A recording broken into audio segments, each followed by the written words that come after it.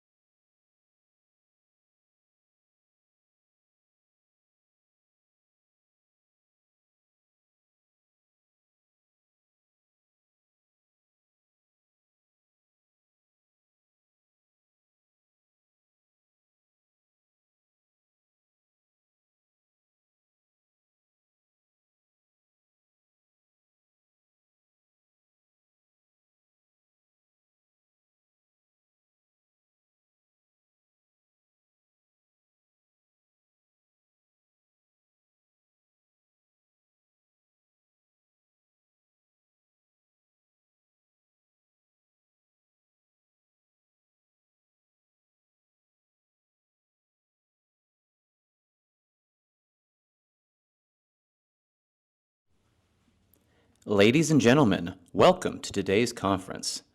We invite you to make your way to your seats as the program is about to begin.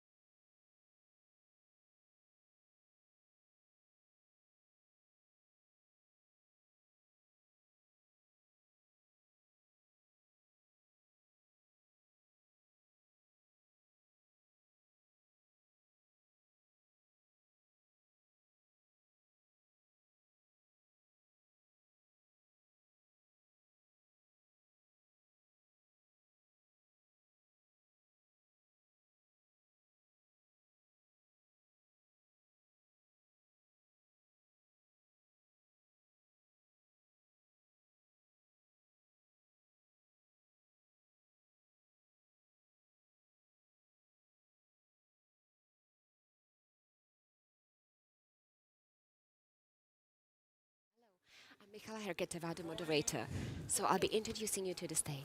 I'll stay on the side, even though I know we have like 10 minutes, but I'll be there if anything is necessary.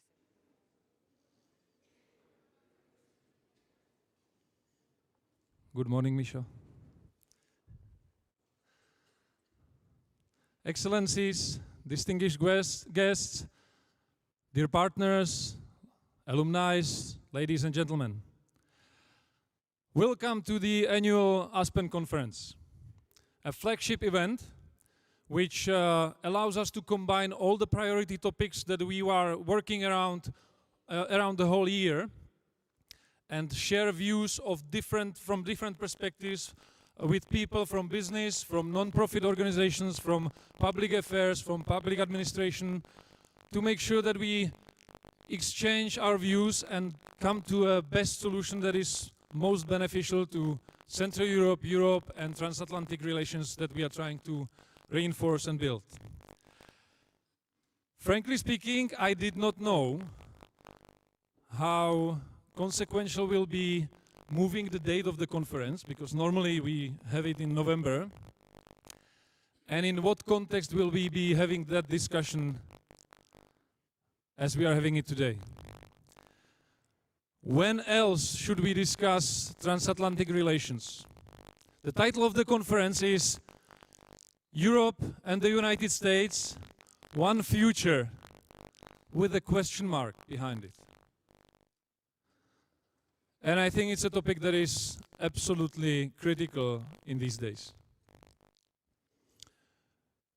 In days when everything is being challenged, everything that we have held for certain and for sure for ages is not that sure anymore. And when a question about the future is even more applicable than before. We don't want to look back. We would like to have this discussion forward-looking. We would like to make sure that we think about transatlantic relations, relations between Europe and the United States within the new context, how it should look, how can we help, how can we build it to make it stronger and effective, to make sure that both parties prosper. So I'm really glad to be able to welcome you here. I'm glad you came. I'm glad you are a part of Aspen community. And I'm looking forward to the discussions.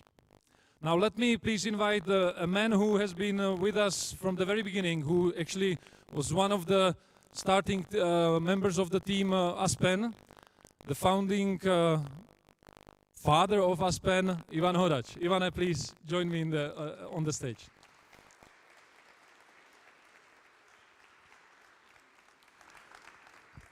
Thank you very much. Thank you very much, Pavel.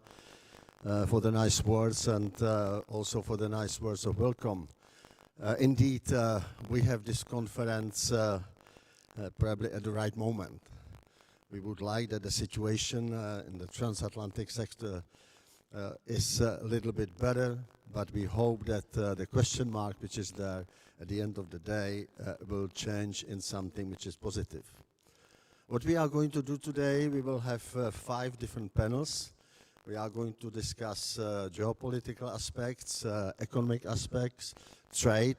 Trade is a very important part of the relation between the United States and Europe. We will discuss education, we will discuss energy, and we will discuss other subjects. So you will have 5 interesting panels.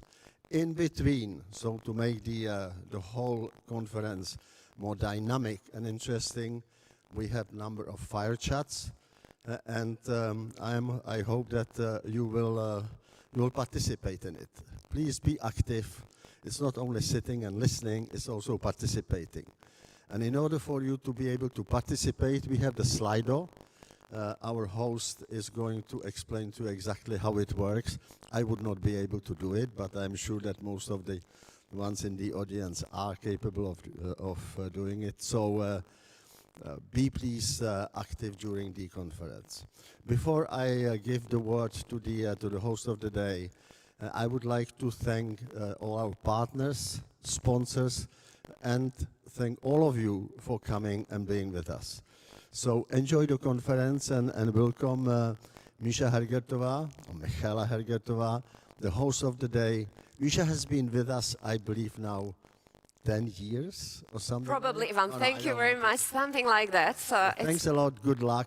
And enjoy the day. Thank you. Enjoy the day. Thank you. Thank you, Ivan and Pavel. Thank you very much.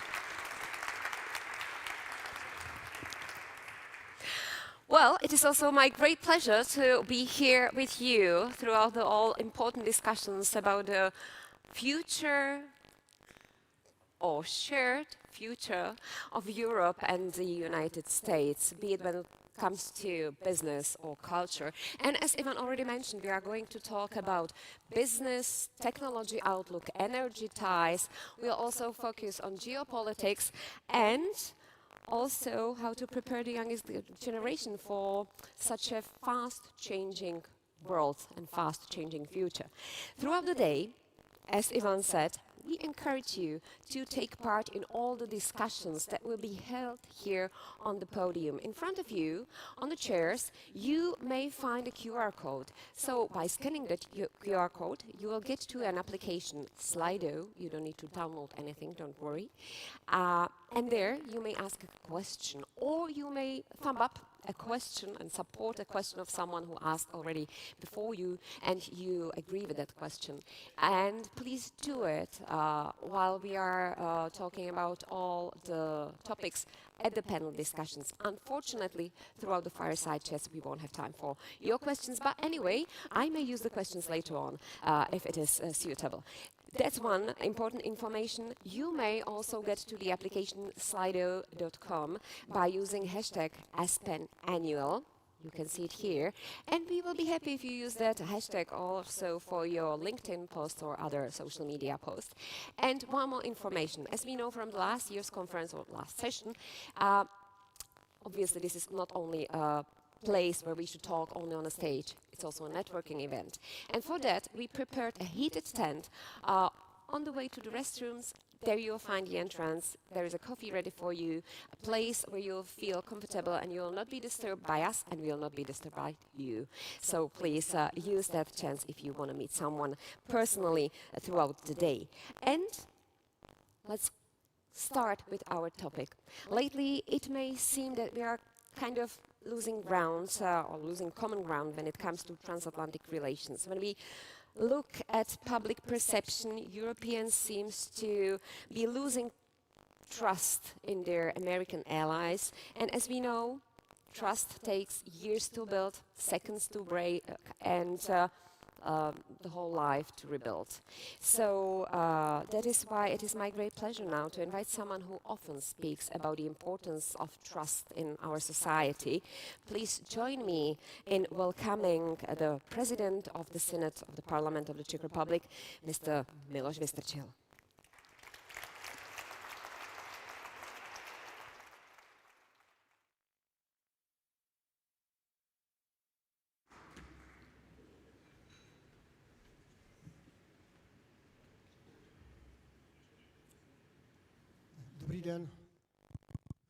Dobrý den, vážené dámy, vážení pánové. Na úvod mi dovolte, abych řekl, že je pro mě velkou ctí, že na této výroční konferenci Aspenu mohu vystoupit a zároveň se přiznám, že jsem trochu nervózní, protože si nejsem jistý, že takovému publiku jsem schopen sdělit nějaké věci, které by pro něj byly nové nebo významně zajímavé, ale i ty věci, které nejsou zajímavé nebo si myslíme, že jsou jinak než člověk říká, mohou být inspirativní. Good morning, ladies and gentlemen. It is an honor for me to be here to talk to you, to open this annual conference. I always like coming here, and I have to admit that I'm a little bit nervous because I am not sure if I can share with you something that would be new to you or of interest. Jak tady už bylo zazněno, přijde mi příznačné, že vlastně název hlavního tématu té konference je věta tázací. To znamená Spojené státy americká, Evropa, jedna budoucnost. It has already been said, the topic of the conference is about the future of relations between Europe and the US, and I think it is quite interesting that there is a question mark. Říkám to proto, protože a vy jste to v těch úvodních slovech potvrzovali, spousta z nás dneska má v hlavě otazníky a přemýšlí, co bude dál. A myslím si, že je dobré na úvod říci 3 obrazy, které mě se jako předsedovi Českého senátu vybaví a souvisí s Českým senátem. It has already been said in the introduction as well, so you have heard it. We are all asking ourselves these questions. We don't know what is coming. We don't know what is going to be next. And for that reason, I would like to share with you, as the President of the Senate of the Czech Republic, 3 images which I find particularly interesting and important. Ty 3 obrazy tady popíši proto, protože si myslím, že jsou odpovědí na tu otázku a já nakonec se tu odpověď, jak já ji cítím na tu otázku, jestli máme nebo nemáme usilovat o společnou budoucnost, odpovím. The reason why I am going to share these 3 images with you is because I believe they can bring us an answer to the questions that we have all been asking ourselves. Prvním obrazem, který pochází z Českého senátu, je vstup do našeho jednacího sálu, nejvýznamnější místnosti v Senátu. Je tam bysta Tomáše Garrigua Masaryka, našeho prvního prezidenta, československého prezidenta, a vedle ní je Pittsburghská dohoda. The first image from the Senate of the Czech Republic I would like to share with you is what you can see when you enter the main meeting hall of the Senate. You can find there a bust of Tomáš Garrigue Masaryk, the first Czechoslovak president, and right next to him you can see the Pittsburgh Agreement. Možná bych k tomu nemusel už nic dalšího říkat, ale připomenu tu věc, která se tak často neříká, že Tomáš Garrigue Masaryk měl vlastně ve své jméně hrdě příjmení své manželky Garrigová, která byla rodačkou z Brooklynu a zasloužila se o to, že v roce 1920 jako jedné z prvních evropských zemích získaly volební právo i ženy. It probably does not need to be repeated, so please allow me just quickly remind that Tomáš Garrigue Masaryk was proudly also using his wife's name, Garrigue. She was born in Brooklyn, where in 1920 women were already given the right to vote. Význam Pittsburghské dohody všichni známe, tak přejdu k tomu druhému obrazu. And we all know the significance of the Pittsburgh Agreement, so let me talk briefly about the second image immediately. Tím druhým obrazem je deska na stěnách Českého senátu, která připomíná náš vstup do NATO 12. března 1999 a vedle té desky vidím fotografii Madeleine Albrightové. The second image I would like to share with you is a placard that you can see on the wall of the Senate, which reminds us of the date that the Czech Republic joined NATO. It was on the 12th of March 1999, and right next to it there is a portrait of Madeleine Albright. A byla to tentokrát pražská rodačka, která ve Spojených státech amerických byla ministryní zahraničních věcí a která přivedla Českou republiku do NATO a zvýšila tak naše bezpečí. This particular woman was born in Prague. She was a US diplomat and Secretary of State, and thanks to her, the Czech Republic could join NATO and get more security. A vykonala mnoho dobrého i pro Spojené státy americké. And she did also a lot of good things for the United States of America. Třetím obrazem je vystoupení ministra zahraničních věcí Spojených států amerických za doby prvního prezidentování Donalda Trumpa, Mikea Pompea v Českém senátu. The third image I would like to share with you is the speech that was delivered by the Secretary of State, Mike Pompeo, who was in his office during the first Trump's presidency. Dovolím si citovat slova, která v Českém senátu tehdy, bylo to 20. srpna 2020, Mike Pompeo řekl. Let me quote now briefly what Mike Pompeo said at the Czech Senate during his speech, which he delivered on the 20th of August 2020. Cituji. Vězte, že Amerika vás podporuje a vždycky podporovat bude. Vždycky budeme stát po boku svých bratří a sester v boji za svobodu.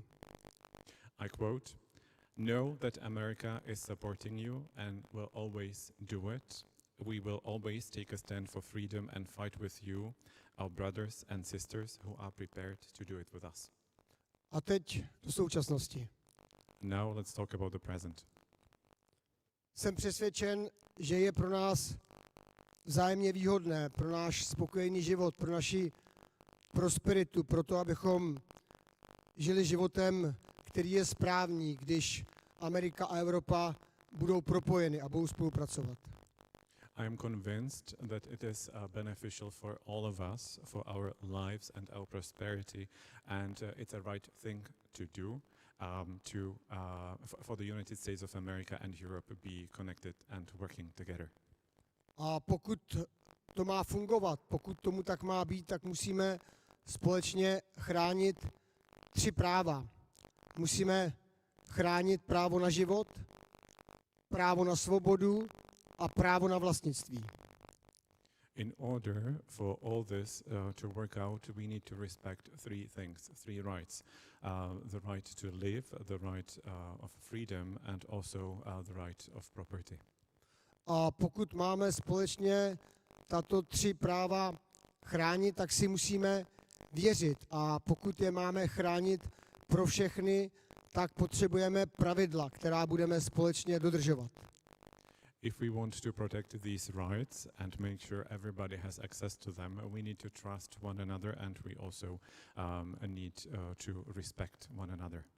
Protože jsou to pravidla, která dodržujeme, která brání tomu, aby silný nezabíjel slabšího, aby všichni měli právo na život.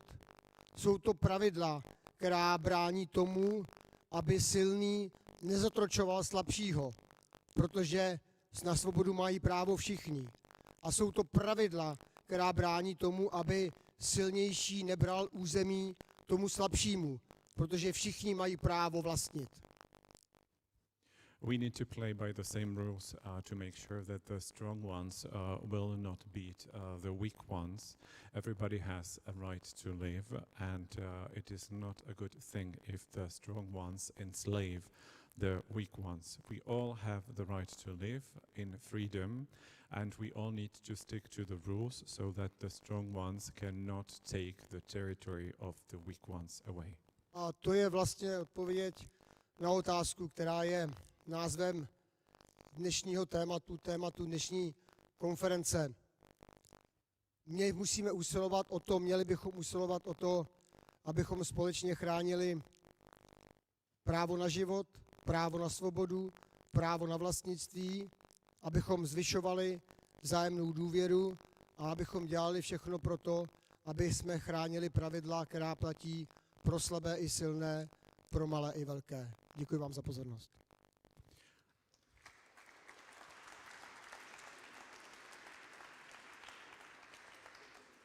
This is, I believe, the answer to the question that we are asking ourselves, and which is also the topic of this conference. We all need to strive for fighting for these 3 rights, the right to live, the right for freedom and property.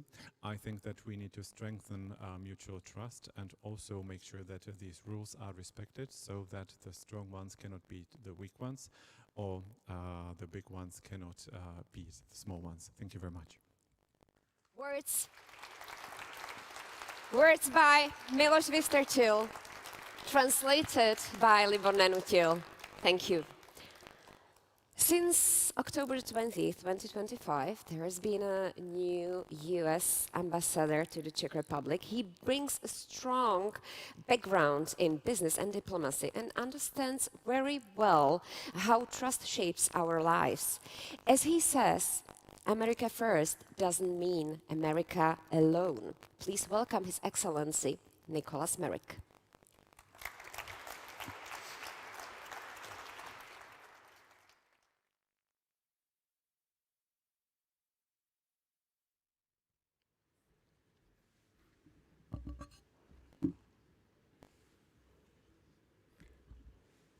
First of all, what an amazing venue. I mean, well done, Aspen Institute. The weather, everything. This is truly, truly amazing. In my 2 weeks of ambassador school back in the United States, they didn't prepare me for days and events like this. So, but this is just fantastic. Also, Mr. Senate President, I'm from Pittsburgh, so one of the first things I did when President Trump nominated me is I went downtown to the placard where they have the commemoration of the Pittsburgh Agreement. So I'm well aware of that and feel a connection because that's my hometown. Distinguished keynote speakers, honored guests, and esteemed colleagues, it is a pleasure to join you today for the Aspen Institute Central Europe Annual Conference. Despite being a relative newcomer to Prague, I'm pleased to extend a welcome to all of you. Thank you, Mikala, for that kind introduction, and Ivan, Pavel, and Senate President Vysychil for a warm welcome, and for framing an important discussion on the future of the relationship between the United States and Europe. We can no longer postpone real change if a strong transatlantic alliance is to meet today's strategic challenges. President Trump has left no doubt that this is the moment for clear-eyed assessments and bold, difficult choices about where we go next.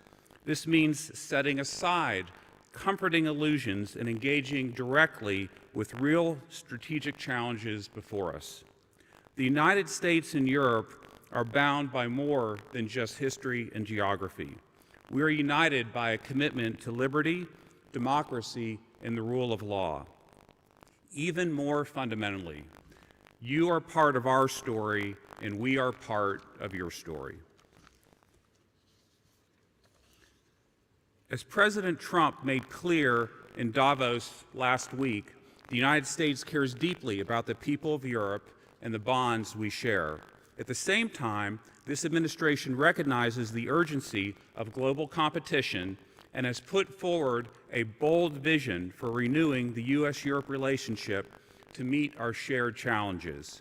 It is a vision built on balanced trade, fewer unnecessary regulations stifling progress, and investments in innovation to support a strong transatlantic defense industrial base that will allow our allies to confidently deliver stability and security to their citizens.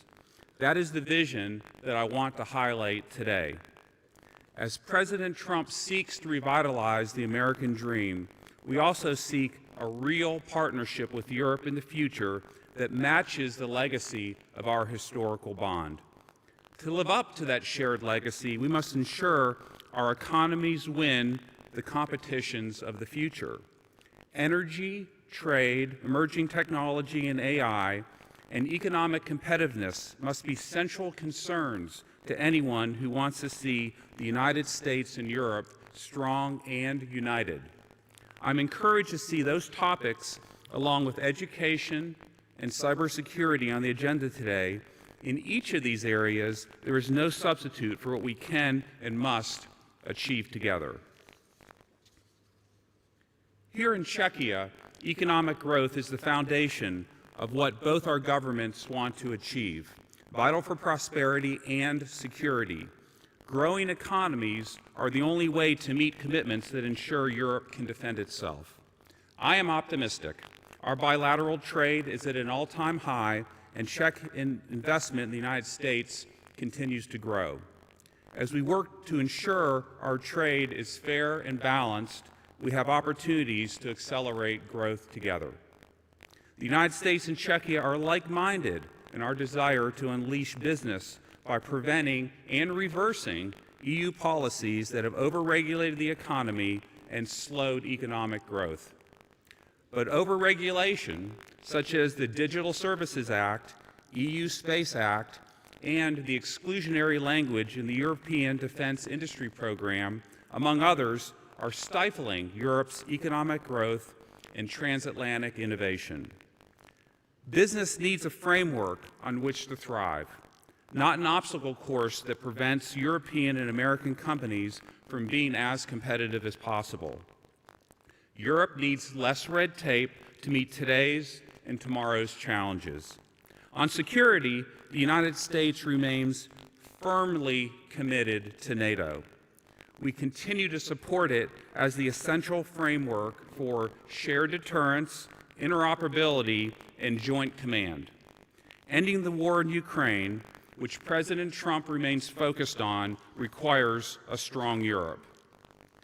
At the same time, NATO must be a true alliance with allies who take their Hague Summit commitments seriously, so Europe can lead its own defense. This is not just a matter of budgets and procurement. It is about strategic vision and political will. Europe's leadership in defense will strengthen deterrence and allow us all to focus resources where they are needed most. We know that European NATO allies together can be substantially more powerful than Russia, and that's why we continue to emphasize the need to turn our collective Hague defense commitments into tangible capabilities.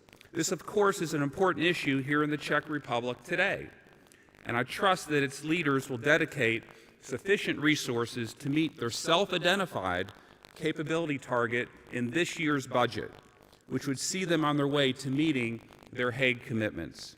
Our partnership is rooted in shared values, but must be sustained by shared responsibility and mutual benefit. This conference offers a chance to cut through the noise, see clearly, and speak frankly. After years of stagnation, we are in the midst of a transformation, one that points to a future of strong, confident allies that are secure, economically dynamic, and politically revitalized. By strengthening our business relationships, eliminating overregulation, and ensuring European leadership in Europe's defense, we will emerge fit to meet the challenges of our time and shape a future worthy of our shared values. Thank you to the Aspen Institute Central Europe for convening all of us, and I hope today's conversations catalyze the critical transformation to come. Thank you very much. Nicholas Merrick, thank you. Since Russia's invasion of Ukraine, the geopolitical map of Europe has changed dramatically. Traditionally neutral countries joined the NATO, Finland in 2023, Sweden a year later, and that was because they realized that they cannot anymore trust their neighbor, Russia. Finland then deepened its cooperation with the United States and Canada, launching joint Arctic projects like the Icebreaker collaboration. But today, new uncertainties are emerging, this time from within the alliance. When the US president says, we absolutely need Greenland, it raises an important question. What is the future of EU and the US relations? It is my pleasure now to welcome the former Prime Minister of Finland, Mari Kiviniemi, for her opening keynote.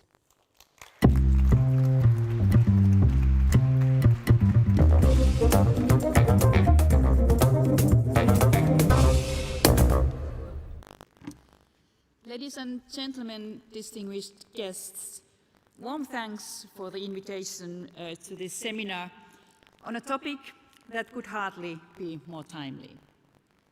Rarely have we faced a moment like this, when we must follow almost hour by hour what is unfolding in the world. And from the perspective of transatlantic relations, a little less turbulence would certainly be welcome. There is no point in dwelling on it. What we need now is a clear-eyed look at where we stand and where we are heading. When we Finns want to underline the importance of an honest assessment, we often refer to President Paasikivi.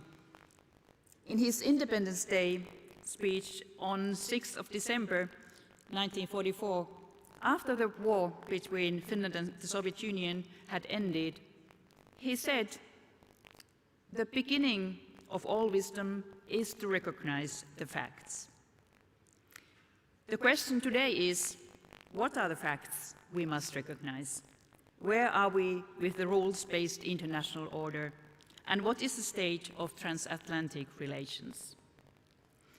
For quite some time, and especially over the past few years, foundations of geopolitics have been shifting. President Trump's second term has accelerated this change, and the events of last week can be seen as a turning point. Many have lost faith in the survival of the rules-based international order. Some have even lost faith in the resilience of the alliance between the EU and the United States. At the World Economic Forum in Davos, Canada's Prime Minister Mark Carney summed up his own view In his words, the global order is at the brink of rupture. We are not merely in a slow transition. The same direction is also reflected in the World Economic Forum's Global Risks Report 2026. In its expert survey, respondents were asked what the global political environment will look like 10 years from now. Only 6% of respondents believe that the US-led rules-based international order will be reinvigorated. The vast majority predict that in 10 years the world will be multipolar or fragmented, with middle and great powers competing and setting and enforcing regional rules and norms. Ladies and gentlemen, even if power politics, multipolarity, and deal-making are tightening their grip, I would borrow from Mark Twain and put it this way: the reports of the rules-based international order's death are greatly exaggerated. I see recent developments in the same way as several international decision-makers who have commented on Carney's speech. This is more a transformation of the world order than a complete tearing apart.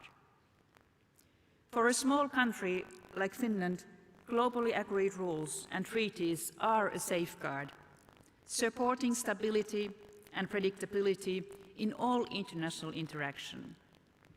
Regional blocs and raw power politics are a risk not only to Finland, but to global economic growth, to well-being, and to solving global problems. Compliance with rules has, of course, been difficult and often selective, and we all recognize the double standards that come with them. That is why the old must be renewed. A changing world needs a more balanced model. The decision-making structures of international organizations and the oversight mechanisms of international agreements must be updated so they can meet the realities of our time. Much has been said on this, for instance, about reforming the composition of the UN Security Council, which our President Alexander Stubb has proposed. We do need something better, stronger, and fairer. But what matters is that we do so on global foundation. At the same time, we must recognize that different coalitions are growing stronger. Regional cooperation, smaller groupings, and coalitions of the willing have always complemented universal forums, and their number has been increasing steadily around the world. They have their place now and in the future. But what is essential, however, is that these coalitions are not locked in constant conflict and needless competition with global institutions, but instead complement and reinforce shared rules. And what about the state of transatlantic relations? On that too, I want to be an optimist. Perhaps a little naive, but still an optimist. Even though recent events between the United States and Europe have undeniably increased distrust, uncertainty, and frustration, and concerns about the direction of US democracy and about human rights, the rule of law, and the functioning of institutions add to the confusion. Even so, the United States and the European Union remain each other's key partners and allies. Transatlantic cooperation rests on history, shared values, common interests, and interdependence. And I don't think that there are enough forces who succeed in pulling the United States away from the community of Western liberal democracies. What we need now is diplomacy and active stewardship of these ties, even if it demands an exceptional amount of patience. And at the same time, the EU must safeguard its own principles and interests and defend them when necessary. And we will definitely continue supporting Ukraine. We must identify our dependencies and reduce vulnerabilities while strengthening new partnerships, building on steps already taken. And it is also essential to build a stronger, more competitive and more secure union than before. We don't need a single new report or study to achieve it. In the Commission and in the Member States, it's very well understood what needs to be done. And 3 priorities stand out. First, it's about improving competitiveness and technological capability. And second, about deepening the single market. The EU's economic area must function as genuinely one. Less bureaucracy and fewer national exceptions, more risk-taking and more courage. Third, citizens expect better performance in civil preparedness and defense readiness. Security and resilience are inseparable from developing the European Union. The Union must strengthen its own ability to protect its citizens, its economy, and the sovereignty of its states. But why is progress so slow, even though we know what to do? The answer is not pleasant. Nationalism and populism are reshaping the political playing field. Many member states are internally fragile, which makes committing to a common grand strategy difficult. Ultimately, it comes down to trust. Many citizens doubt that those in power can solve society's problems or do so fairly. That is why building trust is not a soft issue. It's core economic and security policy. National and EU decision makers should treat trust building as a strategic priority and act accordingly. And often it's about obvious things: openness and inclusive decision making, the quality and humanity of public services, and accountability. And responsibility does not rest only with political leaders or public institutions. Businesses have their own role. They are a core part of society's capacity to carry on and of people's everyday sense of security. Ladies and gentlemen, to conclude, I return to President Paasikivi. Recognizing the facts is the beginning of wisdom, but after that comes the responsibility to act. We need a stronger and more united European Union, one that dares to renew itself and at the same time to renew the rules-based international order. There is no alternative. The transformation of the world order will not wait. Thank you.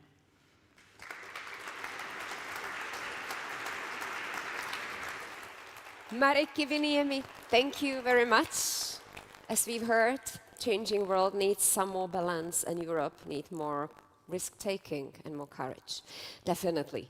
And I'll stay with the topic that Marek Kiviniemi also mentioned, and that's the business ties that were also mentioned by Nicholas Merrick, because trade has always been one of the strongest bridges between Europe and the United States. In fact, we would hardly find another 2 economies trading with each other as much as the US and the EU.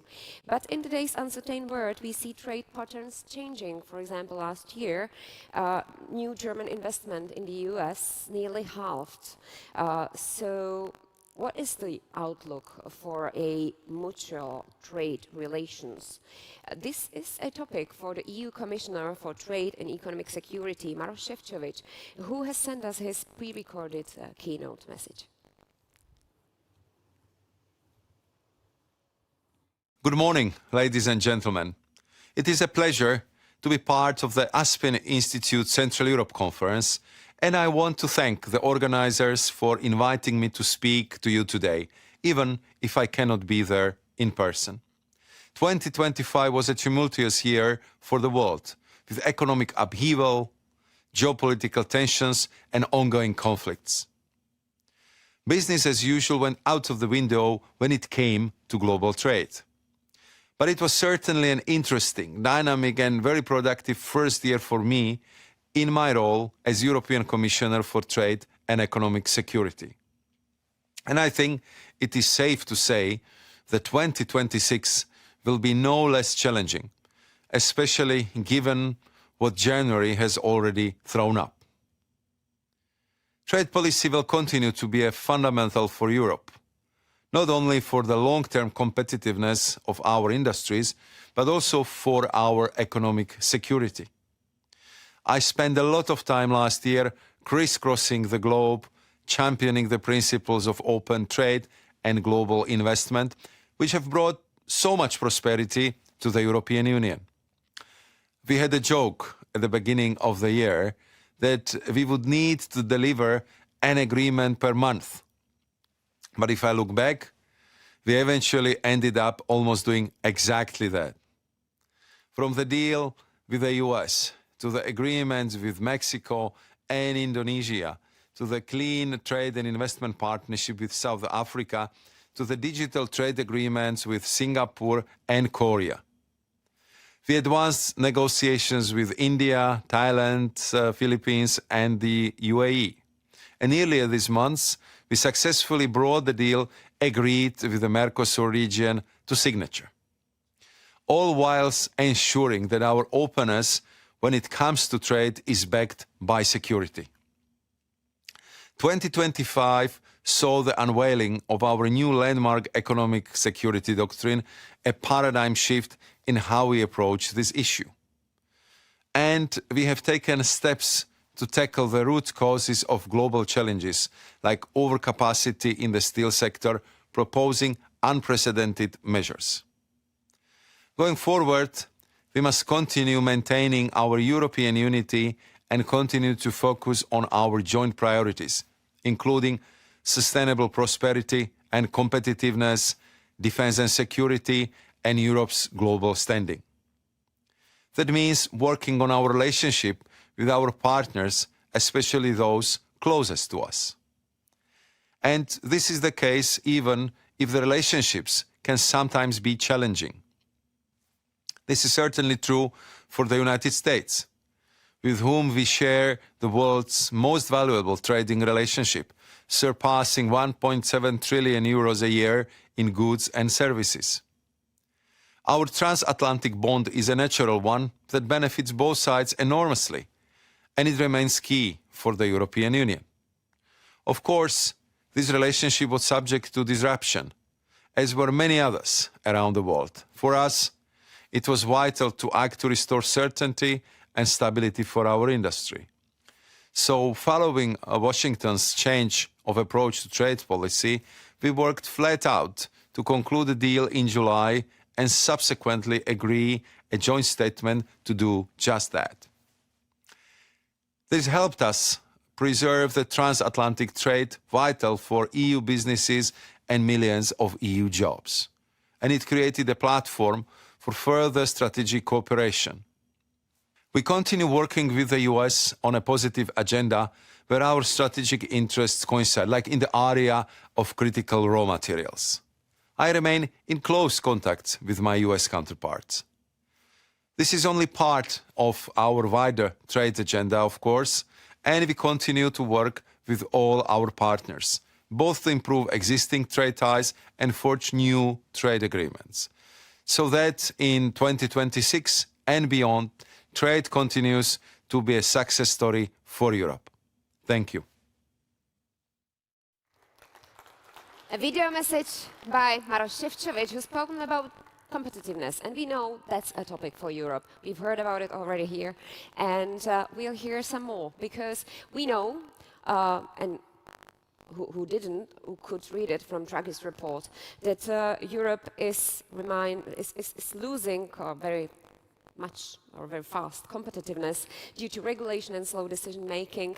A year later, from the report, Mario Draghi reminded us that trade disputes with the United States and the debt levels of European countries show that inaction threatens not only our competitiveness but also our sovereignty.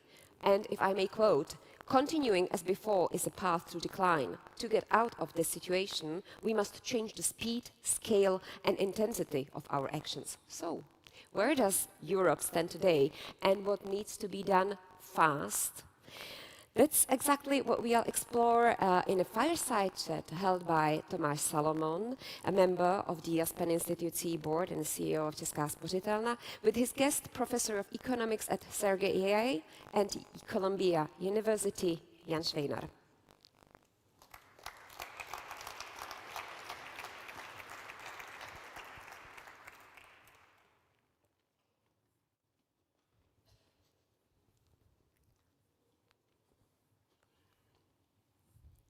You will need that one, and it's also handy to have a microphone.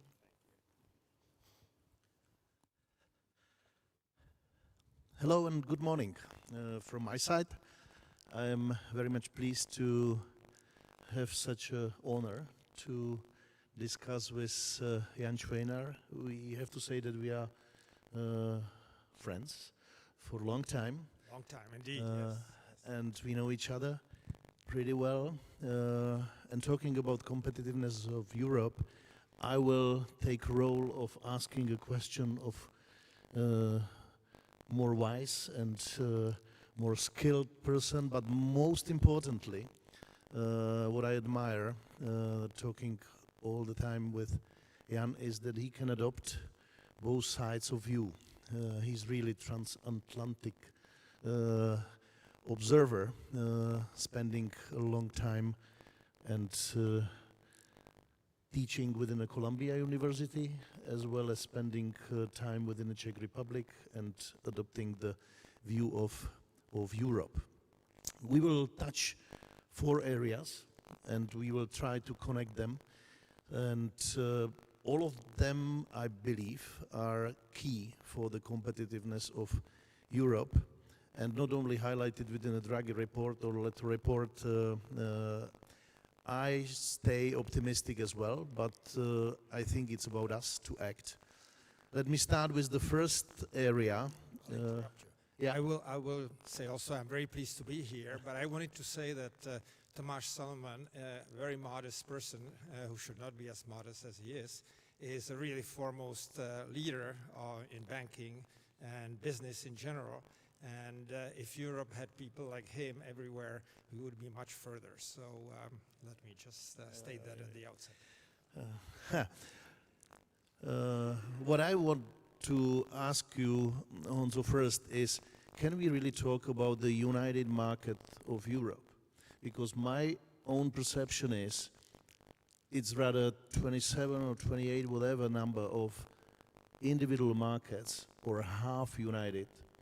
And we create to ourselves individual barriers which are so significant that if we will just overcome this and unite us more, what is your perception? Is there a political will? How can we address it? Is it individual addressing, or rather centrally should we more federalize, or what should we do? Yeah, I agree with you. I think that's a big issue. So again, take it historically, Europe has gone a long way. There's no question that it's much more united now than it was before. Freedom of movement of people, goods, services, tradable services, capital, and so on. So yes, it is moving in the right direction. It's just doing so too slowly and in a very cumbersome way. As Ambassador Merrick pointed out, you know, there is still a lot over-regulation that Europe has, and that's one of the main issues.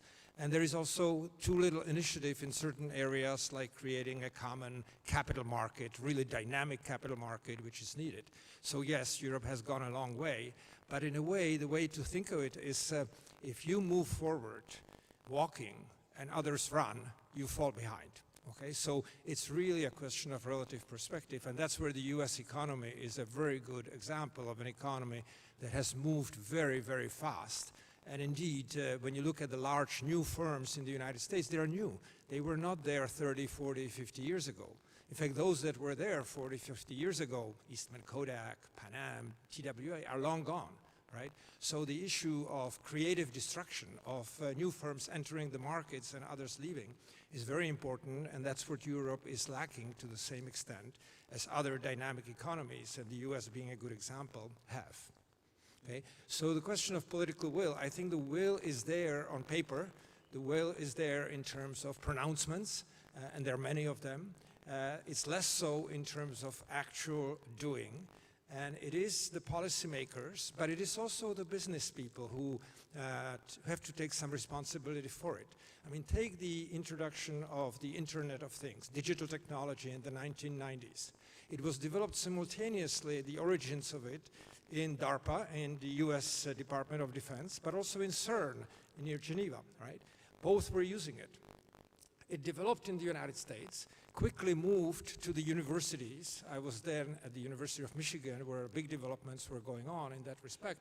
And as soon as it was commercializable, it moved into the business sector, right? Europe could have done the same, but didn't, right? Where were the Siemenses, ASEA Brown Boveries, all the, firms that could have done it, or the new startups that were in the United States? So that's a just typical example of, yes, there is the intention, but the realization, the implementation hasn't been there. Yeah, thank you. And you just saw the numbers. Our macroeconomist David Navratil is quoting many times just to highlight and to some materialize it. The Europe by itself, those 27 half markets are creating the barriers on a level of 45% for the industries and trade, and even 100% for the services. So just think about how big the potential is, and we should focus on ourselves and act as one. Hopefully we will get there, but we can initiate it on a local level and, let's say, talk actively to politicians and overcome those barriers. I'll add to it, if I may. I've been doing some research with the European Investment Bank and Professor Gorodnichenko at Berkeley on relative performance of European and American firms and allocation of resources, capital and labor.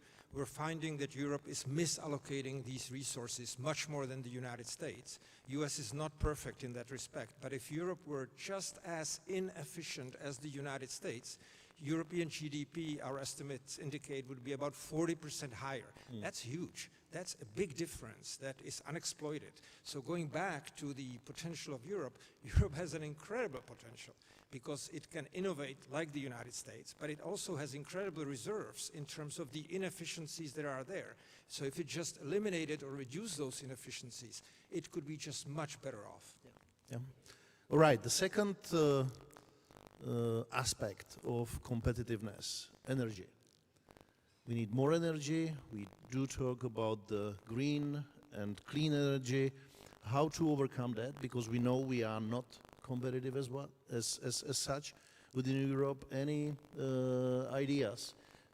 Is it rather ideological or is it purely economical? What can we do with that? I think it's significantly politics, policies, and economical. So, okay, it's true that Europe is not resource rich, the US is resource rich, but China is also not resource rich and is moving ahead. So that itself is not a determining factor, okay? What it is that if you think of it, the first question to pose oneself is, look, energy, oil, gas is tradable, right? So there is some world market price. In fact, it varies by type of energy and so on. So in a well-functioning system, Europe should pay the world price plus transportation cost. It's paying much more. Prices of energy are much more than that. So you can say it takes 1 year, 2 years, 3 years to adjust. But if it takes longer than that, it's an issue of policies. Okay, it's a question why Europe has not, such a powerful continent, not been able to secure itself better prices for what it uses, namely energy.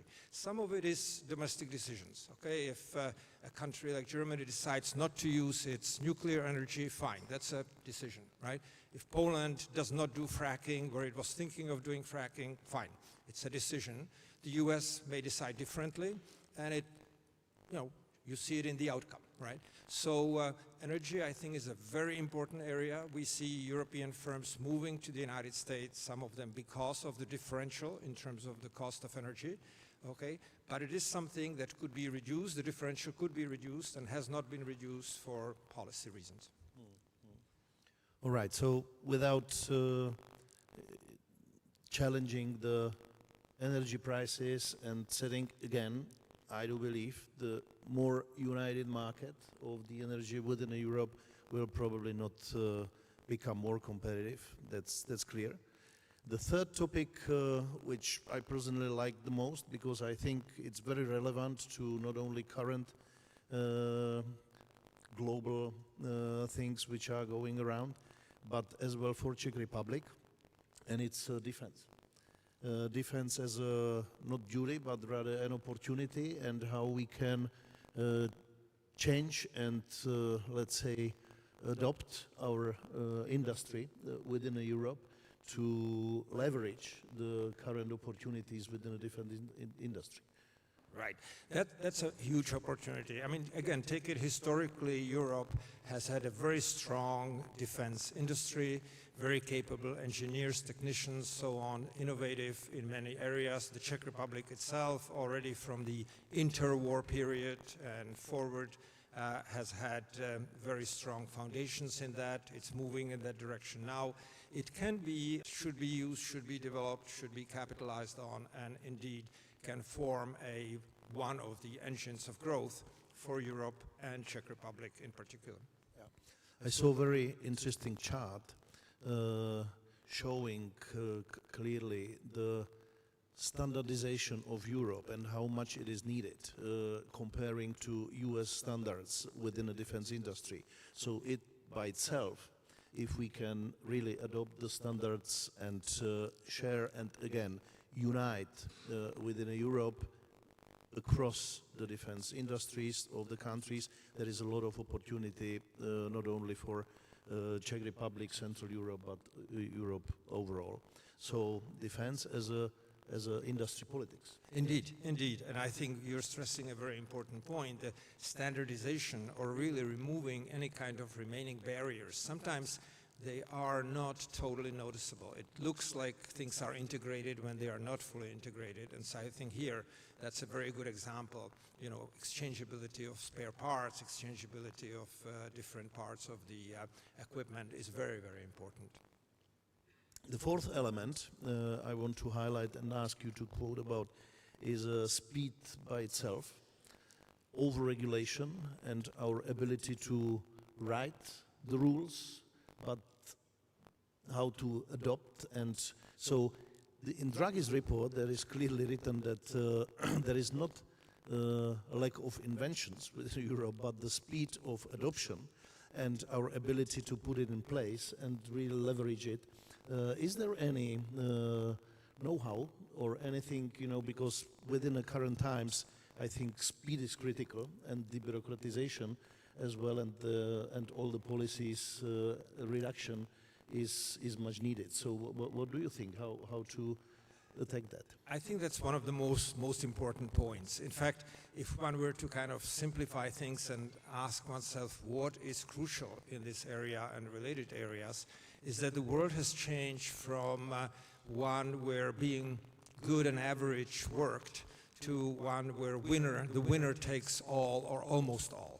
Okay, it no longer pays to be mediocre or to be good. It used to pay, it was still okay, markets were such that it worked. Now with the modern technology, communication and so on, things move much faster, and those who take advantage of it get much further ahead, hence the top firms in the world are doing so well relative to the average. And so in that sense, the speed of decision making at the policymakers level, the speed of decision making at the business level, and everything else, flexibility in labor markets, for instance, is very important. And Europe is not behind on all of that. I mean, take Denmark and the flexicurity, flexible labor market ideas that they came up with. That started in Europe. Okay, so that's important. It just hasn't spread everywhere.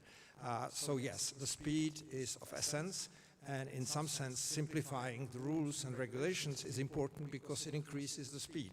Okay? So in that sense, I think I would really recommend, not for some kind of ideological reason or anything, but just looking at what the front runners are doing, which is mostly the United States or firms in the United States, but elsewhere as well, is very, very instructive and can be very, very helpful. I'm in the education sector, and there, indeed, the top US universities are living because they are going very fast forward. They take resources, human resources, people, etc., from all over the world, integrate them into a system which is extremely efficient, and from that then, as I was indicating with the internet, emanates incredible progress. And if the US were to lose that, it would really move backwards from where it is. If it keeps it, and if Europe does not follow in the same way, then the differential will be there. And let me, at the end, to connect those four elements, yeah, and look at the causalities. So, united market, energy prices, defense as a transformational vehicle for industries within Europe, and speed of state and debureaucratization. Of course, they are all connected, but if you will advise Europe and have a chain, what should be attacked first? Or is there any causality where to start? Or should it be done in parallel or sequentially? How would you recommend Europe to start and to continue and connect those four elements?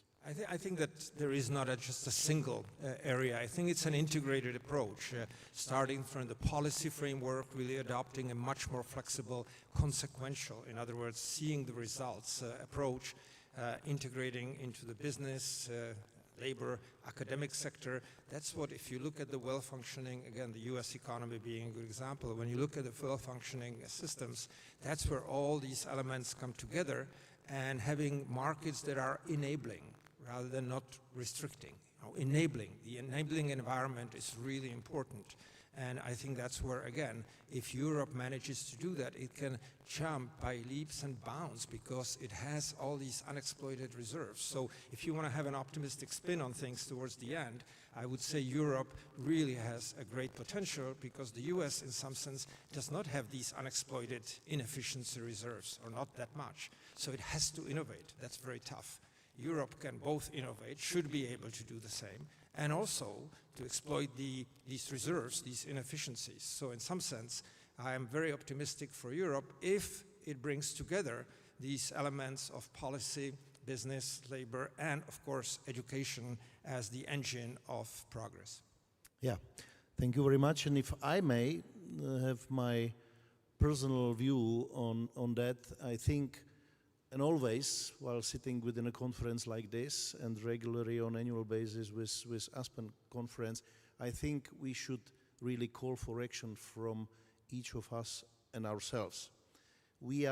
It's not an artificial thing, the competitiveness of Europe. It starts from very individual, from the individual companies, individual states, and the adoption of the mindset that it's not anyone else who will set ourselves be more competitive, but just us. Yeah. So just think about those four elements, maybe and think about what you can influence today and how we can be competitive very soon.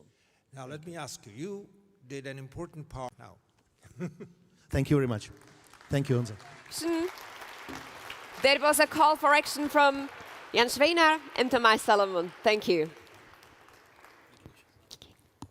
And we continue with a business topic while looking for the future perspectives when it comes to economic competitiveness. To open the first panel, let us start with an opening video.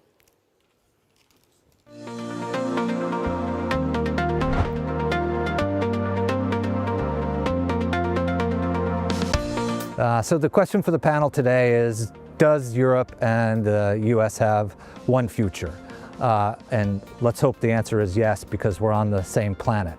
The technological relationship between Europe and America has been the single greatest factor contributing to global prosperity and security over the last century. And so the question that we really need to answer is, how do we accelerate that technical creation across the Atlantic, and how do we make Central Europe a more central part of that? Relationship between Europe and US has been strong for many years, and there is a European industrial base on one side, there's US capital, US innovation ecosystem, which makes them so working and so performing. What is the most important and what makes them different, make this relationship different than the other business relations in the world, is a mutual trust. And this trust should be translated into the relationships between not only businesses, where I think the trust is still there and it's very strong, but also politicians, policymakers, and societies on both sides of the Atlantic. We face significant challenges in competitiveness and global dynamics. Czechia is catching up Europe, and Europe is catching up the United States. As a representative of Czech founders, the community of startup founders here in Czechia, we seek simpler and more open conditions for bold and ambitious entrepreneurship here in Europe. As a partial solution to this problem could be the 28th regime, more known as the EU-INC. In this regard, the United States serves as a great example of a union where you can easily scale, hire, invest across 50 states. We want exactly the same for Europe.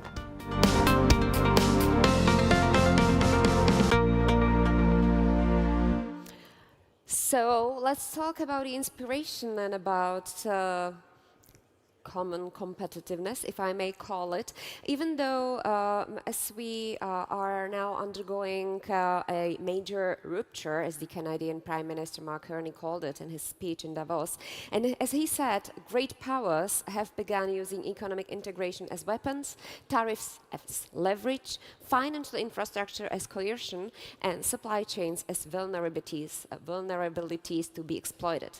So, is there a common transatlantic future when it comes to business and economic competitiveness? A question to our panelists. Let me welcome Petr Bartoň, Chief Economist at Natlan Investment Group, graduate from Cambridge and University of Chicago, who is promoting greater reliance on argument-based data in the public debate. Yes, thank you. Welcome, Peter.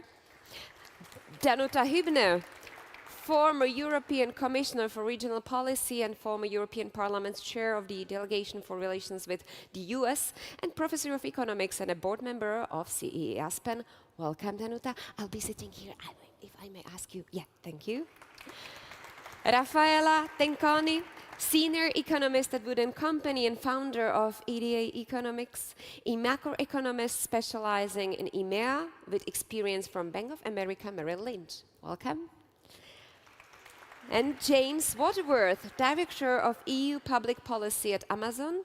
He has been active in policy and government affairs for more than 20 years in London and Brussels in various sectors, mainly telco. Welcome, James. And this is the time for you for sending questions, so don't hesitate to do that. But I will start with setting the scene, Peter, if I may, with the macroeconomic perspective. We heard a lot about competitiveness and the great potential that there is ahead of Europe, or that Europe could take. But how do you see the EU-US relations today when it comes to business and competitiveness? After the wonderful words of the former professor from the University of Pittsburgh, it seems that every section today has to start with a reference to that city. So here's the quick link for this panel. The wealth of Pittsburgh was built on steel mills, especially by one Andrew Carnegie, and he directly quotes one book as his inspiration why he built the empire, especially in steel and especially in Pittsburgh. And that book is Adam Smith's Wealth of Nations. So let me quickly take you back in this wonderful area to the 9th of March, 1776. At that day, this building had already been standing for 450 years. By the way, it had only 6 years to go before being converted into a public space, no longer a place of worship. And it also used to be a printing house at one point in the past, so it's quite appropriate that we're talking about the publication of this book, which is going to celebrate 250 years of basically our subject, economics, in a couple of weeks' time. So it is quite appropriate to start today with the question of how much of a challenge is the current US-Europe transatlantic relationships in face of the 250 years of wealth of knowledge from our subject.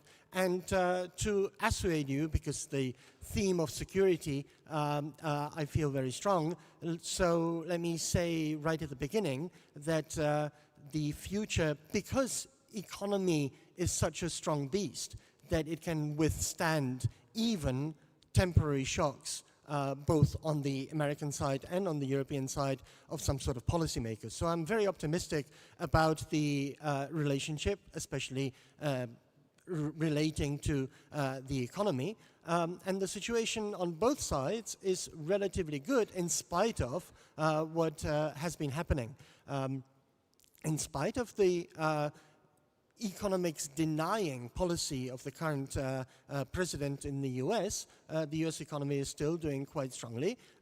The economic growth, which is the standard piece of data that we measure the success of an economy, is just slightly below the level at which he was taking office, his second office. Europe is also growing, less so in the core countries, mostly adopting the euro, and the old members, slightly higher growth rates outside of the eurozone and with the new members, but that is to be expected. They're starting from a lower base. So I'm quite optimistic about the future, precisely because there used to be a saying in 1776, this country used to be part of Austria, and there's later developed a famous saying, we used to exist before Austria, and we will exist after Austria. Well, look at us here, we're no longer part of Austria, so as a proof that of the veracity of that saying, the economic relations used to exist before the current incumbents on either side of the Atlantic, and they will exist in a good form also after them. Yeah, when we look at it from a really long time perspective, we'll always be here. Probably. We'll get to that later on in the technology panel. But when I stay with the business, Danuta, I found you've mentioned in a video before the last European election, our cooperation makes the transatlantic alliance strong. But we've also heard, while Ursula von der Leyen was speaking in Davos, that we need a new form of European independence. So, how do you see the future? How should we understand the new form of European independence? Yeah, I think somebody, or several people who were speaking before us just were saying, don't look into the past, let's focus on the future, because future we can still shape, the past we cannot change. But still, if you let me look, just the light 8 years of the cooperation between... it's better like this so that it works nicely. Yeah, this way. Like this, okay. Mm-hmm. So the light 8 years was really building an alliance, the true alliance. And it was a little bit in line with the intention of America to be the leadership, and it was not a complacency of Europe that we didn't invest in defense and security, because that was what America was building its power, its leadership upon. But we are doing our own job, which was the recovery from the worst, I think, world war at that time. It's just mentioning, but on cooperation, I think it's absolutely fundamental for us Europeans. We have it actually in our DNA. It's very deep. What is, stop looking at you, okay. So in our DNA, what we have is this capacity to integrate what is diverging, actually. In our DNA, I think we also have this inclination or capability to build also compromises. As I think European Union has a huge power when it comes to creating relations and to be ally of America for those 8 years. And now we are thinking that when we think about the future, moving to the competition, strategic or new independence, meaning that we also have to look at our relations with America from the point of view of the need to reduce our dependency, to increase our resilience, to increase also our capability to compete. This can go hand in hand, actually. One is not against the other. And I also think that in the times when political connectivity between our two continents is not in good shape, you will see the future. I think it's extremely important also to think whether we are going to benefit both on both sides of the pond. We are going to benefit from a divided West when we will create space for China to enter, even with standards, not only with other bad things, but also with good things. So I think we just have to reflect also on that. We have to remember also to remind our friends across the Atlantic that Europe is part of Eurasia. We are not a separate continent, and Europe is also on the path of America towards Middle East, towards Far East. So we are also, I think, having this huge geopolitical or geostrategic importance for American continent to cooperate politically, defense-wise, to have as a common cause also Ukraine. That is something which I think we have to take into account. And for that, it's not enough to have ad hoc diplomacy or transactionalism as an approach. That's why we need deeper relations. We believe it is Europe is open and has the capability to do it. I also think, and that would be last thing, because I think you are trying to push me towards the end, that even if we go towards, I think we should reject actually the antagonistic approach to our future. I think we should try to build cooperation. And there will be a lot of things where we have common interests, common cause. Even our deal with America, which is not yet ratified, which goes beyond trade, is also of common interest. But there will be irritants always. There will be things, confrontations on many things. And Europe, I think, we all talk bad about our regulation, but I think Europe can regulate also, or look into its regulation, especially when it comes to AI or digital, where we can find areas where we can ally across the Atlantic, provided that we can both benefit. So that's Europe condition. Let's be partners that are working in a mutually supportive bilateral relations and who have also the global responsibility. Thank you. James, you may tell us how it is felt by a company being active on both sides of the Atlantic, this kind of cooperation and diverging views of the rules. I think there's a lot of wisdom here in not being too distracted by the short-term headlines, as attractive and distracting as they are. And one of the reasons I say that is I work for a company, Amazon, which is North American headquartered, but is one of the largest private sector employers and investors in the European Union. Any flag, doesn't matter whether you're a German company, American company, Canadian, French company, we're one of the biggest employers. To give you a couple of the data points, we have 150,000 permanent staff in the European Union. We've invested more than 225 billion over the last 10 years or so. Why do I say that? I say that because our long-term interests are clearly aligned with a very strong, prosperous, competitive, choose the words you feel are most important, resilient European Union. It's around a quarter of our business globally is here. So we care very much about this. I think the same would be true if anyone here works for a company or has an interest in a company which is Czech headquartered or European headquartered and is selling in the United States or manufacturing in the United States or another region. They would probably say exactly the same thing. And our interest as Amazon, and your interest if you're in that situation in reverse, is looking beyond short-term noise at the long-term prospects for innovation and for your customers. We are not interested in what happens in the next 2 years. We will keep an eye on what happens, what's changing in terms of innovation from our competitors. We'll keep an eye on what policymakers are doing in other parts of the world. What really makes a difference is what we think we can do in the next 10 years. What really makes a difference is what we think our customers, whether they are governments, whether they are individuals, whether they're in the Czech Republic or whether they're in California, want in the next 10 years. And so as a business, we try not to be too distracted by the noise of today, and we try to remember that the innovations that we come up with in Poland, which go towards the rest of the world, I might talk more about them later, or that we come up in the United States, which come towards the Czech Republic, keep flowing to the advantage of all.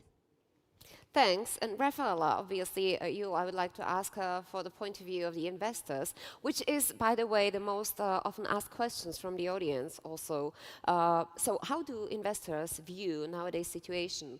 Do we see some light at the end of the tunnel for European capital markets to wake up and be liquid, or how liquid are the capital markets nowadays? That's a question also already sent by the audience. So how do investors see the actual situation? So if we start from the current situation, I would say that you're not talking about light at the end of the tunnel. You're talking about bright sunshine out there. Because reality is that President Trump, in his very un-European way of doing things, is pushing European Union to do things that wanted to do, but it would have taken decades to do, and he has created a certain vibrancy. You can see it in the economy, and it's reflected also in financial markets. The defense ramp up, it's extremely important for Europe, because although it had embarked already in a project in accelerating investment already in 2019, it was too dispersed, not really properly implemented, trying to target things that were not really aligned with the electorate. So the defense ramp up is actually focusing energy on areas where Europe already has a certain competitiveness, and with the help of the American partnership actually can go further down. Also, it is reignited energy in deepening the capital market, which we have been talking about it forever. But only recently is the President of the Commission has announced that the 28th regime is actually finally coming to life.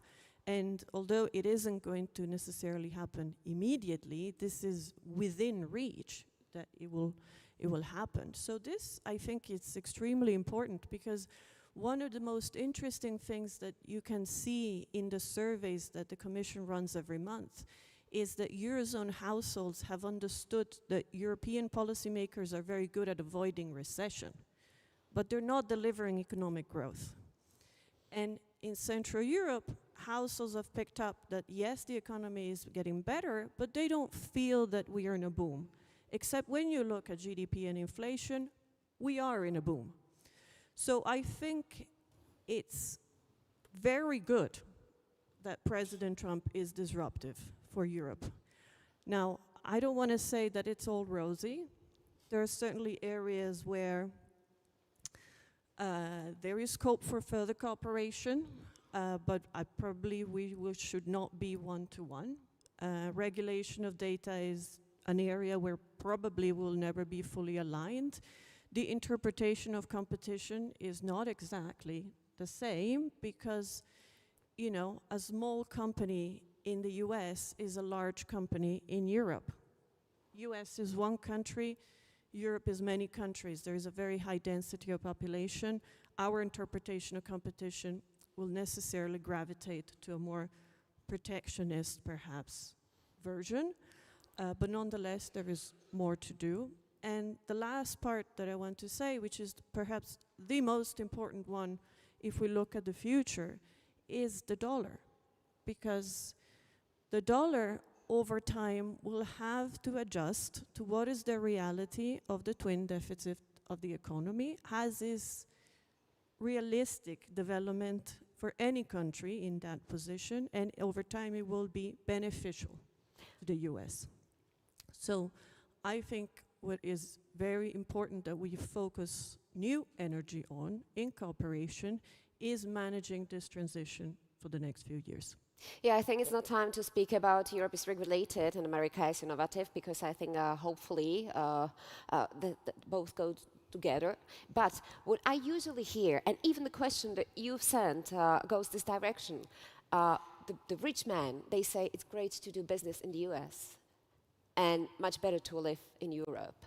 And I think that's it. I use the question you sent. EU has high standards, human rights, nature protection. Shall we give them up for competitiveness? Can we ever compete with those disregarding these values? So how it is with competitiveness and the quality of life and yeah. Well, increasingly, if you look at the trends, again, back in 1776, it wouldn't have been possible to work in the US and live in Europe. Today, 250 years later, because of the wonderful inventions that we live with, it's increasingly possible. It doesn't have to be Europe versus the US. You can be working in Bangkok and yet live in Europe as such. So from that point of view, it is, in a way, that's a good sign for Europe that there is a way of avoiding the over-regulated Europe. The bad side of it is that one of the most, so that we're not only talking down the US president's economics, the equally bizarre idea I've heard from the tops of Europe is that the export of European-style regulation should be the competitive advantage of Europe, that it's going to export the know-how how to regulate things well. I think that way very bad future lies. But if there is a way of avoiding the European regulations, maybe then, of course, it downplays the incentives to do something about them, but at least there is a safety valve, and that's very much the point of view, especially for the modern sectors who see that the constraints on their further development for venture capital and all of that, because of the conditions and the institutions in the US are much better, then as soon as an idea develops here, it is transferred to the US. And we should be grateful that at least it's transferred to a friendly place like the US. So in a way, paradoxically, even that we are in a way each other's safety valve, the US businessmen come here to live, and European businessmen go to the US to make business. In a way, that's another side how we can combine each other and complement each other. Yeah, Danuta, definitely. I think it's, we hate talking about actually this regulation because we have this negative narrative about Europe all the time, and especially we are using this regulation mechanism, but we also have to remember that Europe is not yet a unitary jurisdiction, and we have 27 member states with 27 national laws, options, discretions, all those things, and if you want to do things together to benefit from the scale, like in the single market, we just need regulation. So that's why actually European regulation is replacing what we know in America as a federal state. What we know is America as a federal state, and I think this is very important to understand. Having said that, of course, we should learn from America when it comes to regulation, that we should have in our law more incentives. So we are usually regulating in a moment where we look for restrictions to what is already moving forward. So that's something which I think we have been discussing for decades, the way we regulate, how we should legislate, how we should change it, moving more towards principle-based and be less prescriptive. But then, of course, that comes also with the fact that the European Union is just a normative political construct, which is just all the time in the process of being built, and that's why we are just a different kind of animal, and it's very difficult to explain very often to our American friends. Business people know it very well, that what Europe is offering to America is not 27 national borders, national market access things. It's just one, combining 27 member states, one big single market. That's why this single market is so important. This is one customs union. So for American businesses, we are really offering a space which is enormous. And sometimes I have the impression that it's not really seen and understood how America is actually benefiting from the fact that Europe is a political normative construct. But some of us hope that with this fragmentation of the single market, we will really be successful, because that's really very important, and it will bring a lot of incentives, I would say, and if we can combine it with reducing strategic dependency, if we add to it the efficiency, like you remember before COVID, all the investment that were moving wherever in the world, from America, from Europe, it was all based on efficiency. Then the COVID and other things came, and we started to focus it on resilience, on security. And now I think the need is to move this resilience and security also to the efficiency base. And this is the challenge, so that we can be resilient, that we can be independent, but that we can be also efficient. And this is something which is what we, I think, have to do. James, you wanted to comment on? I wanted to give a very specific example. So the answer to your question is no. There shouldn't need to be a trade-off between standard of living, quality of life, and regulation. But let me give you a very specific example on how we improve efficiency, and then a comment on innovation. If you buy something from Amazon today, it's quite possible more than half of the things we sell are not actually sold by us. They're sold by small businesses that are selling through Amazon, and we might be helping with the logistics. By the way, there's a lot of great Czech businesses selling around the world and selling around the European Union through services like Amazon, not just Amazon. Let me give you a very good example of very well-intentioned law causes a big problem. If you sell a product which has a battery or light bulbs or something that needs to be recycled at the end of its life, really good idea, recycling. We recover the raw materials, we avoid pollution. If you are a Czech business and you want to sell that in Germany, you need to register with the German waste scheme in German. So I hope you speak German, and if you don't, you will not be selling in Germany unless you manage to hire someone at great expense to do that. And by the way, that's also true in a number of other European countries. This is a completely unnecessary bureaucratic burden, because what you could do is simply centralize that payment and simply say to the Czech scheme or to Amazon, you distribute the money to the German scheme or the French scheme or the Finnish scheme or the Swedish scheme, and we would do that very efficiently. So we are imposing very unnecessary hurdles and costs, particularly on small businesses, which have absolutely no sense. We have dozens of examples of this. So this can be cleaned up and made much simpler, much more digital, much cheaper, much faster. The second thing is we rightly focus on bureaucratic burdens like that, which can be reduced. But the second thing I want to point out is that is not everything. When we are looking at the advancing in technologies, we've rightly said today, Europe has an enormous amount of talent, increasingly plenty of capital ready to be deployed. I think we need to make sure that we are focusing not just on reducing inefficiency, but making sure Europe's regulatory model is sufficiently flexible to accommodate and welcome investment in leading technologies. Because if it's illegal to experiment with certain technologies here, or very, very hard, where will the money go and where will the researchers go? If we have brilliant researchers based in Prague, but they are not allowed to research or experiment with certain things, they're not going to stay here to do it. So we need to make sure the regulatory model is sufficiently flexible that people want to do it here, which we have absolutely the ability to do. Great. Thank you for both for answering the question that we don't need to choose between the standard of life and the competitiveness, but also about mentioning the problems of the investment, because that's a question for Rafaela. And I, again, use your question. How can we mobilize investors to allocate more capital to European markets? What specific value can Europe offer to compete with the S&P 500 benchmark and so on? How can we not have only the quality of life, the standard of living, but how can we also get the competitiveness throughout the capital markets that are the base for the development? So there are quite a few things that over time will change.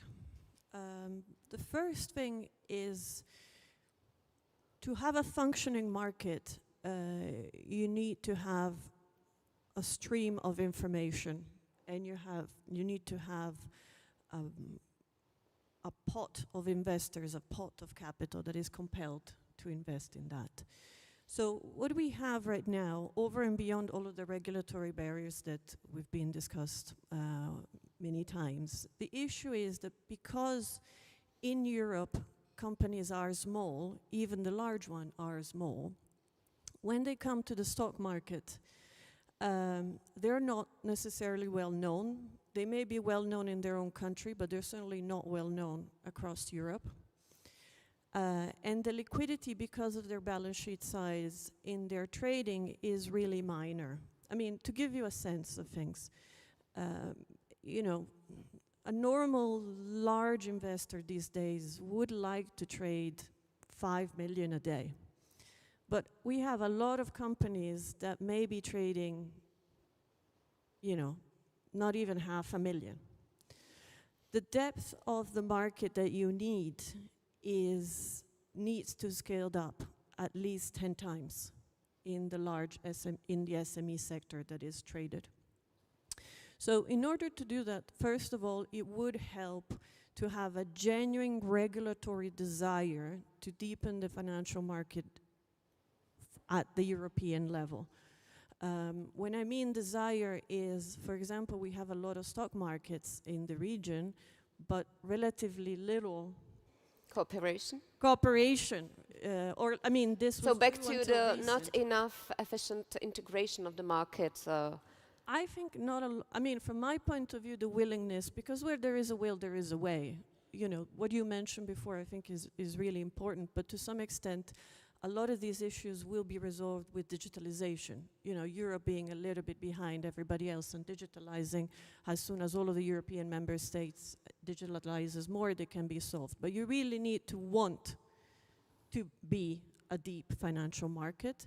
Europeans, the second problem is Europeans have a lot of wealth. By the way, 50% of it invested in the US. But a lot of it stays in cash because financial literacy is limited. You know, in many member states, people struggle with the concept of inflation. They struggle with the concept of compounding interest rate. And if you cannot get your head around compounding interest rates, savings management isn't going to work.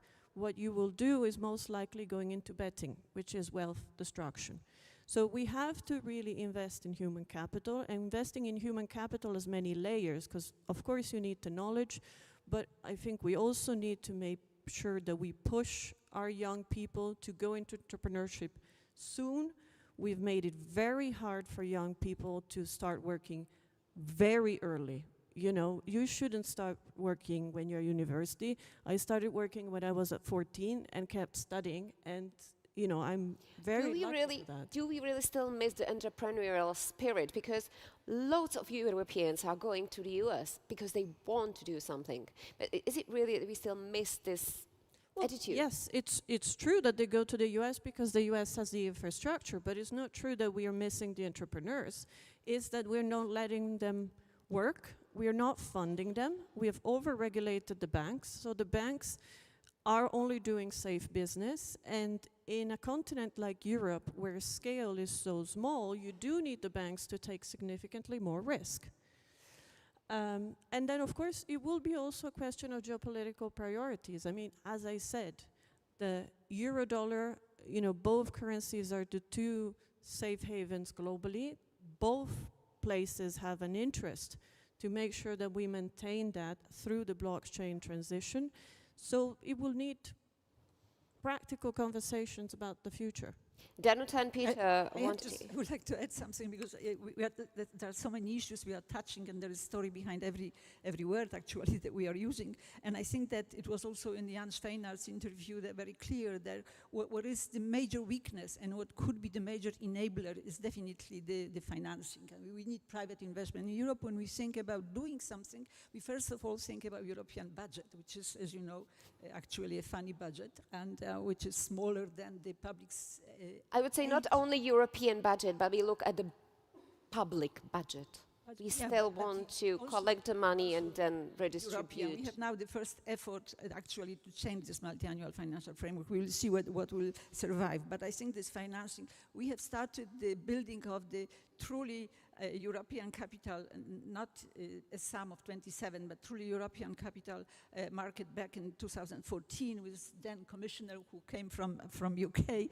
And then we are not yet there. And I've been responsible for several regulations. And I can tell you that the opposition coming from national egoisms, and I can say it this way, every member state wanting to have their own even tiny stock exchange, no cross-border movement. So here we have really, we need a major overcome of this nationalism and national approach. But I would like, and we are moving now, we have moved now from the capital market union towards something which is called saving and investment union, which is building the capital market both from the top, from the European level, and from the bottom, from national states. And there is already a lot of new forms of co-financing. There are new models of financing. There are new sources of financing. So I hope we will start moving. But just one product saying, We also have this idea that came in Enrico Letta's report, which is 28th regime. And I would like to ask the business, and also if there is anybody that will have impact on what is already in the Commission program. We need the 28th regime, which is going to replace the painful, hated harmonization, but that would provide to the business companies that are really, that want to innovate, or also to the sectors, a completely new separate layer of legislation that hopefully would also allow the third countries entering into the system, and that I hope would increase and accelerate, first of all, the emergence of new businesses. It would be an excellent instrument also for building our cooperation with America. Yeah, the 28th regime, like a set of rules that would be to be used for those who would like to and would give more flexibility. Yeah, and would not be inhibited by national legislation or European. Yes. Peter. We can actually combine your previous two questions, the one about the better standard of living in Europe, and to answer the question, how do we make the financial markets deeper, etc. Because there is basically three possibilities what people mean when they say that life in Europe is better, or the standard of living. Either, number one, it's the nice old buildings like this one that we seem to be admired by around the world, and people come here and spend money here to look at the buildings. We can't really build new old buildings, right? So that's not the way. Second possibility, what people mean by nice European life, is the French lunches. They're nice to enjoy, but they don't increase the GDP. And then you've got the debate, okay, what's more important, to have high GDP and work like mad, like in the US, or enjoy the French lunches? If we're happy to reduce our productivity, but enjoy the long French lunches, again, that's a possibility, but not necessarily good for the productivity. But then there is this third, which at first seems like a terrible project for Europe, and that is, we like to live in Europe because they have nice old age pensions. And that's going to be a huge problem into the future, because unlike the US economy, the European economy is getting older, and it is much less prepared to bear the old age than the US economy. If the US economy were getting older, that's fine. People would just withdraw whatever they had saved up on the financial markets, and they would use their own savings to finance their retirement. We don't have anything like that in Europe, and therefore we come to the question, chicken and egg, why do we not have the centralized and deeper financial markets? Either is it because of the regulations, or is it, well, why bother creating the large, deeper financial markets if there is not so much of an incentive for people to invest into their own retirement?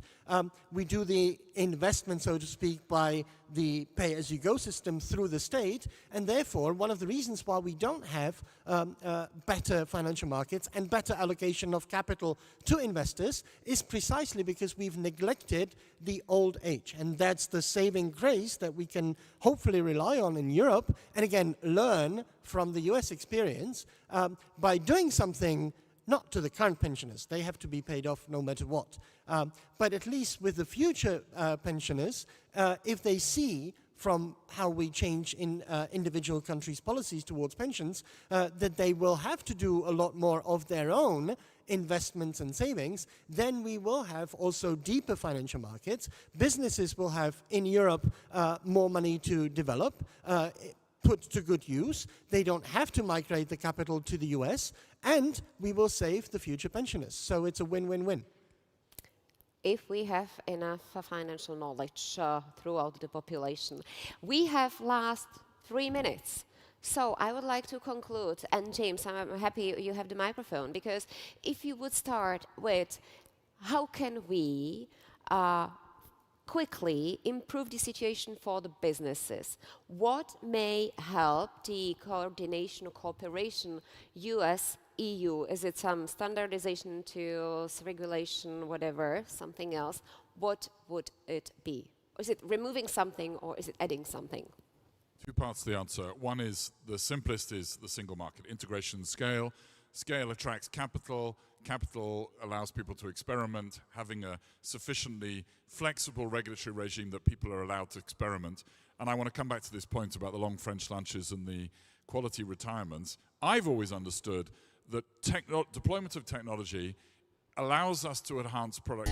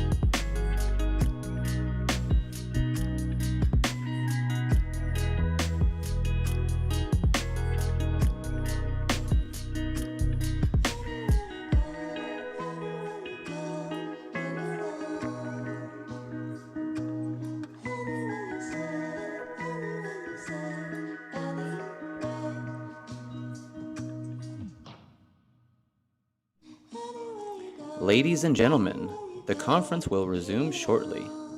We kindly ask you to take your seats. Thank you.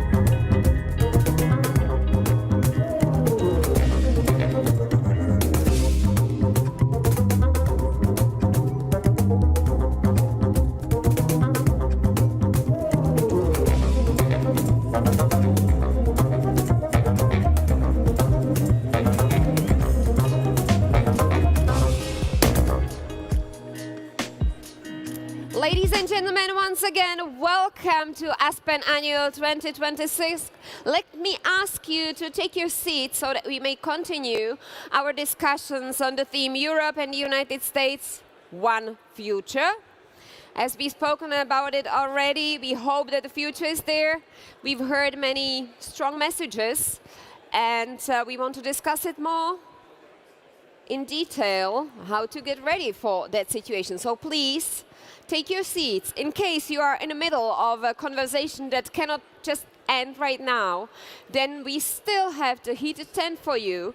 For that case, you can move there, have a coffee, discuss with your colleague, friend, or friends more what you need to say. But please, we would like to have a good atmosphere here for the debate on the stage. So I see that those that are in the discussion already don't hear me, so please, you that are listening to me, again, you probably know my method. Cover your ears, because I will be a bit more louder now. Ladies and gentlemen, I would like to ask you to take your seats so that we may continue with Aspen Annual 2026 discussions. In case you don't want to be now here with us in the main hall because you have an important meeting or discussion going on, just please take the advantage of the heated tent where you will not be interrupted by our discussion, and we won't be interrupted by your discussion here on the stage. So take your coffee, you may move to the heated tent, or take your coffee and you may move to the seats so that we may continue with our topic, which will be focusing on education and making the population future ready, because it's not only about children. And I see you are moving forward here. Great, thank you very much. I don't need to scream anymore, hopefully. Then imagine when I have 3 kids at home and I start to scream. There are 3 boys. Great. So I'll start, and I'll believe, in the meantime, when I'll be introducing the topic, we will calm down so that we will hear our special guests. So, as we've already heard many important messages, everything we talk about at this conference ultimately comes to people, skilled and resilient people, and the world is changing every day, bringing new challenges and above all uncertainty about what comes next and how prepared we really are. So it comes down to our ability to adapt, to keep learning, and to stay stronger under pressure. And this is even more true for our children, for the next generation. That is why our next panel focuses on education. How do we make our systems truly future ready? Many experts agree the answer is we need to start early. But why and how? Let's begin again with an opening video.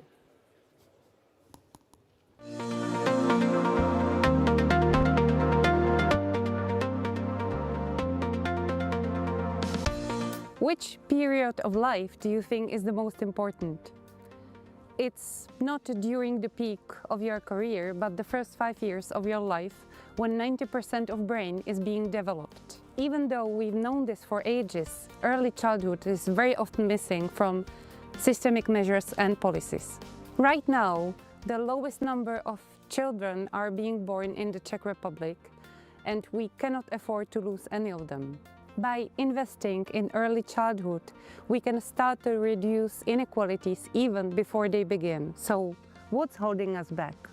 Early childhood education is a top return investment because it shapes future skills, like adaptability and critical thinking.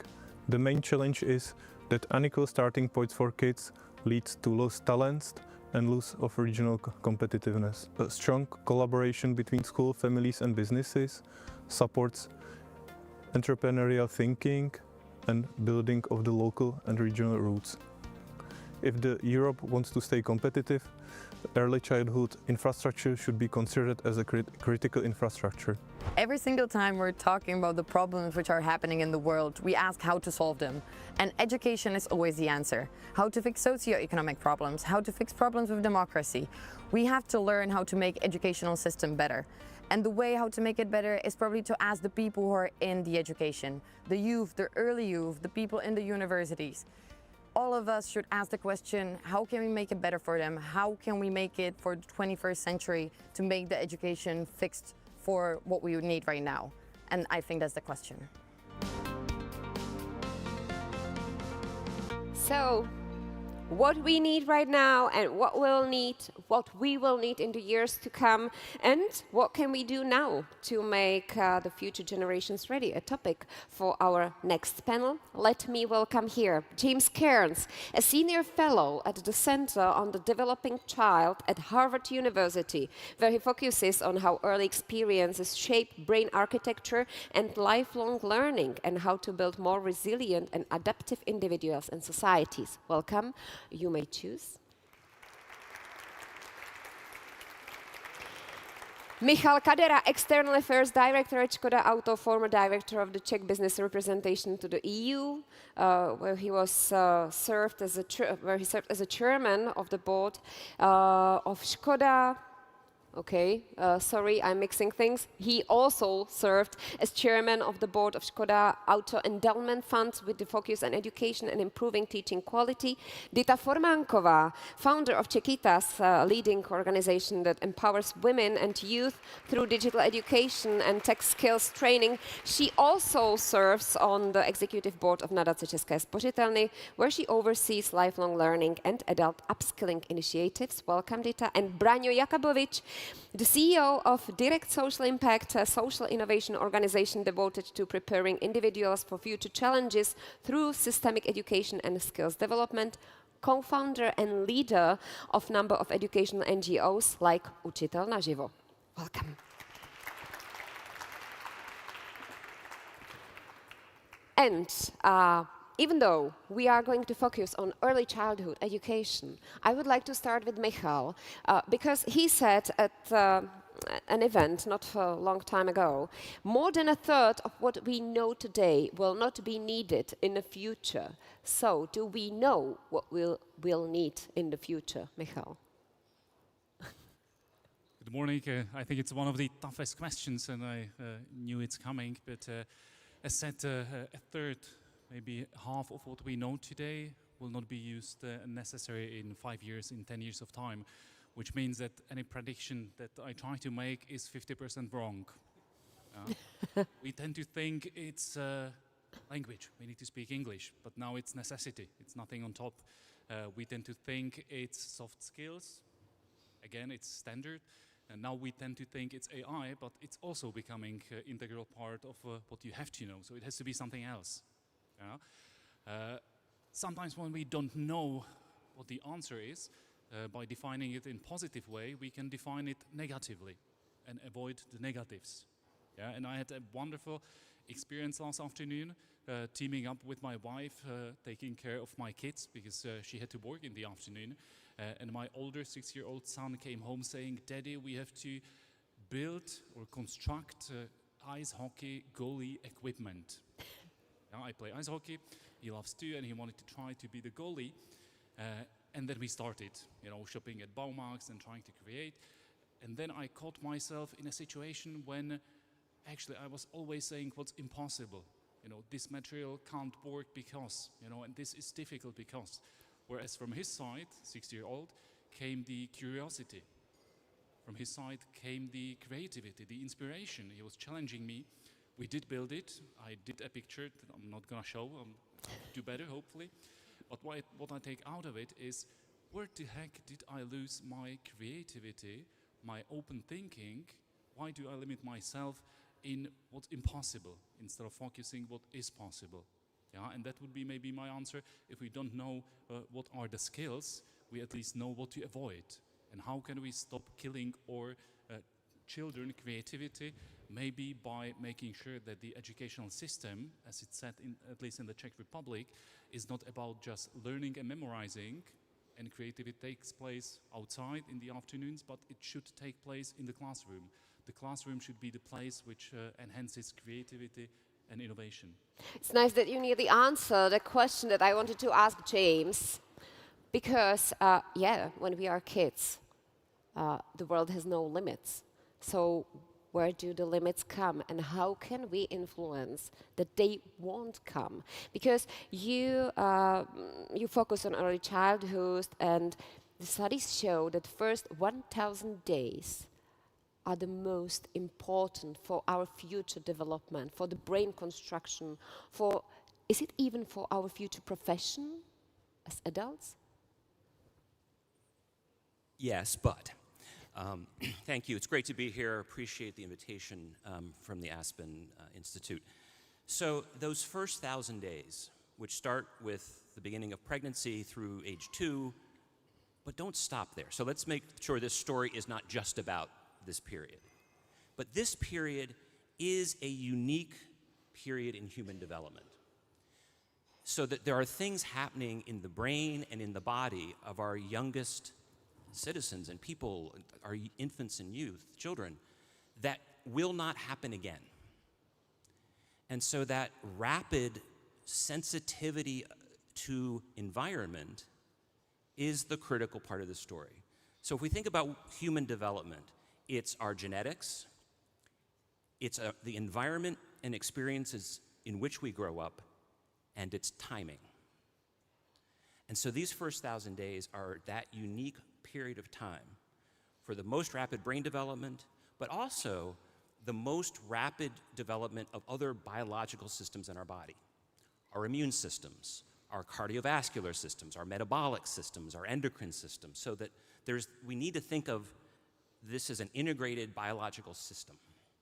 And so those exposures and experiences that a young child is having in those first years of life are shaping the foundations for that kind of trajectory across the life course. Now, biology is adaptive. So the end of the story isn't day 1001.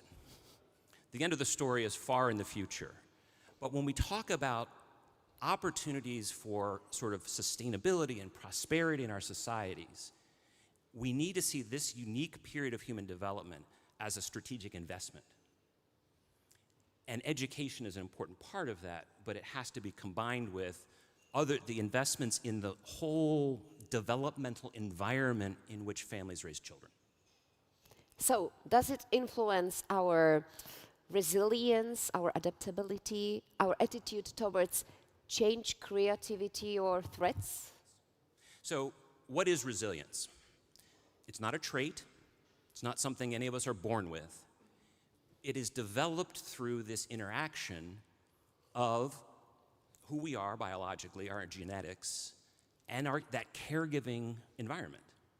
So what kinds of supports, what kinds of positive exposures are children getting, what kinds of negative exposures are they getting in their environment? And so it's that building of those capacities of adaptability, curiosity, cognitive flexibility. If something doesn't go the way we think it's going to go, can we problem solve? Can we think about things in creative ways? Can we regulate our emotions? So these are all of the things that are being developed really, really early, before kids get to school. Dita, I would like to know your view, because you work with 1,000 women that decided they need to change something, or they want to change something, they want to learn something new, which is already, this decision is very difficult, I would say. So when you see what abilities do we miss for being able to do this decision, to be able to go through some upskilling, reskilling, some new education, what do we miss and what do we need? Thank you very much again also for having me here today on behalf of not only Čekitas and NGO sector, but also Česká spořitelná Foundation to represent adult learning perspective on this. And I think it's ability to see, because even though I'm a huge digital and tech skills advocate, I think like what will matter the most in workforce 2040, let's say, it's a human skills. And the first one, I would say, it's the learning agility and curiosity. We need to find a curiosity as adults. We need to relearn. And it's same old learning mindset, how to adapt, how to learn, how to experiment, how to explore. The second I would think, and I see this is very common among our students here with Čekitas, is this critical judgment in the world of algorithms, I think, because for us it's not about learning AI, but also it's about critical thinking, and because we need to, as AI is embedded in everyday's decision making, we need to teach people when to trust machines, right? And a third one, I would say collaboration. And this is what I see, it is very functional when communities are very engaged in learning and upskilling, because the community is the safe space. It's a safe space of collaboration. And collaboration, it's such an important human skill that it's going to be very fundamental in the next upcoming years. And I mean collaboration among cultures, but also among disciplines, because multidisciplinarity, it's what drives innovation, but also with AI systems. So these three human skills. And I know like these human skills are developed very early, they are starting forming before kids go to school. But look outside, it's AI will cause a massive skills shift, and majority of the workforce by 2040, they won't return to school. And we need to really engage in adult learning, and we need to recall how to learn. We need to relearn and unlearn. I think this is going to be the hardest part for many of us. And also we need to be able to decide in terms of uncertainty and collaborate with technology. And this cannot be solved by one-off courses, at all. We need to really what we need to do. And this is why I joined a foundation mission to bring 1 million adults into adult learning in the Czech Republic. We need to embed this into everyone's mindset. We need to really engaged adults in their own responsibility for learning, and it needs to be also embedded in work life and also in state's national strategy, of course. So, Branjo, yeah, thank you, Branjo. What can the school or the education system do in that? Because before we go to school, we are still asking why, what, tell me. That we are still asking for information, and when we enter school, we stop asking. We are afraid to read more. We are afraid to ask, which is really bad. So what's the role of the educational system? Thank you very much, and good morning, everyone. Pleased to be here. It is also a difficult question, because that role is expanding. Historically, schools have been expected to develop certain knowledge or competencies, or maybe skills. But the new age, which is very uncertain, we talk about the pace of the society, and is bringing new expectations. And also, I think the parenting is changing rapidly, and that also brings new expectations on the school. So what could school do, obviously, is create the environment where it is safe to learn, it is safe to discover potential of every kid, and it is safe to experiment, and not to kill that sort of curiosity to learn and collaborate. And that seems not such a difficult challenge, but in practice it is, because for that we need both. We need a well-designed system, but even more importantly, I would say we need quality teachers and really personalities who are able to develop those competencies. And I think I don't know how many of us have an opportunity to be at schools and to talk to teachers, but we often overlook that that many times they often have even less development opportunities themselves, while we are putting big expectations on them. So, I mean, after spending 15 years in business, when I started to interact in education, I was shocked to learn. If you ask the usual teacher, he will tell you, in 10 years, I never ever received feedback.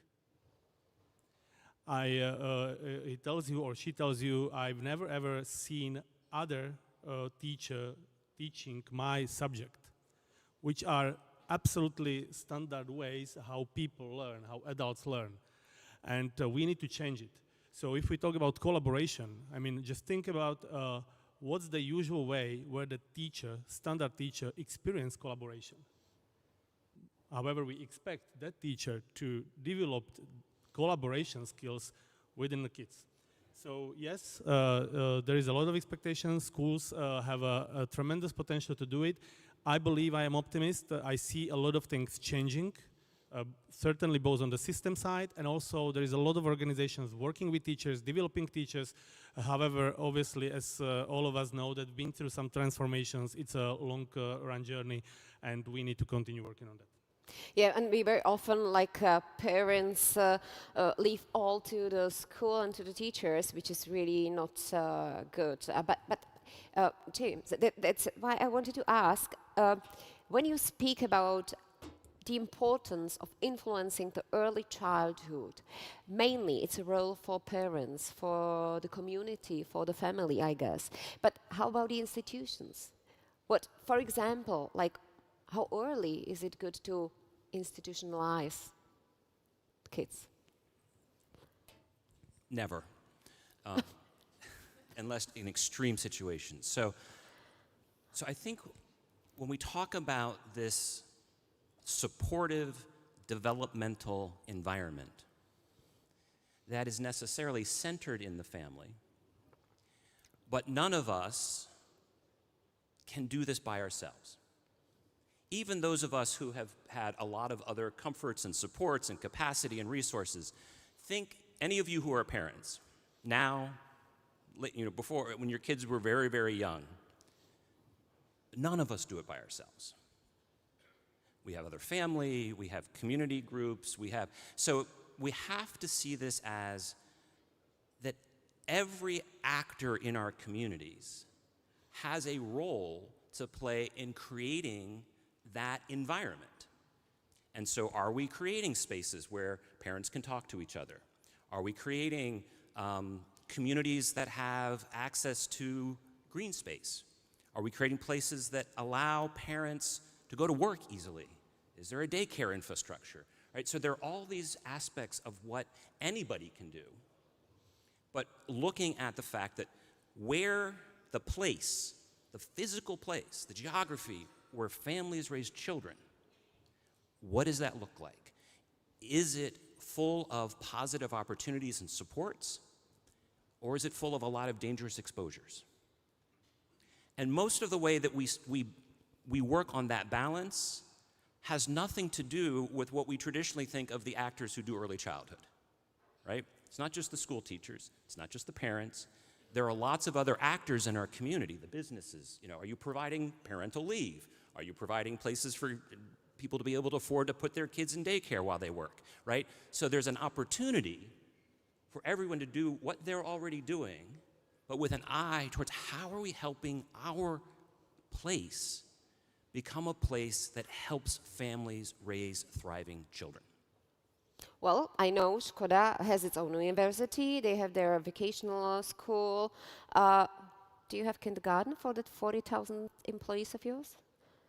No, that would make us probably the largest operator of kindergartens Yeah. To accommodate everyone.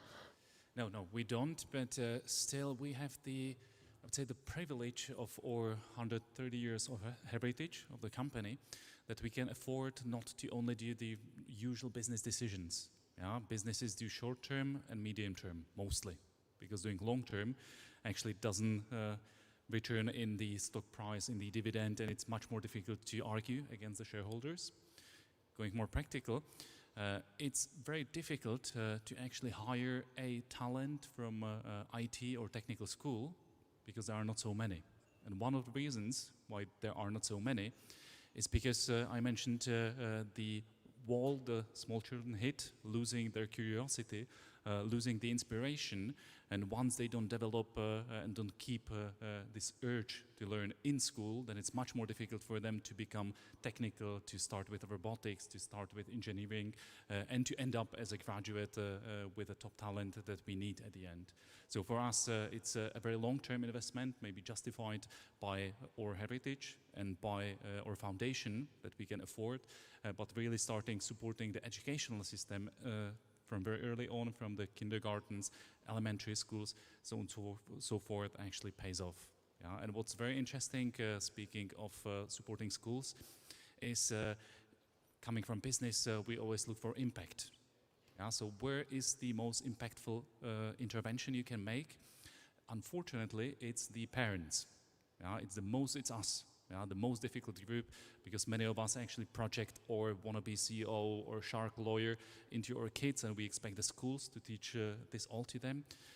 But we said that's too much. We cannot afford to really change all the parents, all the 40,000 employees. We can focus on number two, and that's the quality of the teachers, and that's the quality of leadership in schools. Yeah, and that becomes extremely effective, comes to Braňo, to collaboration, and sometimes it's so simple things as if you have 5 schools in the same city and you just invite all the physics teachers to have a beer or coffee together because they never meet. Yeah, and for the first time they're like, yeah, then someone's gonna judge me. For the second time they start exchanging and they build a physics club among teachers. It costs nothing. And it actually helps them to collaborate and to learn more, and then to be able to hand over more to our kids. Great. Braňo, when Michal mentioned to you already. So before I get to the topic that you all already touched upon as well, which is the digital skills and also how to treat, how to deal with kids and digital skills, I would want to react to what James said, what everyone can do for the right stimulation of the kids when they are small. What can be done from the position of the school system? Because we have kindergarten, we have nursery, but is that the right way from your point of view? Right. I think a lot can be done. Particularly at schools, to create the environment that is safe to learn, to experiment. I'll just give one example, and it also relates a little bit to the previous discussion, United States versus Europe. It would be great to see if we learn to work with mistakes. I guess most of us here might remember the education system where mistake was the enemy. Yeah, we remember those red pens and pencils going through the papers that we've written. And that is the type of attitude that is embedded in us, and it has a major impact on the way we mature and on the way we operate as adults, and also on the way we run businesses. And that's one of the reasons why United States, we talked about speed, is very different, because their education system, and I don't want to generalize, learns to work with mistake.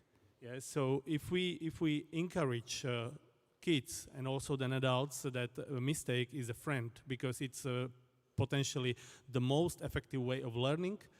That is one small thing, easy said, less easy done, that would create a major impact on how we not only learn something in that specific moment, but also encourage love for learning in future phases of our lives. Yes? One very quick illustration of this. We've done work over the years with the Lego Foundation. And if you ask people at Lego, why are Legos so successful? And their answer is because the bricks are easy to take apart and put back together in different ways. So it's this... I just wanted to say not in the original way. That's the difficult one, because you always lose some part. Of course, but that idea that learning is this experimentation, this curiosity. You try it. You try to build the goalie outfit. Doesn't quite work. I tried to build Halloween costumes out of cardboard for my kids, right? It's that ability to sort of experiment, to correct, to learn from what didn't work, to put it back together in a new way. And how are we creating our school environments that are creating that space that's sort of experimentation, play-based, child-led, cultivating that spirit of try it, did it work, why not, try it again, right, not wrong, right, but that, so I love that about the Lego people are like, the whole thing is that we can take them apart and put them back together again. And no building made of it is wrong. Everything is great. So yeah. Dita, I wanted to go back to what can everyone do to help in the early childhood. And I think you have a great experience with the community side, because you give the women the feeling that they can always learn something new, that they can always move to a new level.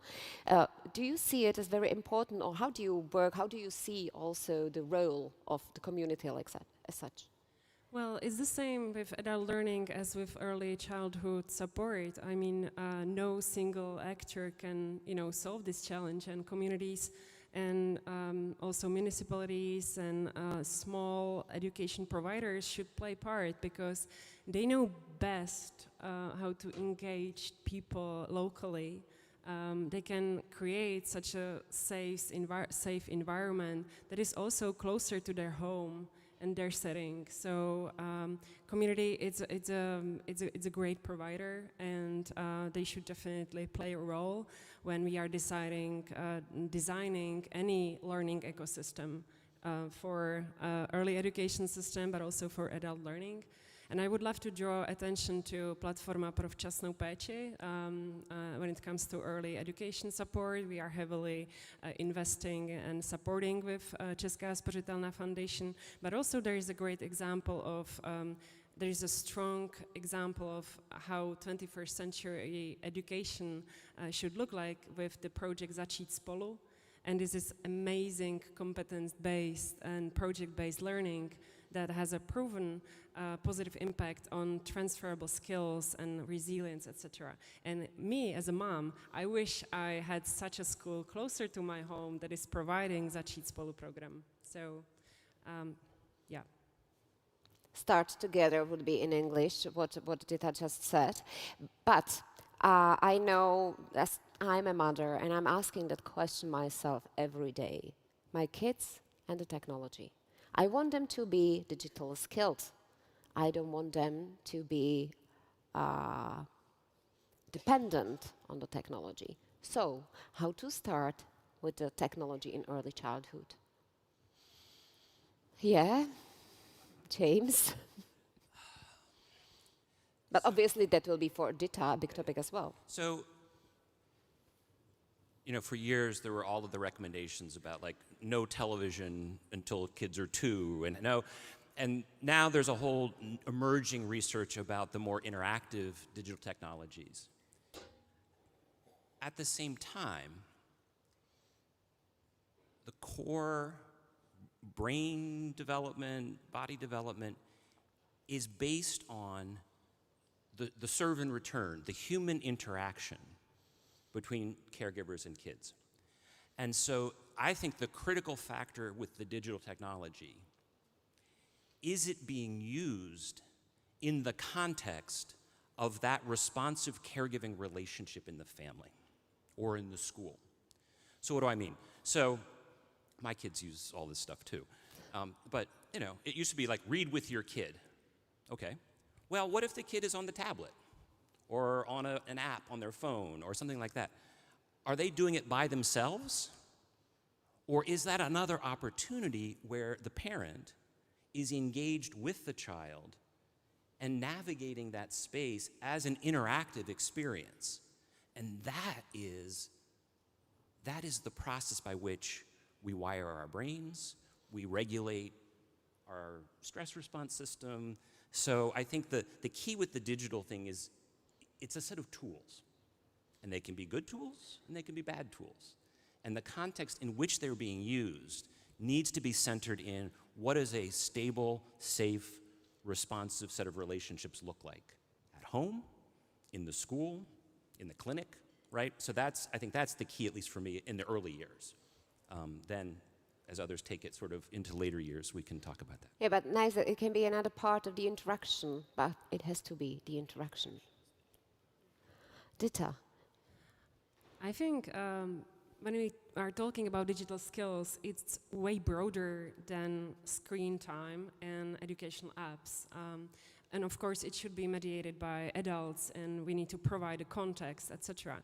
But digital skills, can be introduced very early without even touching a computer. Because when we are talking about digital skills, we talk about introducing kids to problem solving, to creativity, also in a basic form of security and privacy.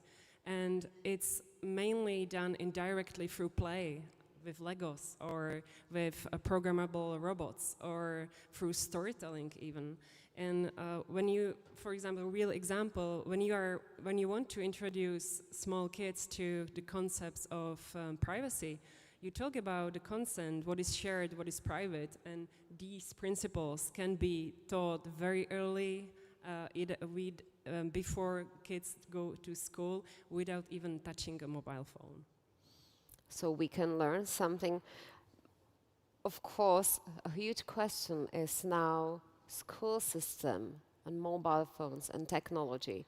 Is there something that we could look at as the right attitude? Are there any examples that we can learn from? There's also a question, what do you think about the social media ban to kids under 15, which we may answer afterwards. Well, of course, it's a very delicate question these days. First of all, we live in the world of technology. There is no way we can avoid technology. So I guess the challenge is to help kids, help students to adapt technologies in the right way.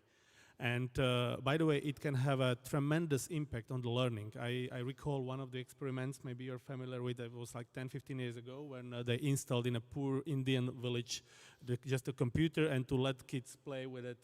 And after some time, they realized the kids from that village, just using that and playing and doing anything, they increased their academic results, their performance, because they learned new skills, and so technology can be very helpful in that. Of course, it has some adverse effects, so that creates those questions about should we ban the phones and social media. I believe certain regulation is certainly valid, and schools should first of all find a way, once the kids have technologies, have those mobile phones, how those can be integrated in the learning process in a way that James was describing, so it's not only their screen time, but there is an adult facilitating learning or some experiment, and that is the most natural way how they develop competencies that will be in line with what future requires. Thank you. Michal, I think I'll turn it a bit. How does the AI change which skills we should prioritize from early childhood? What does the AI mean for our future professions? What we will need to be able to know or be able to do? I can refer to the previous speakers, and I believe it's an important tool, and it should remain an important tool. It's very difficult to explain to my 6-year-old that not everything that the internet says, what the AI says, is right. It's the same difficult to explain to my mother of 76, and sometimes it's difficult to make sure myself that actually I don't believe anything that's being provided by the AI. So I think the art is in keeping the human ability to collaborate, to assess, to judge, and make sure that we just use AI or the technology as a tool which supports our productivity and we steer it in the right direction. Very difficult one. But James, I think that could be a question for you. Isn't it more important to nurture emotional intelligence rather than just digital skills or technical skills? To be more resilient, we need healthy relationships. Yeah, I think we talk often in the development around a skill set, right? You can call them life skills, you can call them social and emotional skills, talk about executive function and self-regulation skills, but this, how are we growing to manage the stresses in our lives, so those kind of coping skills? How are we cultivating that kind of mental flexibility? If A doesn't work, we can start to think about B, and so on. How are we cultivating a kind of a future orientation? Are we thinking just about today? Are we making decisions because of our experience today? Are we able to think about making decisions a week, a month, a year ahead?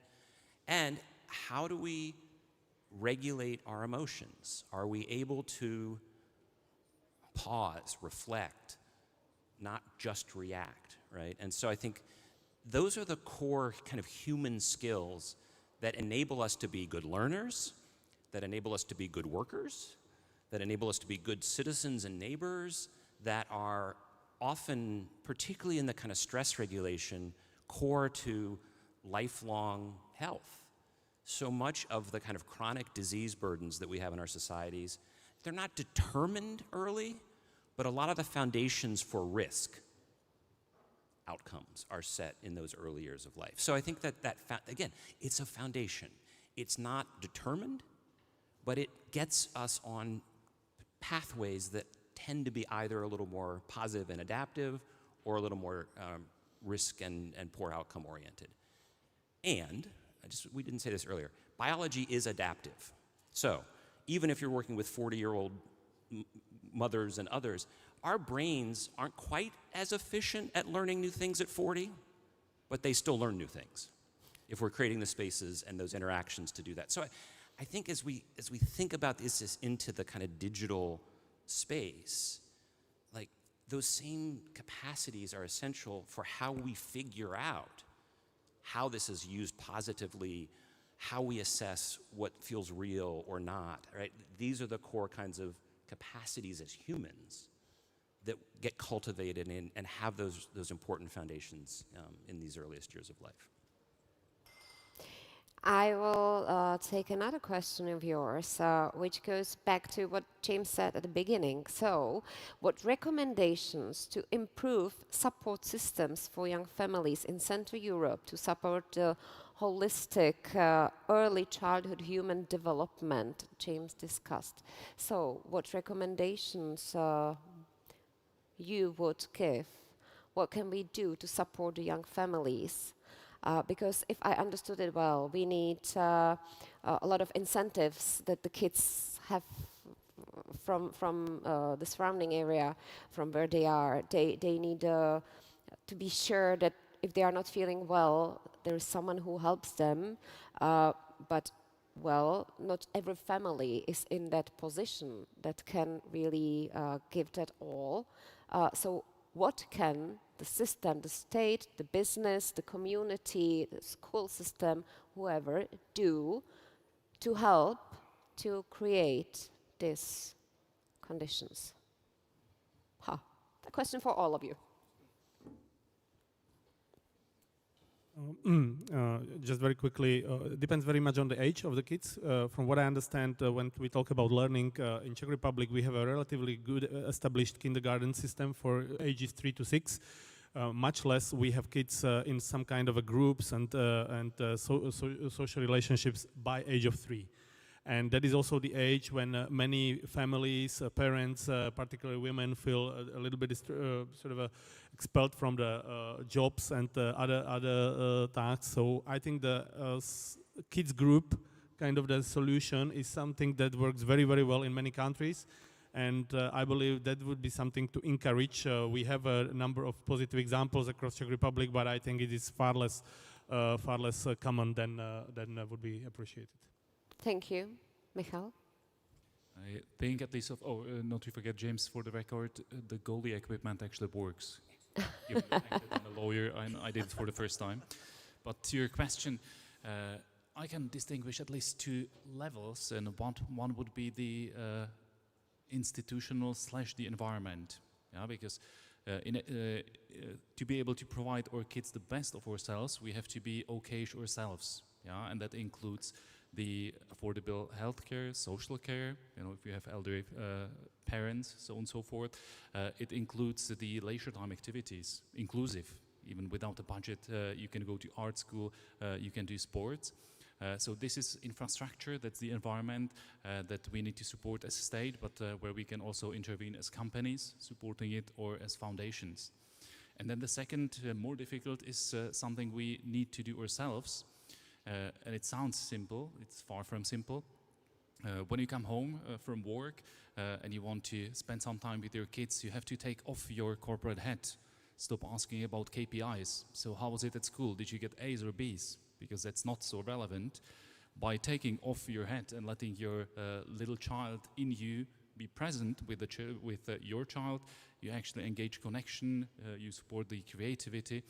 And surprisingly, happened to me, if you forget to put your corporate hat on next morning, talking to your board, it actually brings surprising inspiration. So sometimes it's good to more creativity to the board meeting, yeah?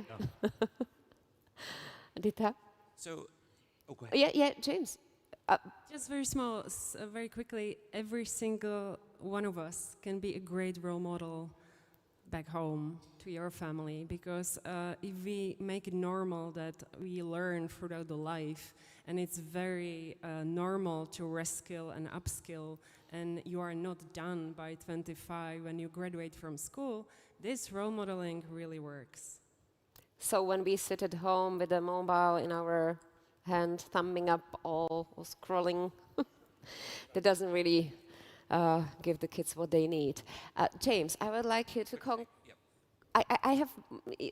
we are nearly at the end, and I would like you to conclude. So I would connect, you will react to what you wanted to say, and there is a question that nicely sums up what I wanted to ask. So I use that one. What motivates curiosity and positive learning most in kids to avoid the helicopter parent, push pressure, or being spoiled princeling? So on this last question, we often talk about supporting parenting.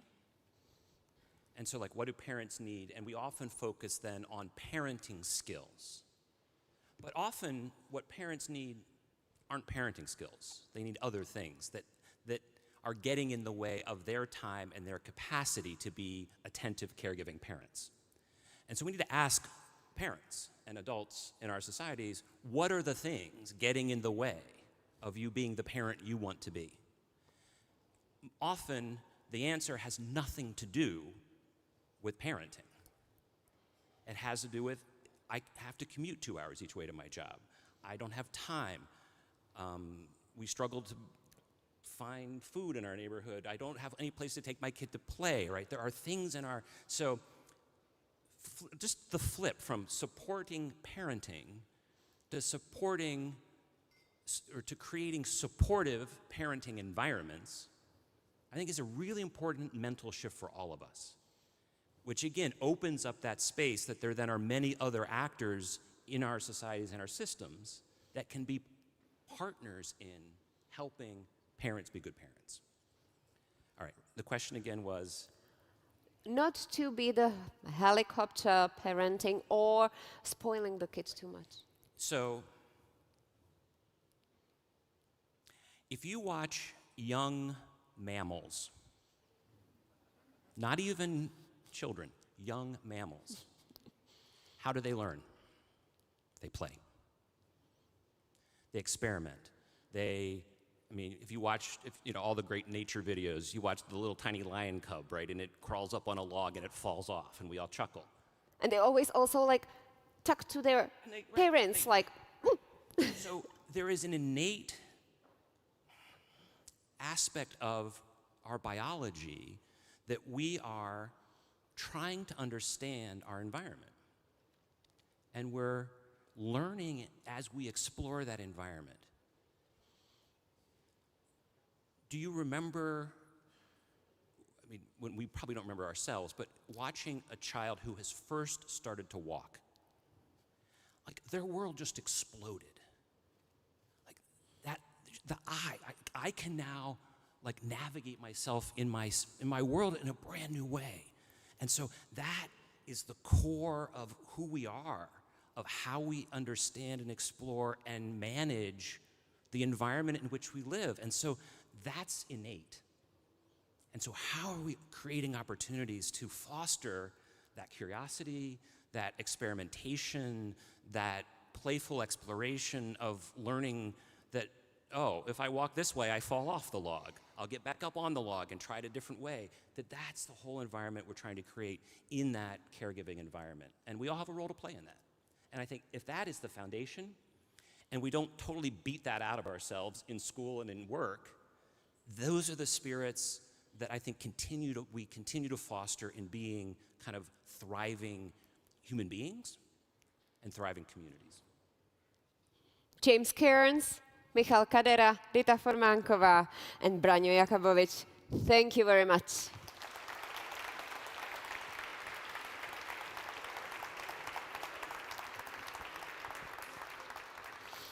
We'll continue here on the stage, but what I'm taking away from that is I'm not going to tell my kids, no, don't do it, you'll fall down. I just keep them falling and they will learn by themselves. Definitely they'll come up to that one moment, but we'll continue.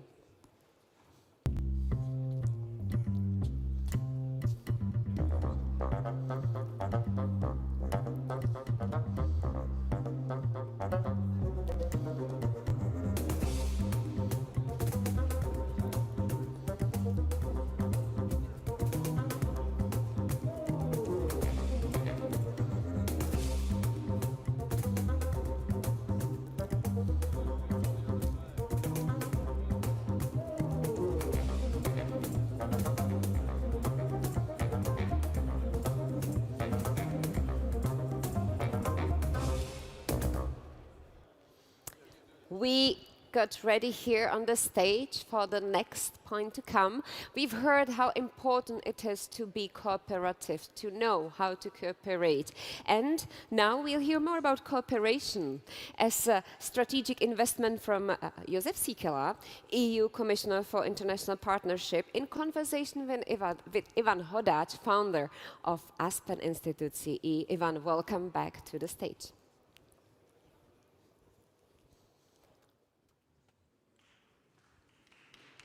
Thank you very much. Thank you. So, welcome to our next, not fire chat, but a conversation with Commissioner Sikela. We should have him online in 2 minutes. So I hope it's going to work. Incidentally, the Commissioner was supposed to be with us originally here. But his meeting has been changed, so he agreed to do this interview. Hello. So it's nice to see you. Nice to see you, Commissioner, and welcome and welcome that you have. And thank you very much for joining us here. I know you would like to say a few words at the beginning as a matter of introduction, and I will have. Then a few questions to you. So please, the floor is yours. We have 20 minutes, and again, welcome here. Well, ladies and gentlemen, once again, sorry for not being with you personally. There was an extraordinary Foreign Affairs Council today in the morning, and afterwards the college shifted from yesterday to today with topics I was asked to be present. So, basically, let's continue with the discussions we had today in other meetings.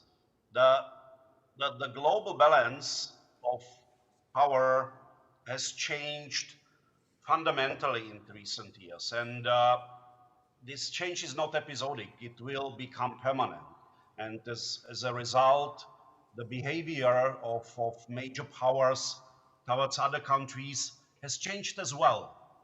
Power is exercised more openly, more forcefully, and often with less regard for rules. And the competition for influence follows the same logic. And at the same time, the global economy is undergoing a deep transformation.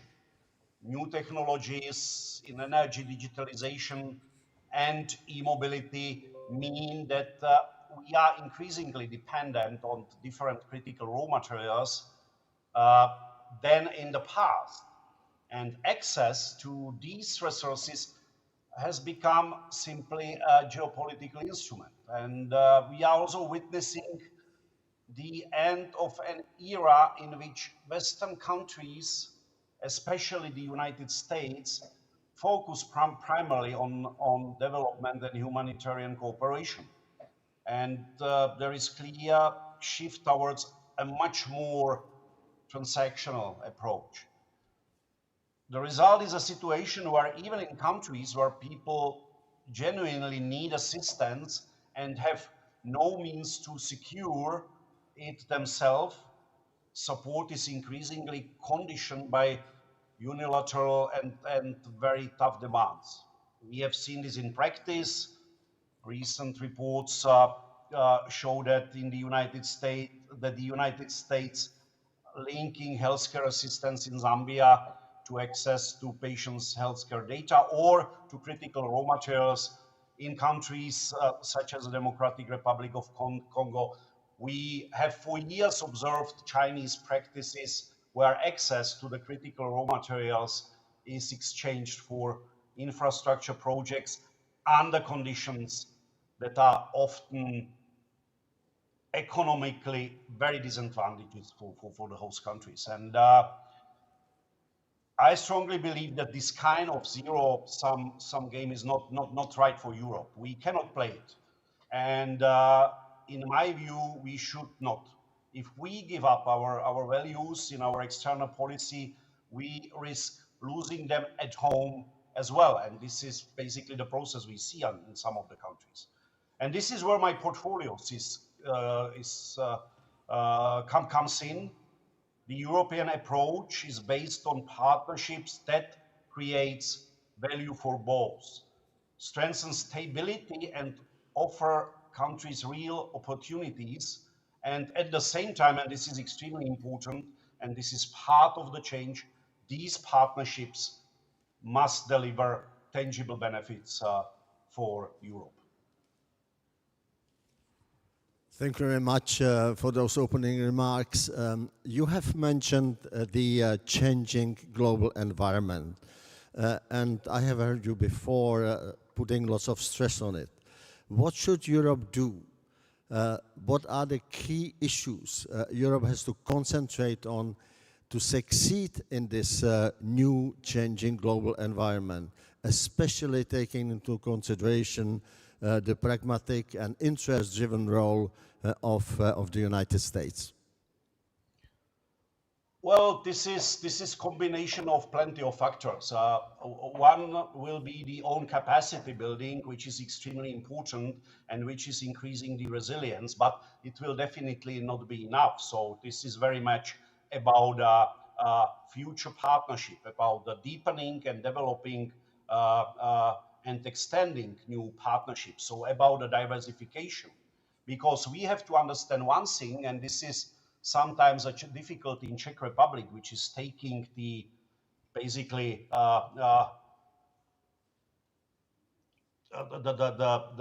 the space outside of Europe as something what is not important and what might be even hostile. Everything what is coming abroad. The Europe's future will not be decided only on our continent.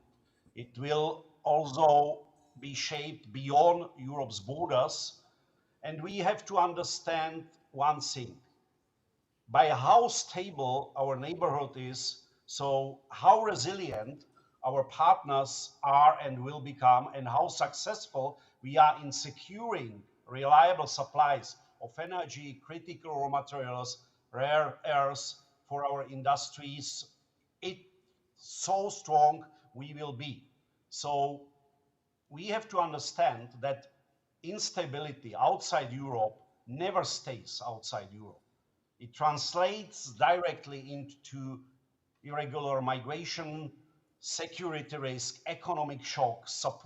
Supporting stability in our in partner countries is therefore a strategic investment in our own future and in our own security. And let me give you a few examples. My very first mission under my mandate was to Mauritania. a key transit country in Sahel region. There, we combine stronger security cooperation with investments in energy, digital infrastructure, and job creation. This approach is delivering concrete results. Smuggling networks have been dismantled and departures towards the Canary Islands were reduced by up to 40% only last year. Or other example, Zambia. My mission focused on a strategic project that could become the first cobalt refinery in Africa, the very first cobalt sulfate battery ready, which can then supply the production up to 1 million electric cars in Europe yearly. In Greenland, we are going to invest in projects on graphite and molybdenum. So basically elements needed for defense, aerospace, and of course, clean and digital transition. So basically this approach, partnership of equals, investing in our partners and investing in our future stability and resilience is an alternative offer to this zero-sum approach, because after 30 years in banking, I strongly believe that long-lasting partnership can be based only on mutual benefit. Commissioner, you are also responsible, and not everybody knows that, for EU-Greenland relation. Lots of things have been said over the last days and weeks and months about the triangle, Greenland, United States, EU. What are you doing to help to promote the development in Greenland and make sure that Greenland is Greenland is not part of the EU, but how do you help the development of the economy of Greenland at the same time that we also receive from it what you call the strategic partnership? Well, just on Monday, you are right, I am the Commissioner for Greenland. And just on Monday, I traveled to Copenhagen. I met with the Danish Minister of Foreign Affairs, Lars Lasse Rasmussen. I met the head of Greenland's representation to the EU, members of the Danish Parliament, and also the CEO of the Export and Investment Fund of Denmark. And the focus of all these meetings was concrete economic cooperation in Greenland and how to accelerate it. The objective of the mission was very clear, to underline our firm support for the right of Greenlanders to decide about their own future and to back this with a strong and credible investment package for Greenland's development. And I introduced or presented this investment package today in the morning to the foreign ministers of the member states. The package has been prepared together with Greenlandic authorities, and since 2024, the European Commission has had a permanent office in Greenland, so basically my DG, and we have set up 3 task forces focused on critical raw materials, renewable energy, and digital connectivity. And simply, the plan is to improve the lives of the Greenlanders and to make them to feel more European Union. It was not a reaction. It was an action, but due to the escalation around Greenland, we simply decided to speed up basically our effort and to add some additional things. But even before the escalation, Greenland was the biggest recipient of the EU support per capita among all so-called OCTs, the overseas territories. Under the current budget, it was 225 million, which was allocated for Greenland. With the new package, we are coming with some extra money within this fiscal period. And in the proposal for the new multi-annual financial framework, starting with 28, Commission has proposed to double this support to around 530 million. And again, maybe today the commodities, and we know that in Greenland there are 25 out of 34 strategic raw materials and rare earths needed for defense, aerospace, clean digital transition. Maybe today it is too expensive to export them. However, short-term profit and long-term benefit, these are two different components. And commodity exchanges, they are working only when the supply is stable. And we have our lessons learned how what is happening when, for example, the gas supplies are being manipulated, and we all experienced how fast can the gas price jump from 25 or 27 euro per megawatt hour to 350. So I think what was also important that Europe has shown it can be genuinely strong. A firm and united approach, I think, contributed heavily to de-escalation, at least for the time being, and was strongly appreciated not only by Danish and Greenlandic counterparts, but from my talks with presidents, prime ministers, the small and mid-sized countries are now looking at Europe and look for Europe's leadership. We are discussing basically the whole day about relation between the United States and Europe, common future, and what would be interesting to know from your point of view, what are the strongest convergence points in relation between European Union and the United States in your field?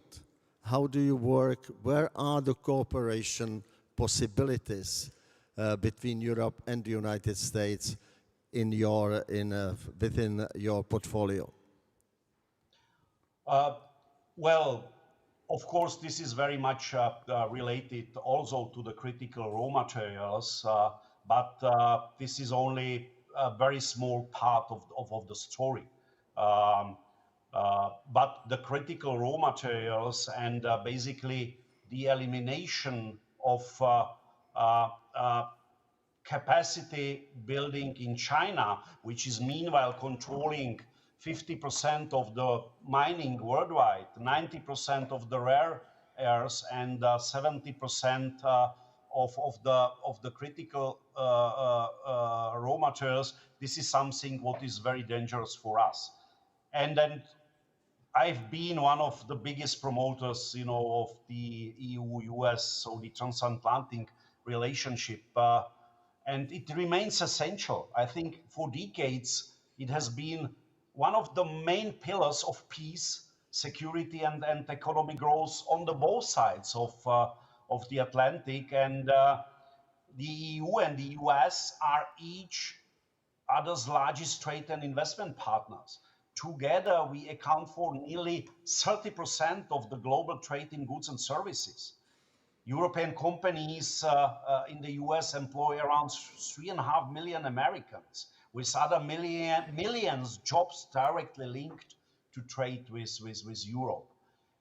Any weakening of this partnership would primarily benefit actors who share neither our values nor our interests, such as China or Russia. So I think we need to do everything in order to protect or even develop this partnership.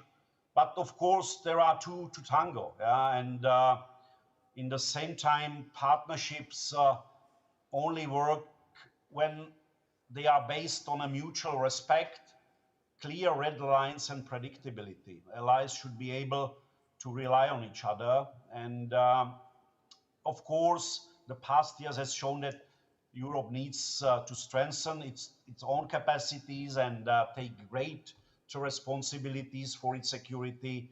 and economic resilience. And we must become more self-reliant, more independent, and stronger, because strong Europe and strong US means stronger democratic world and better protection against our systemic rivals. So, thank you very much. You have been giving a number of examples of international partnership. You have spoken about different projects you are developing in various countries. Can you tell us what are your priorities as a commissioner for international partnership this year? Do you have any specific projects, any specific countries to open on your list? You have spoken about the new partnerships. Is there anything special laying on the table that you want to advance this year? So, in general, the one of the priorities, regional-wise, is Africa, because the demography is clear. The continent, which might double its population by 2050 from 1.5 up to 3 billion people, we will see 50 up to 60 million young Africans entering the labor market within next 5 years.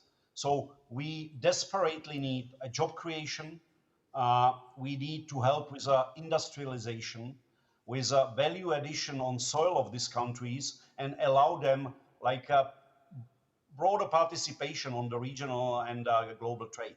So from this point of view, critical raw materials, mining, connectivity, transport corridors, ports, but also the investments in the know-how transfer and education, the human-centric approach are extremely important. When it comes to my missions, I will be going to Senegal soon. Vietnam, very important and already fixed trip, together with European railways companies to support their involvement in the country's high-speed rail projects.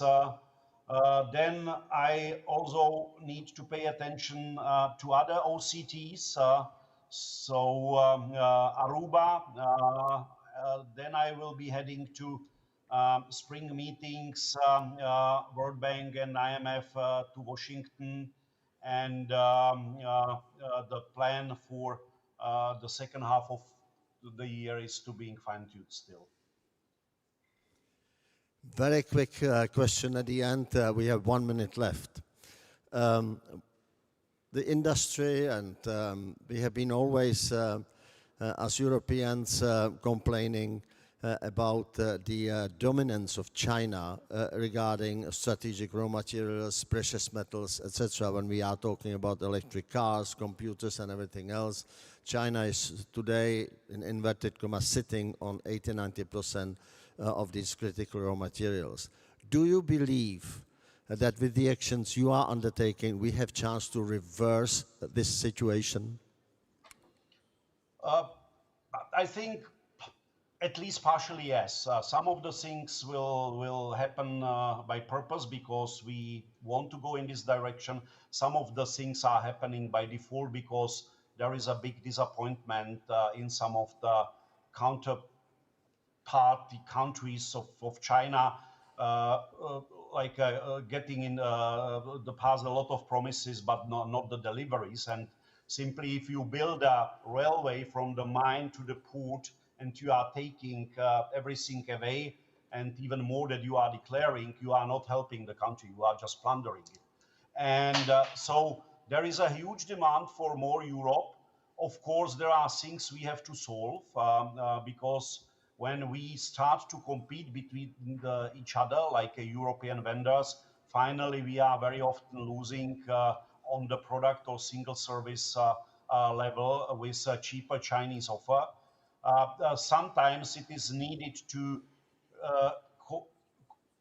start to negotiate with the partner countries' governments in the initial phase in order to be able to prepare much more a comprehensive offer where basically the European companies can show a better value proposition than China.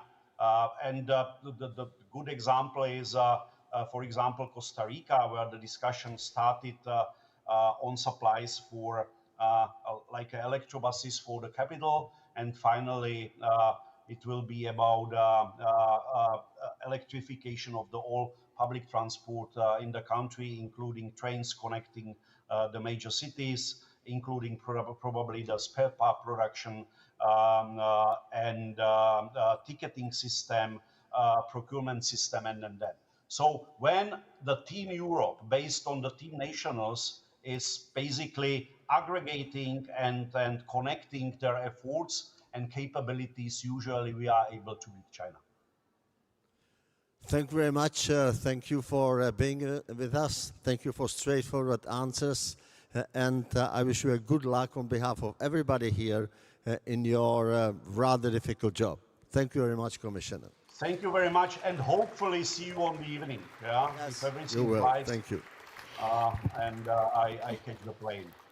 And I also thank to Josef Sikla, but also to Ivan Hodat for his questions. And as we've heard, we are still aiming for zero-sum game, even though from Jan Schweinar we heard before that now it seems it's more like winner takes all. And that's a topic that we'll discuss more in detail after the lunch break. So for now, enjoy the lunch, enjoy the talks, and we'll meet back here sitting and discussing the geopolitics and security, being the physical or the cyber one, at 1:15 sharp, please. Thank you.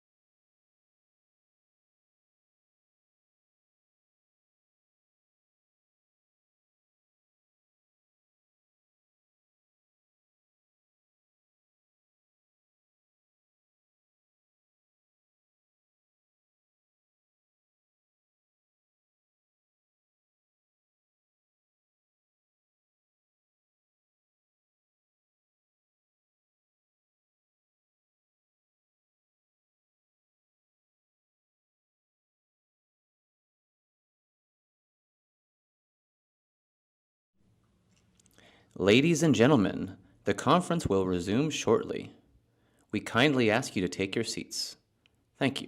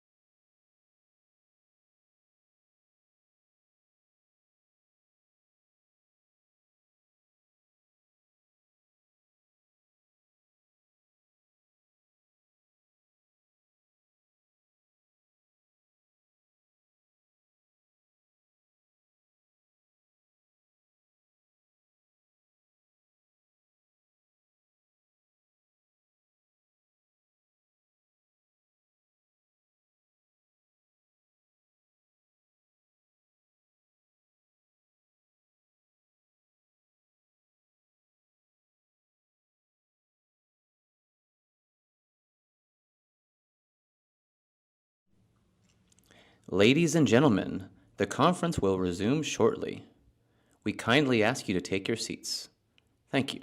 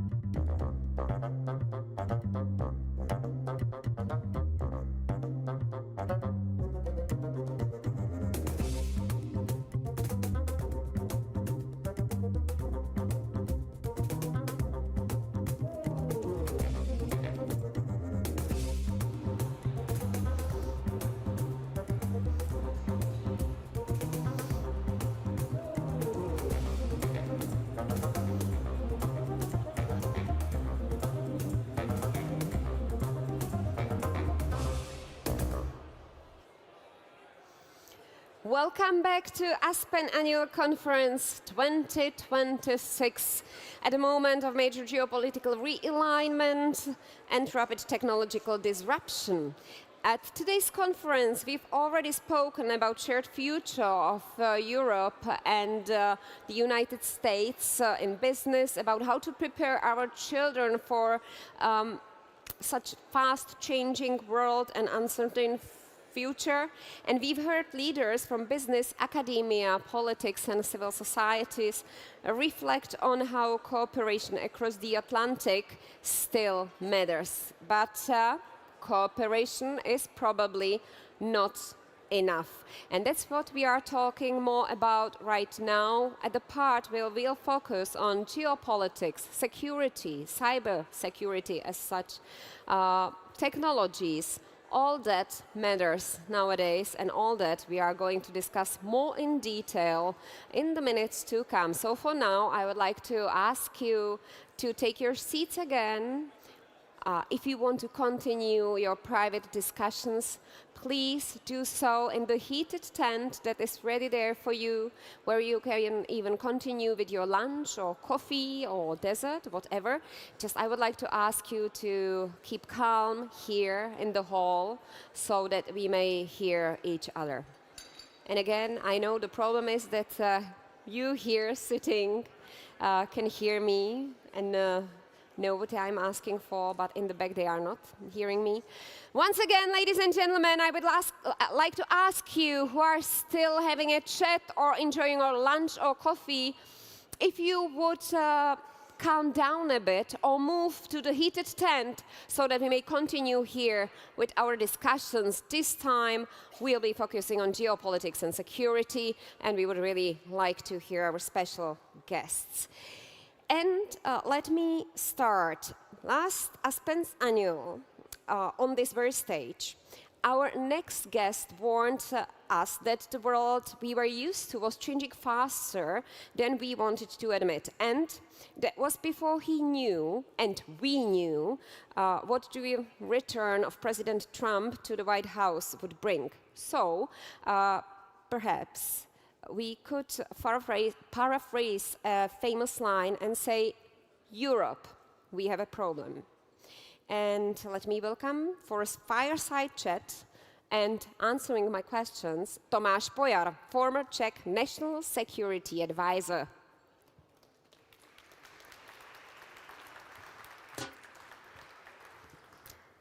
Tomáš, welcome. And when I start with the sentence Europe, we have a problem, where do you see the biggest one when it comes to relations with the US?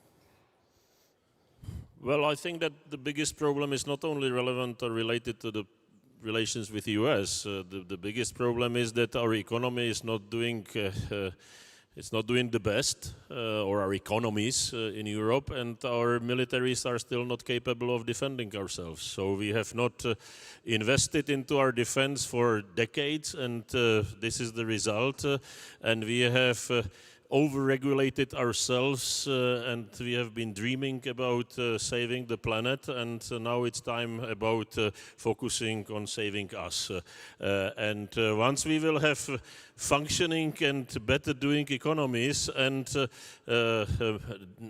enough of defense capabilities and deterrence on our side, then it will be time for the end of recalibration of transatlantic relations, and we will be taken more seriously from Washington, D.C. than we are taken now. But it's true, President Trump is a great accelerator of many moves and many movements around the globe. We are not capable of our defense, as you said, but are we capable of changing it? It depends if you look at the glass half full and half empty. I think that we have done more than what we would imagine 5 years ago, but it's still not enough because we have started, and many European countries have started like really seriously. There are some who have not been so serious, but the change have been everywhere, and it's been to some degree dramatic change. But in the dramatically changing world, it's still not enough, and we have to really deliver for 10 more years. And then we will be able to say, hopefully, that we are there. And is it that we are really going all in the same direction? Or because even the perception of where the threats is coming from differs within Europe. When we look to the eastern part, we see it differently from Spain, Italy, all those countries. So how can we move together? How can we decide together? Well, first of all, I think that the divide in Europe is much more between the north and south than east and west. And yes, the threat perception is different in Spain and Portugal than in Estonia or Finland, which should be not surprising, and it's quite understandable. So we shall not blame Portuguese that they are not thinking about St. Petersburg every morning, and I think it's not so bad. There is nothing bad per se in that. So we have to understand that Europe is a continent, that Europe is 27 member states plus many like associated or close countries working with us together, and if we are realistic, then we can move forward. But yes, the Northern Europe is the Europe which is economically more healthy, which is spending more on defense. So my prediction is that Northern Europe will be taken much more relevant in the future than Southern Europe. I may be, of course, wrong, and I hope that we will be a little bit closer to the Northern Europe than to the Southern Europe as Czechs. Now we are moving towards the Balkans. So nothing against Balkans, it's great, but I would like still to keep some kind of northwestern angle as well. But it seems like you are thinking the same direction as what we hear from the US, because it's not about Europe or European Union as such. Only some countries are being taken seriously from Europe, not European Union. So, if I understand it well, we still have the same strategic future with the US, or do we still have the same perception of the future as the United States, or is there some difference? There is a difference, there has always been a difference, there will be difference in the future, but at the same time it doesn't mean that we will, by necessity, that we will fall apart. I don't think we will fall apart, but we have to work together in order to prevent it, both on economic sides as well as on the defense side.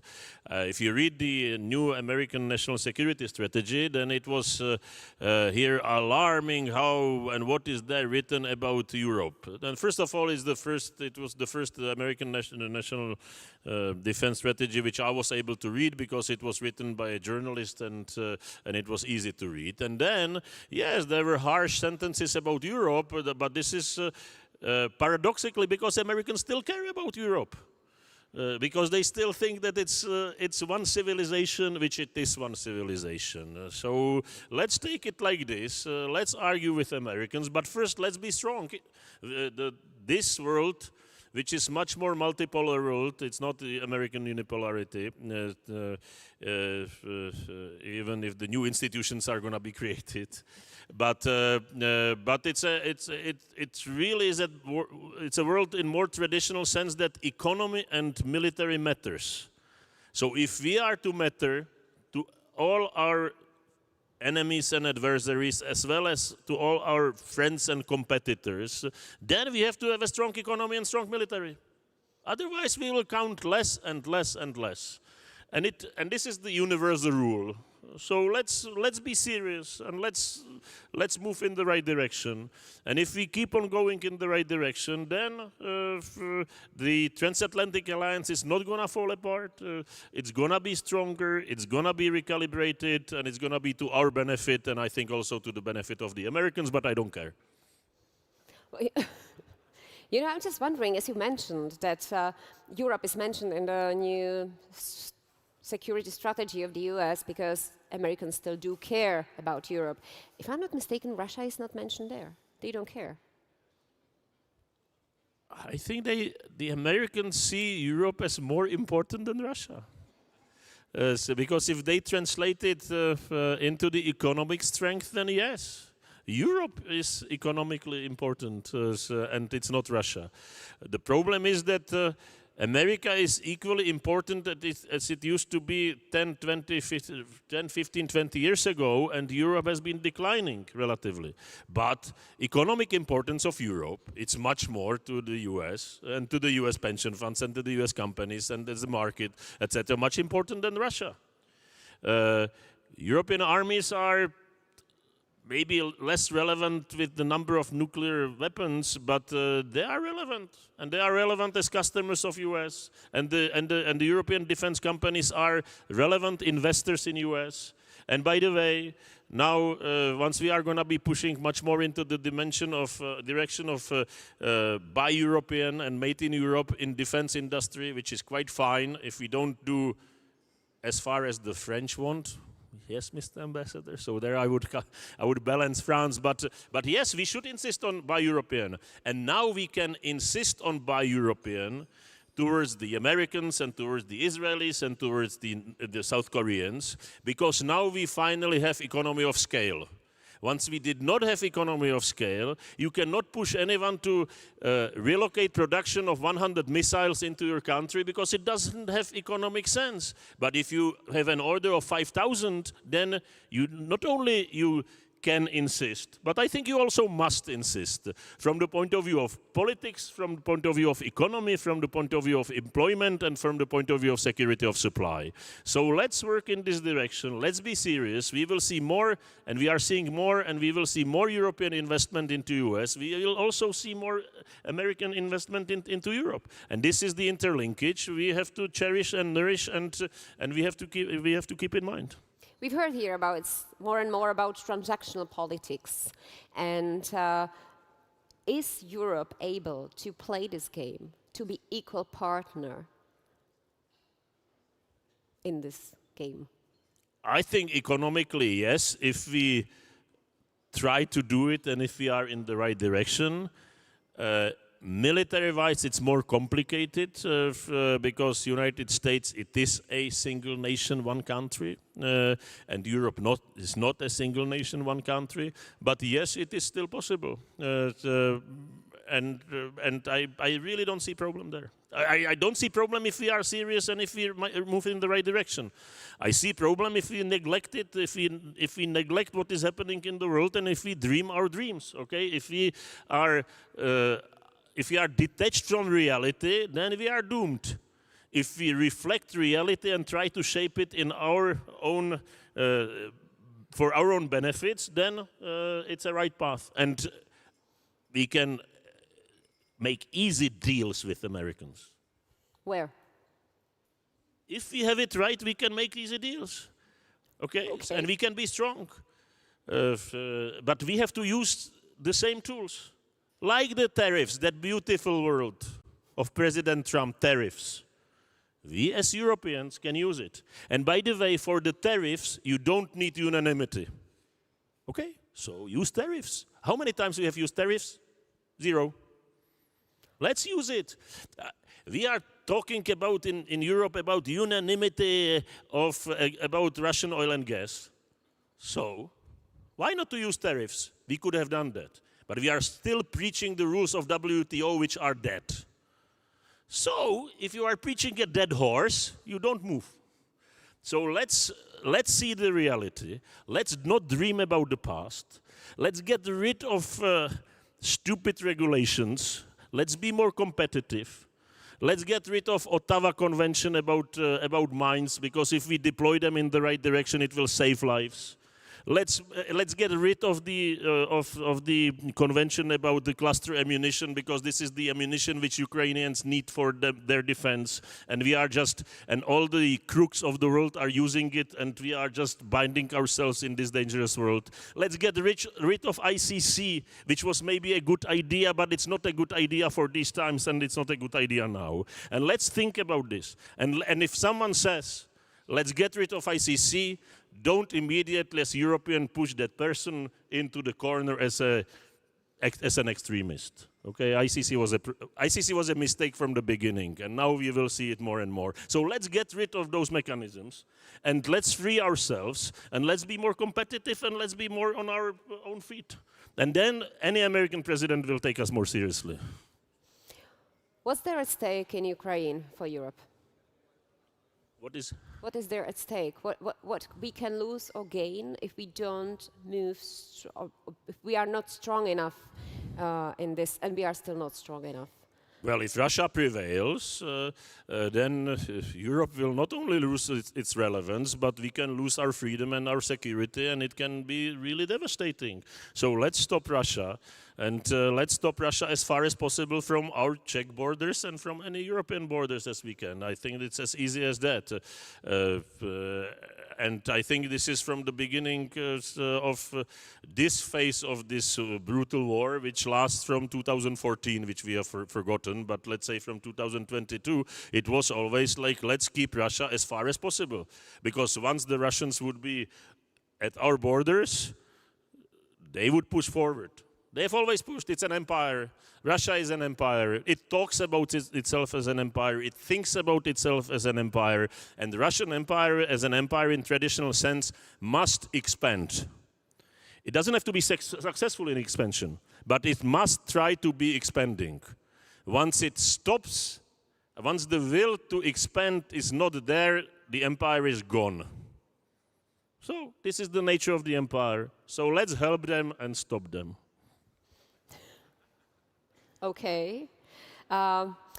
We have last few seconds, so that's usually one sentence or one advice to the leaders on the US or European side about the shared future of US and EU. So what do we need now to do now to have common future? Well, I wish that the Norwegians would be seriously promising President Trump Nobel Peace Prize, but there is one condition to that, make peace in Ukraine on the right terms. Tomáš Pojar and his future vision. Thank you. Thank you.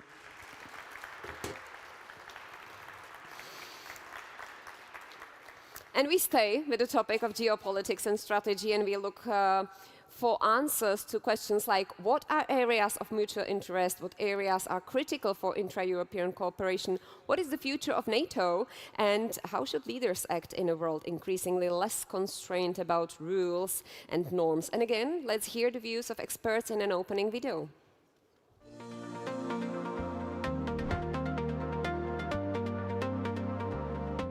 When we talk about geopolitics, I believe the single most important issue to bear in mind is that no man is an island, let alone a country in itself. As John Donne famously wrote in his poem, we face the biggest security crisis in decades, we as Europeans and Americans, and we need to be facing our adversaries, China and Russia and their allies, together.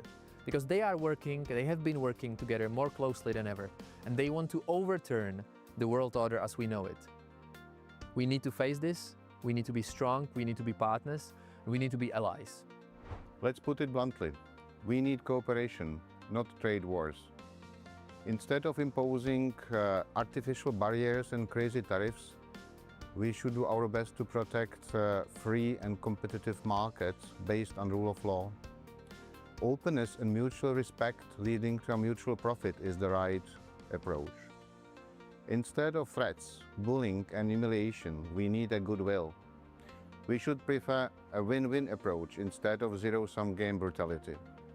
We should restore negotiations about TTIP, not leave it frozen. Protectionism, neo-mercantilism and isolationism is no way forward. It's simple like that. Otherwise, it would be highway to hell. The hardest questions are those that we feel we already know the answer to, almost habitually. But though habits can save us, they can also blind us. And whether Europe should be an ally of the United States is precisely such a question, because all of us grew up with the answer that yes, of course, we should. But I think in the light of the recent events, we need to think seriously about what kind of partnership Europe wants to have with the United States. And perhaps even more importantly, if we do want some, what can we offer America? Because this is clearly no longer sentimental anymore. So I wish all of us good luck in trying to find the answer.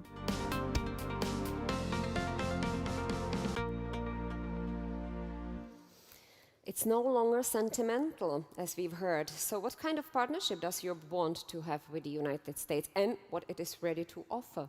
Not only those questions I will ask to our distinguished guests. Let me welcome here Mustafa Aydin, Professor of International Relations at Kadir Has University in Istanbul and President of the International Relations Council of Turkey. He previously served as Rector of Kadir Has University and has been a visiting researcher at Harvard, Michigan, and other leading institutions. I would also like to welcome here Lieutenant General Diana Bird, recently retired Lieutenant General and former Deputy Chief of Space Operation at the U.S. Space Force. For more than 30 years, she's helped shape U.S. military strategy in space, cyber, and nuclear domains, key areas of future geopolitical competition. Dita Charanzová, former Vice President of the European Parliament and long-serving member of the European Parliament, focusing on EU internal market and digital, Vice President of Aspen Institute CE and a Senior Advisor at Global Advisory from DGA. Welcome.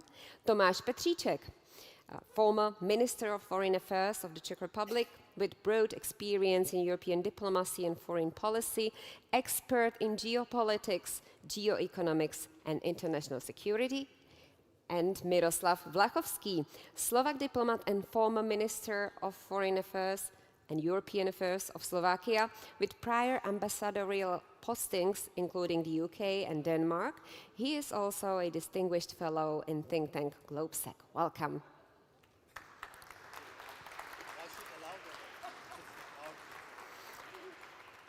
I would like to start with the same question for all of you. And by the way, this is a discussion panel, so you may send the questions, and I know this is a topic that really interests you. But I start with the one, are we still living in a rules-based international order?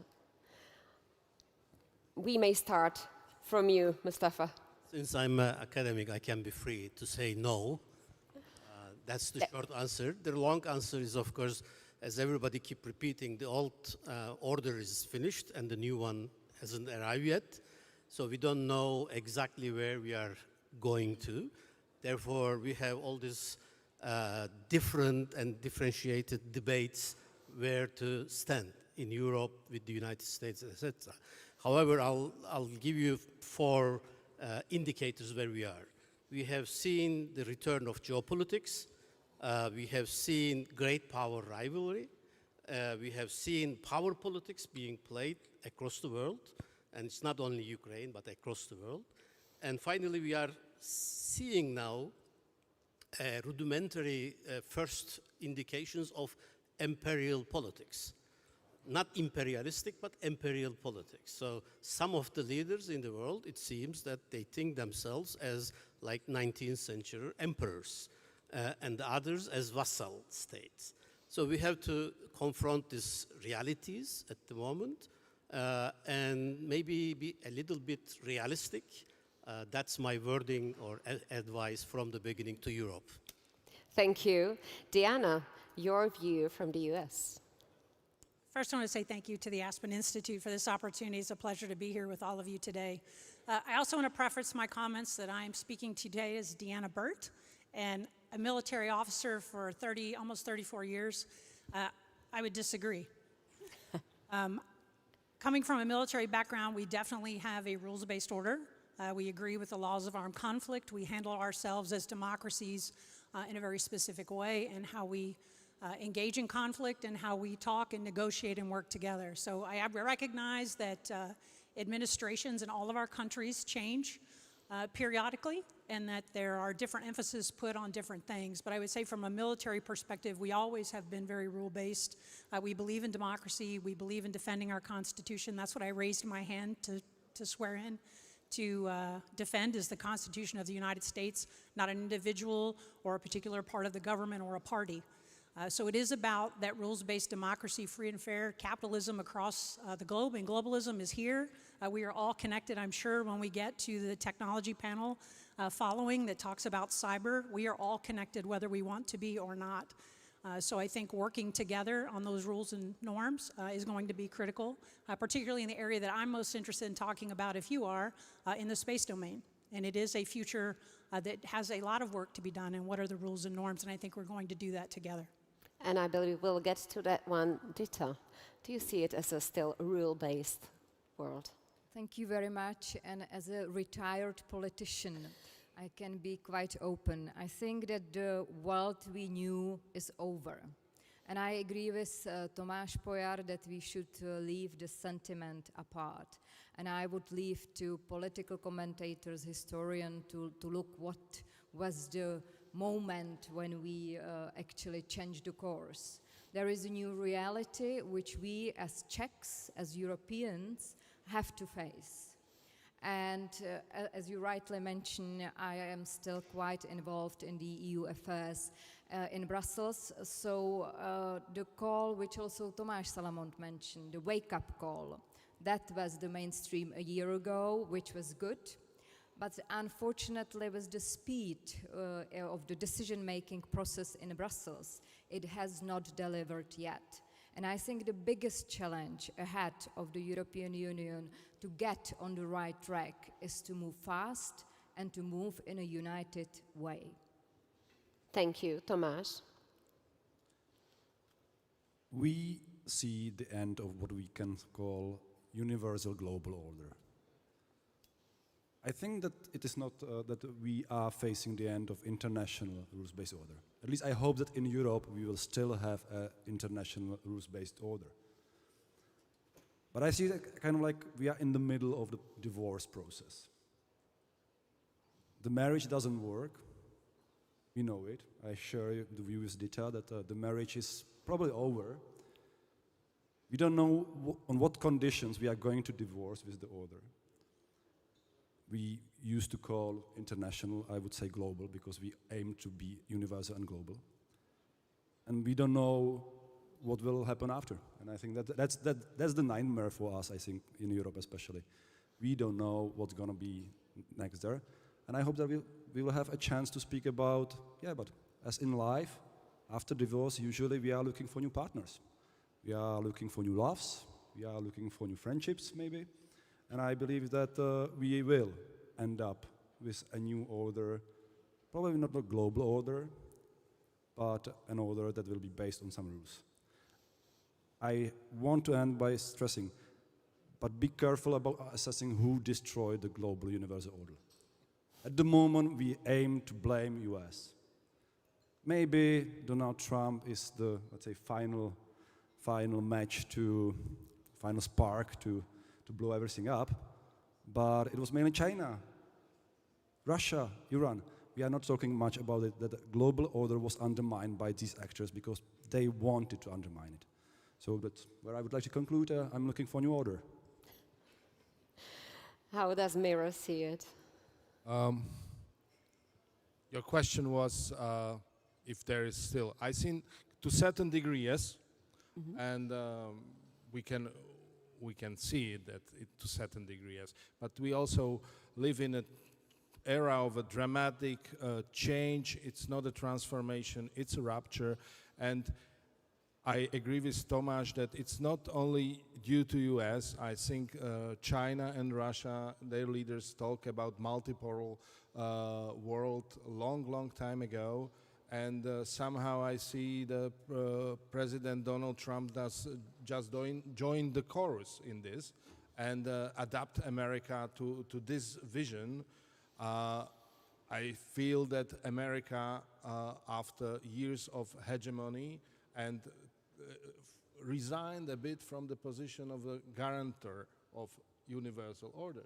That's what we see, really. I mean, and the question why is so, it's a question also for the Americans. Why did they resign for this? Maybe it's because they think that they do not have enough resources and energies, and they have to focus on what is going on in America. Because I think what we will see is the huge transformation of America itself. America is fighting for the character of its democracy, of what kind of republic it is and will be. If it is so that the US doesn't want to be anymore the guard for the whole world, if I would make it short, then how should we explain or how should we understand Venezuela? And I know Latin America is your topic, Dita, or Iran, if someone else would comment. So how should we understand it? Well, I mean, Venezuela, I would look at Venezuela from two different kind of angles. One is, since I've been in close contacts with the Venezuelan oppositions, when I was in the European Parliament, of course, Nicolas Maduro was not a legitimate president of Venezuela. He was not recognized by the European Union, by the way. So it opens a space, an opportunity for this country to hopefully have a democratic future. So from this perspective, I'm happy what happened in Venezuela. But of course, there is the second perspective for me as a Czech. And that's what kind of message have we sent to the entire world? What kind of message China and Russia can take from what happened in Venezuela? How much will this influence the sphere of influence in the world? So I think Venezuela, in a way, is really the chapter in the history which I'm so sure will be explained and will be the reference point for the future, what's going to happen. So yes, I'm happy for the opposition. I hope it will pave the way for democratic development in this country, but at the same time, I'm a bit scared what kind of message it could have for countries like China and Russia. Mira? I think it will very much depends on what we will see will be happening in Venezuela now. It's one thing to take the president of the country, which I agree was not recognized as a president by many countries due to the falsified election results, but we will see what will happen to Venezuela, because it can go in all directions now. It's not that there was a regime change, it was just one guy was taken away, and we shall see how much will it have an impact on Americas. I think what we've seen in Venezuela was a new security doctrine of America in practice. We will do our way in a Western Hemisphere. And by the way, the Chinese interest and Russian interest in Venezuela's regime were very high. If I may, Mustafa, you call this nowadays situation or the current situation like strategic uncertainty. So is the fragmented world, is there still a single strategic goal that can unite Washington, Brussels or other European metropolis and Ankara? Okay, three distinctions, yes. I think there is. From my perspective, and I look at the international relations from a realist perspective, not norm-based or value-based foreign policy perspective. So from my own perspective, I think the real interest of the United States security interest and the European security and Turkish security interests do align quite a lot. And I think these three actors, let me put it that way, do need each other to cooperate in order to deter the possible threats in their vicinity, especially nowadays in the European vicinity. Having said all this, let me put it a word regarding Venezuela and Iran. We do debate in Europe as if some issues happened for the first time, as if something new. Just remember in last 20, 30 years, not 30, even 20 years, there was a forced regime change in Iraq, there was a regime change in Syria, there was a regime change in Libya, and why not in Iran? I mean, it's nothing new there, right? This is not hardly the first time this is happening. And in Venezuela, new security framework of the United States, strategy of the United States is not a new strategy. I mean, it's a rehash of the old Monroe Doctrine, right? Everybody's talking about it. So this is also, Venezuela is also not new. What is underlying all this is the real power politics, something that we in Europe have ignored for so long. If any of you, I think you have already listened Prime Minister Carney's speech to a recent Davos meeting. Right? He said that we have enjoyed rule-based international orders, benefited from it under the American security umbrella, and we ignored some aspects of it. Now those ignored aspects of rule-based international order come to haunt us, and it becomes a reality, and now it's all too real to confront them. The spending on defense, as mentioned by Tomáš Pojer as well, I think this is hunting us really fast now. But when I'm asking about one strategic common goal, could that be space, or should that be space, Diana? Absolutely, I think it needs to be space because, again, it's a new domain for everyone. There are a lot of European countries engaging in the space domain. The US, we are getting ready to send Artemis off here in the beginning of February, and it is a coalition of nations going to the moon with Artemis. So I think there's an opportunity here. There are not a lot of rules and norms established in the space domain. We've had some historical treaties, but again, how we operate day to day is important. Also know that in the domain, unlike others, you have commercial, civil, and military operating together in the same environment, and they're all threatened by anything that's on orbit, whether that be debris or weapons that are in space. There is no, everyone is in the engagement zone. You cannot, like in the air or the land domain, separate out and separate combatants and non-combatants. If a war extends into space, everyone is in that area of engagement. So there is going to be requirements, I think, for us to work together on what are the norms. How do we manage in the domain, talk to each other, traffic management to ensure the free and fair use for all so that we're not running into each other or into debris? Are there ways to move forward as we go to the moon and beyond?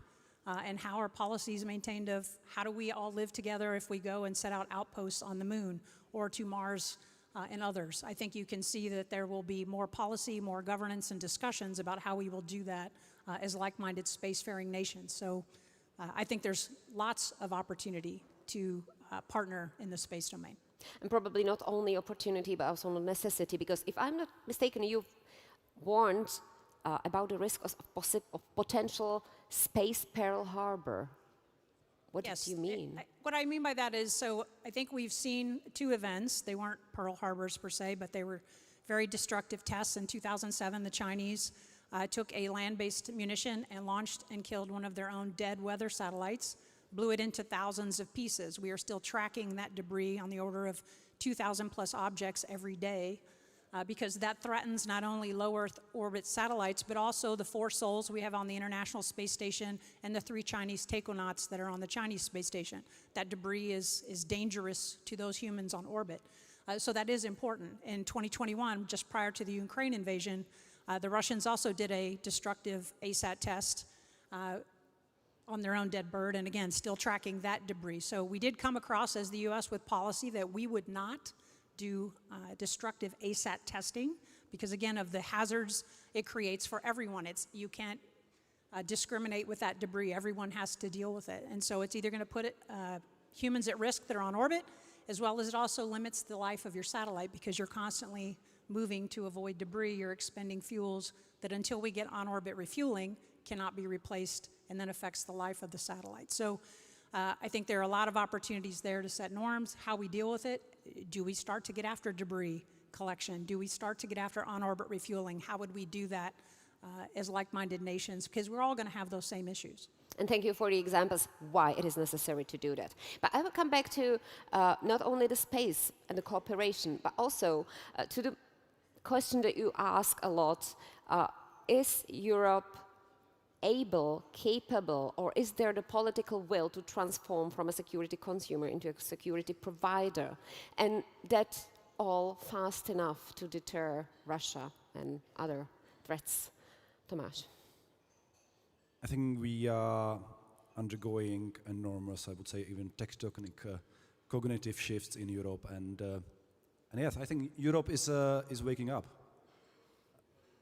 and it's moving from discussion about autonomy, strategic autonomy, to acting. And I always recall many years ago discussing about strategic autonomy that somebody said, look, nobody who has strategic autonomy is discussing strategic autonomy. Who has strategic autonomy is acting, and I'm happy to see that Europe is acting, not necessarily only on the military front or defense front. Let's recall this week final breakthrough when it comes to relations between EU and India.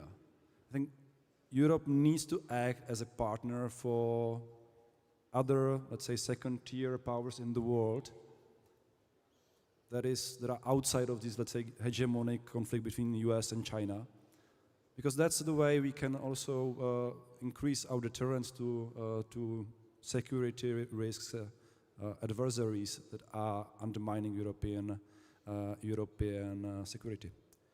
And I would have one comment on the space, actually, because space is one of the important global commons we are having. I would be happy to see more cooperation there. I think right now we see more of a geopolitical struggle in space right now.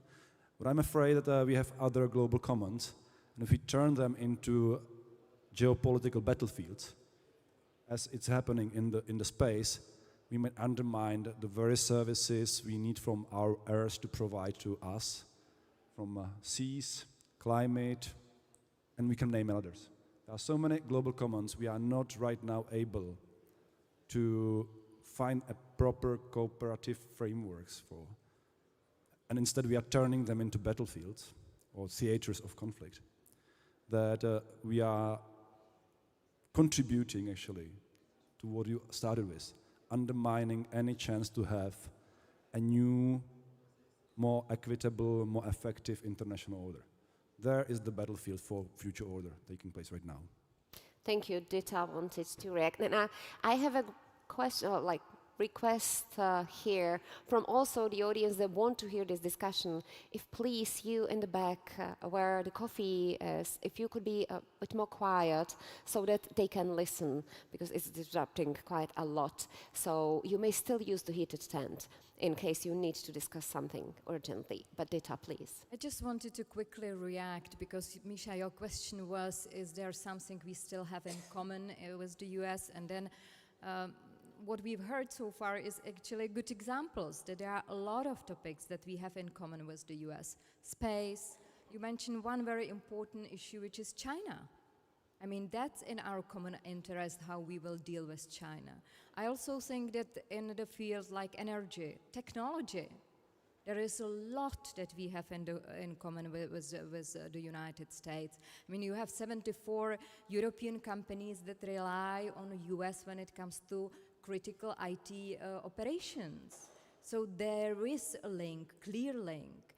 I understand that now the mainstream in the European discussion is the sovereignty, how much we will made in EU, but I think we have to be really pragmatic here, and I don't want to see Europe which is going perhaps from one extreme to another. A lot of European companies, as I said, depend on the US technologies, and they manage to innovate thanks to the US investment and US technologies. This week, for instance, we had a lot of discussion in Brussels around the chips, the new legislation which is coming, and CEO of the Dutch company ASML, the chips giant in Europe, said, you have to be pragmatic and realistic and find a balance when it comes to European sovereignty. So I hope that we can also have such a discussion in the European Union. One last point when it comes to India, while I'm very happy and I'm looking at Ivan Hodaj, who spent his entire life on India, I mean, it took us 20 years. Mercosur, 25 years. I was posted in Brussels for the first Czech presidency 2009, and guess what was the priority of my country? To conclude Mercosur. And we are not there yet. Who is the main trading partner of Mercosur? Meanwhile, China. We just left the market. So, I mean, it's also about if we are capable to translate the words into the practice. It's also a question from you. Should the EU pursue common goals with the US or rather deepen ties instead with partners with more aligned interests or values like India, Canada, Mercosur? So you just pointed it out. Miro. When you ask those questions, what comes to my mind, is Europe flexible enough, fast enough, and pragmatic enough? Because those are the characteristics which are needed in this time, and we are not there yet. We can use our strengths. Europe has strengths, but we have to be more willing to use power. As Tomáš Pojar said, we have to be able to use the advantages we do have. On the other hand, we are in a more difficult situation because Europe is not one single state, we all know that, and no European power can compete with the biggest powers in the world of itself. So the solution is cooperation within Europe, but cooperation which is much more flexible, pragmatic, and faster. I'll add a question, because what we speak here about is it's still more about the power. And we've heard it from Jan Schweiner, I think, or was it Tomáš Salomon, the winner takes all. Like, that's the state we are in right now. And somebody is reacting to what you've said. I don't know if it was you or Tomáš or someone. EU is too slow and divided. Are you advocating for a strong leadership, not caring about diversity like in the US? Is that not the path to autocracy? So, I think the question is, can we use the power, the strength, to be partner to other strong countries like the US, but still stay rule-based? Tomáš? We can, and actually I disagree with Tomáš because we can understand power in very many different ways. There is no universal definition of what does power means. Some countries are powerful not because of flexing their muscles. Some countries are powerful because they can project influence through more nuanced way. And I think Europe cannot copycat US way of geopolitical behavior. I think it would be a mistake. I think we need to look for our own way as Europeans, use all kind of powers we have available, do our own assessment, okay, where are our strengths, where are not our strengths. Look, we are in a kind of gloom-doom mode somehow in Europe right now. I was like reading a comment from IMF president yesterday that she would like us to stop this gloom and doom that Europe is lost. Europe is not lost. Europe is not lost. Europe has attraction still. Europe has source of power. It doesn't have to behave like Washington right now. So, and if we would copy Washington, we would lose what we are to protect, European way of life, our European identity, and I believe there is European identity. If you go to Kansas City, you find out you have European identity. So I believe, yeah, for sure. For sure, we can make it. Miro, Dita also wants to react, and then I'll move to... I think we absolutely have enough power if we will be able to tap on our own resources, and when we are able to get rid of the ways it used to be. There is a strong sentiment, how was it good when the good old multilateral organization worked and things like that. The world has changed. We have to accept the fact. We have to accept also the fact that we in Europe somehow lived for a long time above our budgets. In reality, there is a lot of money in Europe which are not working money. They are in funds which are not working, and we have to make them work for us. That's the way, but we have to really think flexibly enough and move. The biggest problem I see is when you are sitting on the fences and not play on a playground. And that's what happened in Europe quite often. Thank you. Dita? Yeah, while I very often agree with Tomáš here, I was thinking, you said we should, we could, but there are many ifs. And the if for me is, first of all, that Europe must have two clear priorities, security and economy. We created very good social system in Europe, welfare system, quality of life, but we don't have money in Europe for it anymore.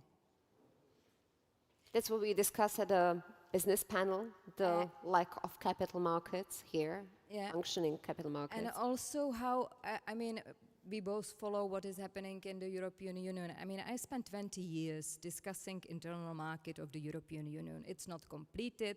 I'm sure in 10 years when we have the Czech presidency, it will be yet our main objective, how to finalize the internal market. The problem is that sometimes I feel we have 27 countries, European Commission and European Parliament. You have like 29 entities. The Mercosur, for instance, was one of the examples where it did not work. We have clear guidelines from Draghi report. I mean, I hear a lot of discussion in Brussels around Draghi report. I saw little so far when it comes how to translate it. I sometimes give the example, my fellow colleague Louis Garicano, who is now professor at London School of Economics. He spent 5 years with me in the European Parliament, and they produced now a new survey, and they looked at how regulated the European market is vis-à-vis the US market. So over the 5 years when Louis Garicano was our colleague in the European Parliament, the European Union produced 13,500 acts. Different. At the same period, guess how many legislative files were adopted on the other side of the Atlantic? 3,000. 3,000. Of course, we need legislation to harmonize and to conclude the internal market, but I agree with the panel, which was Tomáš Salamon and Professor Schweiner, it's just too much. We are now on the tracks try to simplify, and I would say not only simplify, but deregulate, which is the word I can say as a retired politician. Otherwise, I think I would be bombarded that we do not deregulate in Brussels, but we have to. It's also very much connected with the security, and we'll talk about it a lot at the technology panel. Tomáš, if you want to comment on that, then I will move to the NATO back. Just a quick reaction about there are no money here in Europe. I think it's not true. In Enrico Letta's report, you see, or Enrico Letta also mentioned that in his report, this is the second report to Draghi's, that 300 billion euros every year are flowing from EU, mostly to US. US economic growth is funded by European pensioners, by European household savings. These 300 billion, these are money who are invested in these tech companies, American joint ventures and so on. And I think we have chance to.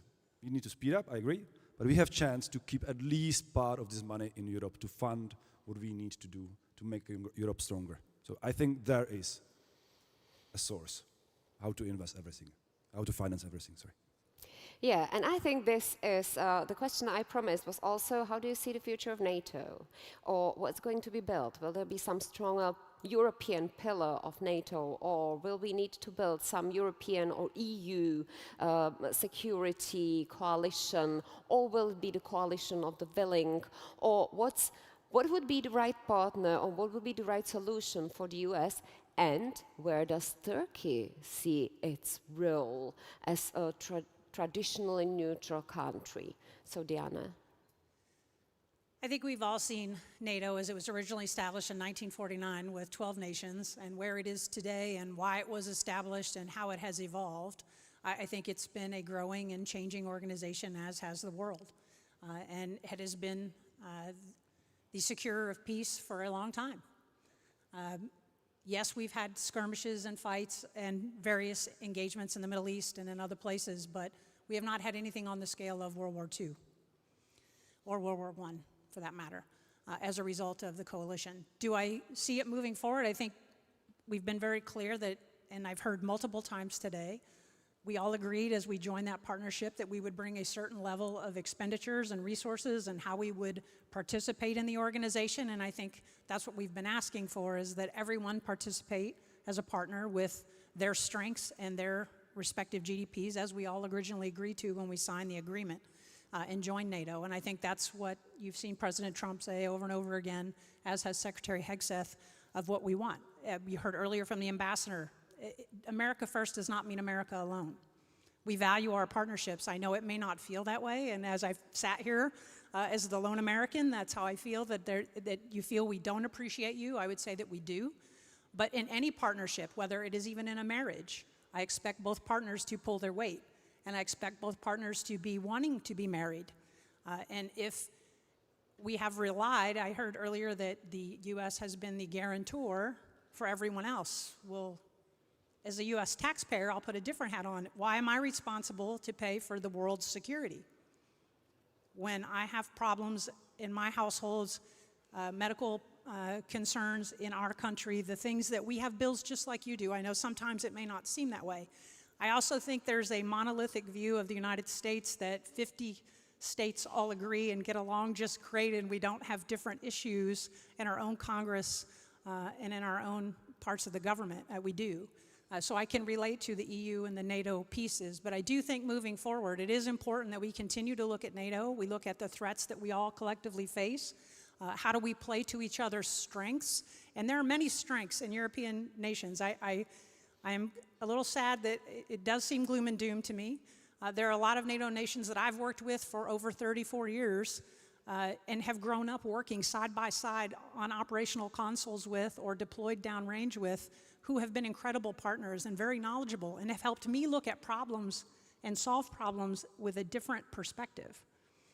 Because you do bring a lot of strengths. You have long-lived relationships with many countries that the U.S., frankly, as a nation, we're the little kid on the block if you look at it from an age perspective, right? We're just getting ready to turn 250 years old. Many of you are well older than that as a nation. So I would just say to you that I think NATO is important. I think it will continue to be important, and as it has evolved since 1949, it will continue to do so. But every partner has to be there because they find value in it, and that they're willing to come to the table as a fair partner and provide the same and equal resources that you're asking all the partners to provide. Thanks. And how does Turkey see its role? Because we can see, especially now, as Europe, and especially the, let's say, Northern or Eastern Europe, feels the threat from the East. Well, Turkey became a safe haven for Russians. So when you come there, you hear Russian everywhere.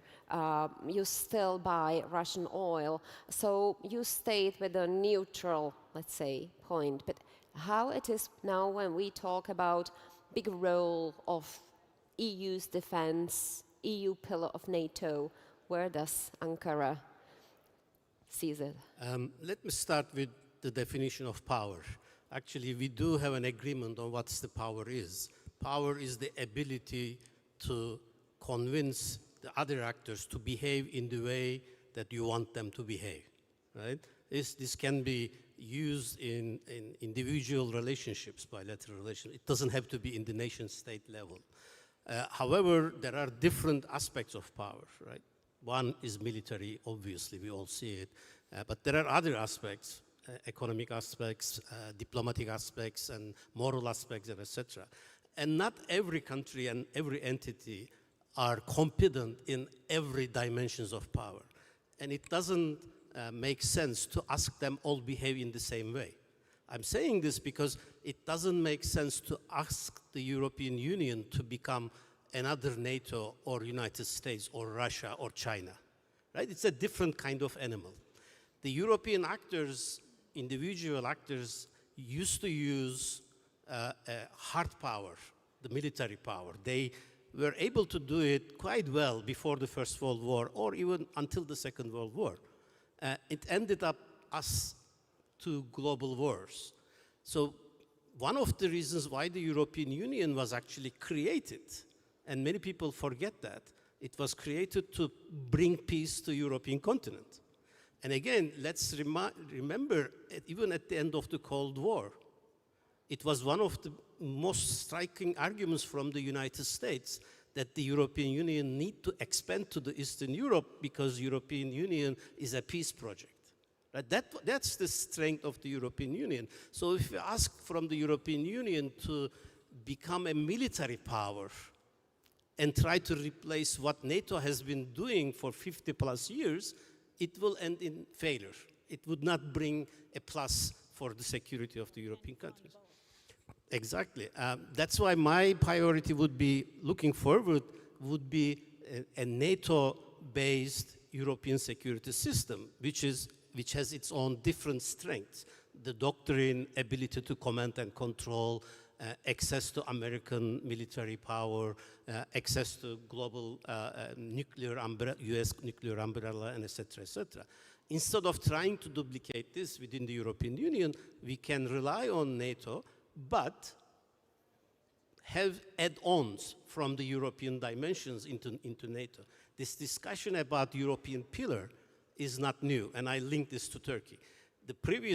When we discussed the European pillar of NATO previously, it was based on the idea of European Union developing its own autonomous military entity, and it failed. This time, however, when we are discussing the European pillar, we are discussing a non-EU European pillar of NATO, which could include non-EU European countries, United Kingdom, Turkey, Norway, or even Ukraine. Right? So these are the 4 countries actually can really contribute. Having a word about Turkey, I mean, that's the specific question. I don't think Turkey has been neutral. If you look at the Ukraine war, Turkey was the first country to send lethal weapons to Ukraine to defend itself.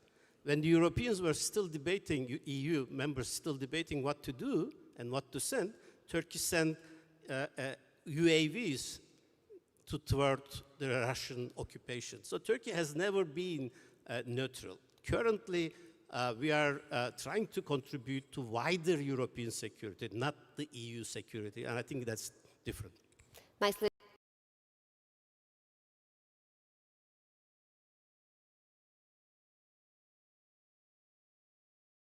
Why I'm asking, you said we don't need other coalitions, but for example, now we have there the peace coalition being called in place.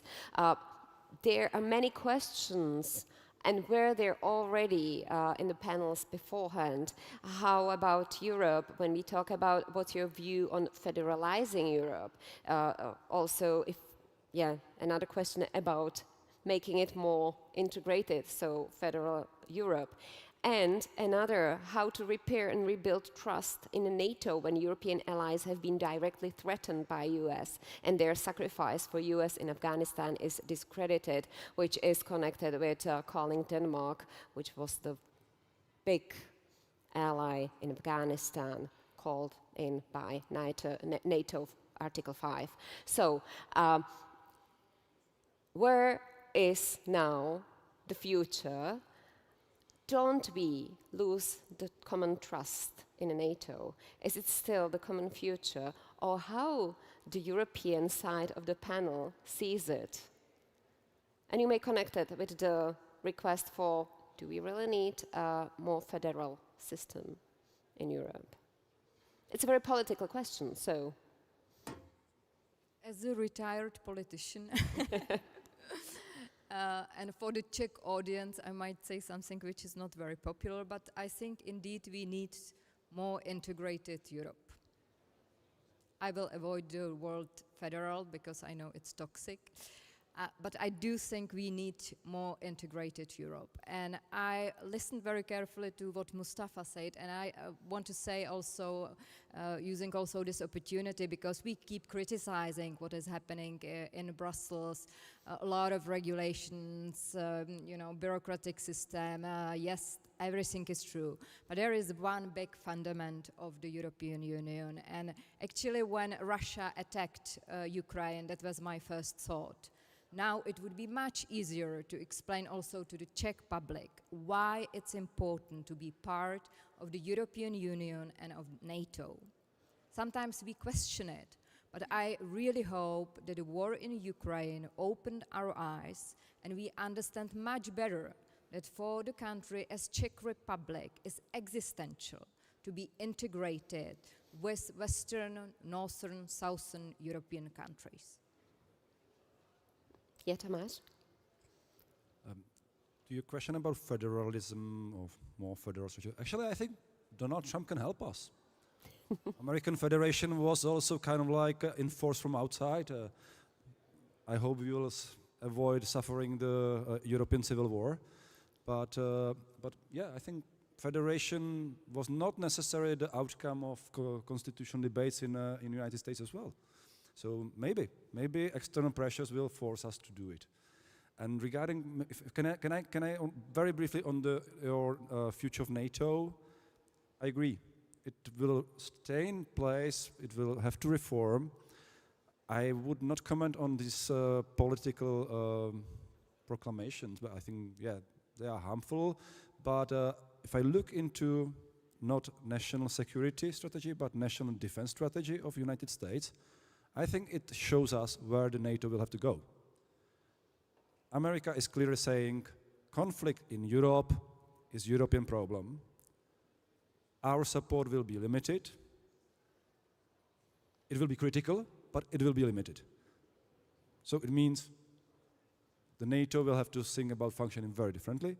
And in practical terms, for example, we Europeans need to think about how to create a component of NATO that doesn't fully rely on, for example, American command, on American intelligence, on American kind of like backbone military services.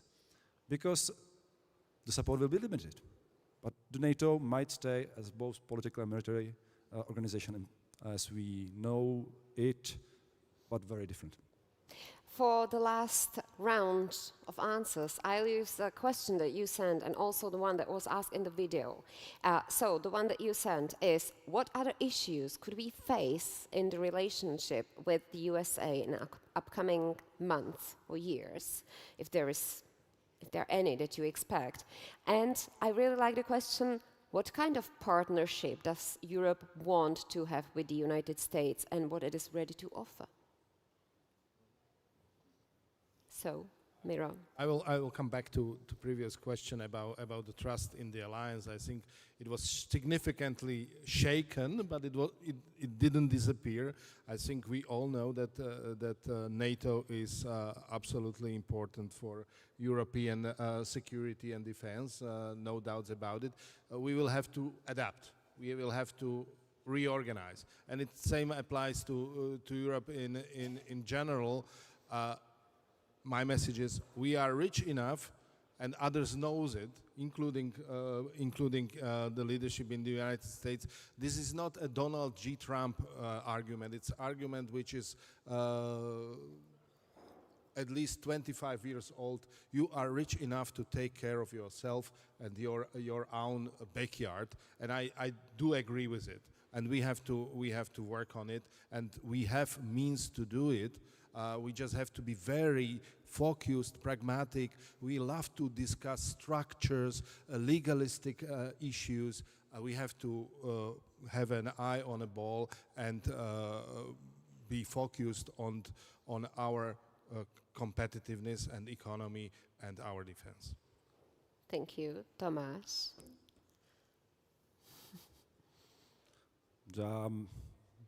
Different Americas and different Europes. The question is which America you are asking for. I can imagine that we will be still working with United States on some common challenges, space, safety of navigation maybe. We will have to grow up, as was said. Americans are clearly saying us, your problems in Europe are your problems. We will be kind of like backstop for you, but we are not going to fight your wars instead of you. And yeah, that's a fact. And I'm happy to hear from Tomáš Pojar actually that yeah, you will probably have to start buying European, start building really capabilities here in Europe, rely more on ourselves, build trust among ourselves. I think that's not a problem about trust between US and Europe, or Europeans. It's also about trust among Europeans, and I think this is a deficit we are having. We are not trusting always ourselves as Europeans. And I must say, it really, when you listen to it, that we will start building ourselves, we'll start protecting ourselves. Well, actually, that's something that should be natural. So, Dita. Yeah, very briefly. Look, at the end of last year, there was a survey among the Europeans how they see the United States. And to my big surprise, only 16% of Europeans see United States as an ally, while 20% see United States as a rival and an enemy. That's the reality which we have to face, but at the same time, I sincerely hope that we need to have a dialogue. We need to build on what we have lived so far. And I hope that also the dialogue within the Aspen Institute Central Europe is the right platform where we can exchange businesses to businesses and people to people contacts and see what is the way forward. Thank you. From the American view, how the partnership should look. It's really tough being the lone American on this panel, just saying. First, I just want to say, having been in the military for, as I said, almost 34 years, I want to say thank you to all of my coalition partners for what you have done from the entirety since 1949 to present. Everything, when we were hit at 9/11, Article 5, first time it's ever been asked for, and you came and you responded. I was a young captain at the time. Every coalition partner I have worked with over the last 34 years has been absolutely incredible. I have grown up building relationships from being a young lieutenant to a 3-star general. I would look at my political friends and my diplomatic friends in the room. You've all grown up together as partners from very young to now. Those relationships matter. And I'm not saying that our political structures and our leadership aren't important. And yes, they do set a lot of policy and governance. However, we are all the ones that execute it, and we also know each other. And there is a face with that policy as a friendship and a relationship, not just, hey, it's a piece of paper. And that's really where trust is built, in my opinion, is at the lower levels and having these kinds of conversations and airing where we can work and find a negotiated or an area to make something be executable. So I don't, for any reason, not say thank you for all of the lives lost and for the people who have supported us over decades. And I look forward to continued partnership. Yes, we will evolve. But again, as I said earlier, partnerships, you come to the table as valued partners. You both bring value to the table. You're both working together for that partnership. And again, I may care about as a nation one thing that you may not. So then it may be a partnership of the willing on what you want to get involved in. That's what sovereignty is about, is how you build those coalitions. So I just think we have to continue to talk and keep the dialogue open and work at every level to keep communicating. Thank you. Mustafa. Just building on, I mean, apart from this personal dimension and experience of working together for years, there is also strategic dimension and in national interest dimension that keeps United States committed to Europe. If we have to distinguish between statements of flamboyant political leader, then the state policies and documents. So when I read the American state documents, like security doctrine and other, I don't see a breakup with Europe or NATO. I don't understand this expectation that the United States suddenly will totally give up European defense and forget NATO. The United States, even if it wishes clearly to concentrate on China, and it wishes to concentrate on other parts of the world, it definitely wants also a secure Europe. A European continent which is not secure is not good for anybody. And the United States understand that quite well. They had to come twice to fight it over in this continent. So I never see the logic that the United States is going to give up on European security. The problem is we are going through a period of change, and everybody understands change differently. What we need is more dialogue, more talk, and we all have to change in order to adapt to changing international circumstances. Thank you to Mustafa Aydin, Diana Bird, Dita Charanzová, Tomáš Petříček, and Miroslav Lachovský. Thank you very much.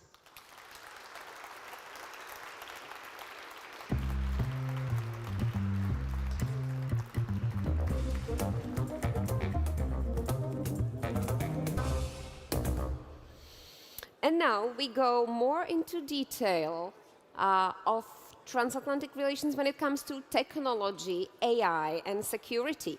Artificial intelligence is no longer just a business tool. It has become a matter of security, resilience, and even geopolitics. For years, we've talked about the difference between Europe and the US as regulation versus speed, safety versus scale, Brussels versus Silicon Valley.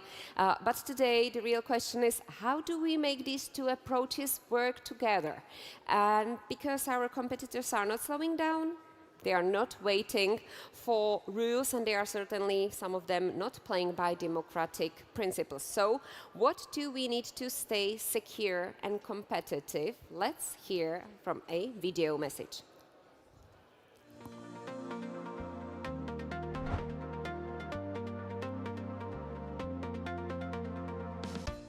In times of global technological competition, it is absolutely critical that Europe and the US continue working together in the field of AI and cybersecurity. We must join forces when it comes to innovation, research, and development of new technologies, including AI and quantum computing. Second, we must continue working together when it comes to regulation and setting the right standards and norms and expectations when it comes to the use of these new technologies. And last but not least, we must work together when it comes to cyber defense, in defending our nations and critical infrastructure against cyber threats, against the misuse of AI by our adversaries. Operations of large enterprises are becoming more and more endangered by cybersecurity attacks. This situation is unfortunately negatively evolving, and companies need to mitigate such risks. European Union adopted more regulated approach compared to United States. However, the collaboration on the transatlantic level is essential. I do expect the discussion at this panel is going to open these topics and answer your questions. You might think you are not a target for any cyber attack. But one day you might get a package with a lava lamp powered by USB. You plug it into your computer, it glows, but it also gives access to an attacker to your organization network. Before, to do this kind of attacks, you needed professionals. But nowadays, with AI supercomputers who can generate fake images, fake videos, it's much easier. So the question is, how do we teach non-technical people how to use AI supercomputers to know how to defend themselves?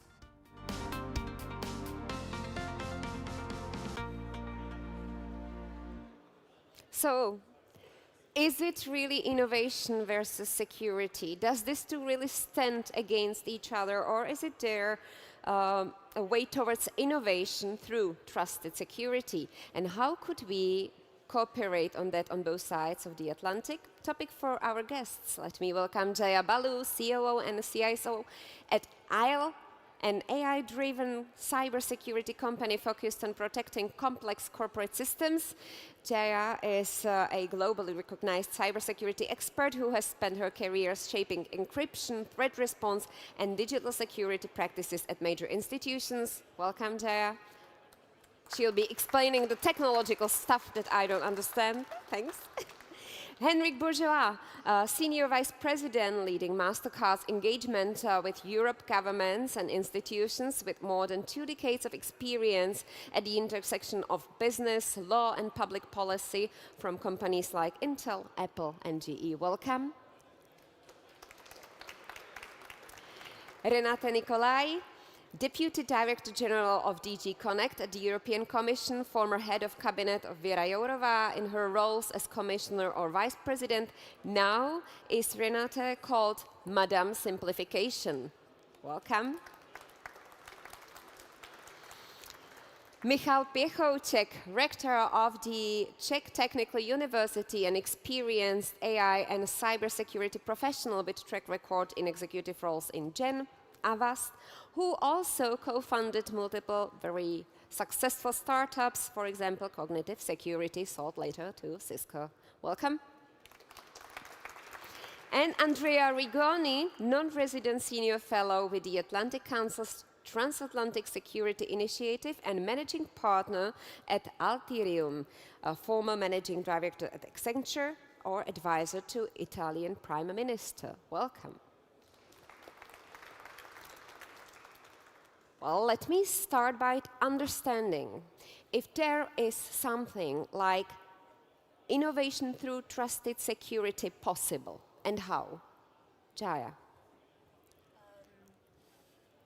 So I think this is a really interesting question. So of course, you know, innovation is something that is usually found by necessity. So when we talk about trusted, I think we have to like ask ourselves, what do we trust?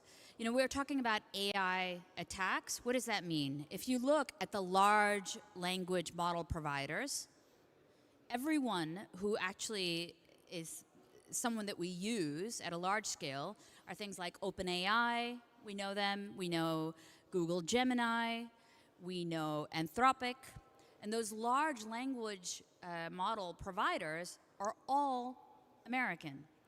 When you look at someone wanting to do something other than the American providers, if we want to talk about sovereignty and trust, then we're like looking at people who are using the Chinese models. And I would ask, is that really better?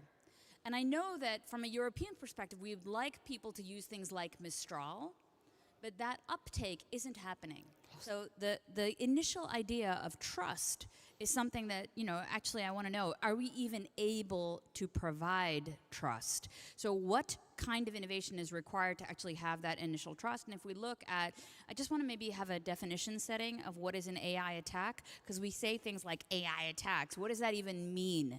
So if you can think of the conventional cyber attacks we already have on our legacy infrastructure, the old stuff, the fact remains that the reason that companies get hacked today is still the stupid things.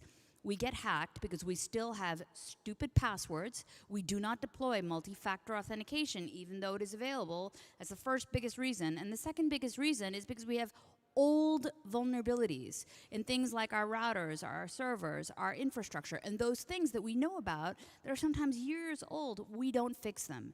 So the possibility for AI to do some accelerated attack by spoofing identities or using deep fakes, this identity gap, it's very much possible. And the same is possible when it comes to vulnerabilities. And the ability to combine these things to do sort of advanced phishing attack is something that is actually manifested. So we've actually seen companies hand over millions of dollars to someone who they think is their CFO. So I think that these types of things are what we need to resolve if we want to have this kind of trust. And very often we speak about, it's about the speed, but here in Europe, even the panel is called Regulation versus Innovation. And I'm asking, does it have to be regulation versus innovation? Can it be both in line towards innovative security or something like that? Me? All of you. Okay. But you are representing a company that cooperates with many small companies that cannot be here with us on the stage. So you may talk in their name. Yeah, look, I think it's a bit of a provocative title to suggest that innovation is American and regulation is European, or that there is a dichotomy or a choice that needs to be made between speed and safety. I think obviously stakeholders' systems need to converge towards achieving both objectives. I think this is essential. At the same time, it's true that we in Europe, we tend to focus more on risk and less on opportunities, and I think American society focuses more on opportunities and less on risks. And obviously we have in Europe our precautionary principle, which basically is a legislative regulatory principle that basically says when you're going to introduce a new product, we're going to introduce innovation or service, and there's no clear scientific evidence that the product in question is not going to create significant damage, then there is basically an expectation that we will regulate in Europe, right? And so the burden of proof is clearly on the innovator. And so that creates a different type of perspective, I think. But having said that, I also think that, particularly in societies that are more risk averse, regulation and legislation promotes trust. And if you have more trust in a society and a system, innovation is adopted more quickly. And that's certainly the case for cybersecurity. It's certainly the case for digital payments. The company that I work for runs a global network of digital payments where we make hundreds of billions of transactions on a daily basis. Authentication, clearance, switching that needs to be seamless, secure, and safe. And so for us, trust is an existential issue. And that's why a company like MasterCard is investing billions of euros in cybersecurity innovation, really to promote this. And so this tension, I think, between innovation and regulation really comes to life in the cybersecurity world. Thank you, Renata. I think it's especially for you, this title, Europe's Regulation, America's Innovation. How do you see it? And when we regulate, is it with the aim of being secure? Because I think the aim is not regulate just for regulation, or at least I hope so. Certainly not. And I would also think that this is really behind us, that it's either regulation or innovation. First, let's get some facts right. It's not true that there is no regulation on the other side of the Atlantic. It's just that done at a different level. If you look, for instance, in the areas where we regulated data protection or AI, yes, there is no federal data protection law in the US. Yes, there is no federal AI regulation in the US. But if you look at the states level, there's multiple kind of initiatives and regulatory pieces in different kind of the states in the United States. But I think we also heard in the previous panel that we are living in a time of change. And I think if there's one thing that is, I think, maybe good news about the current Commission, and that is also not driven by, the transatlantic context, but it's driven by what happened actually between the last Commission and this Commission. It is driven by the input of very wise people such as Draghi or Letta or Ninister, who have given us in their reports a very good assessment of what is missing in the European Union. And there was a very clear message that what the European Union needs to do is to look after its competitiveness and build on the single market and deal more critically with the regulatory framework. And I think that's what we are doing. So it doesn't mean that regulation is bad, but it means a much stronger focus on innovation policy. And I think the two things can be combined. And let me give you one example. The AI revolution that we are all testifying, where Europe wants to build an AI continent and not only kind of take the AI that is developed elsewhere, but actually make AI in the European Union.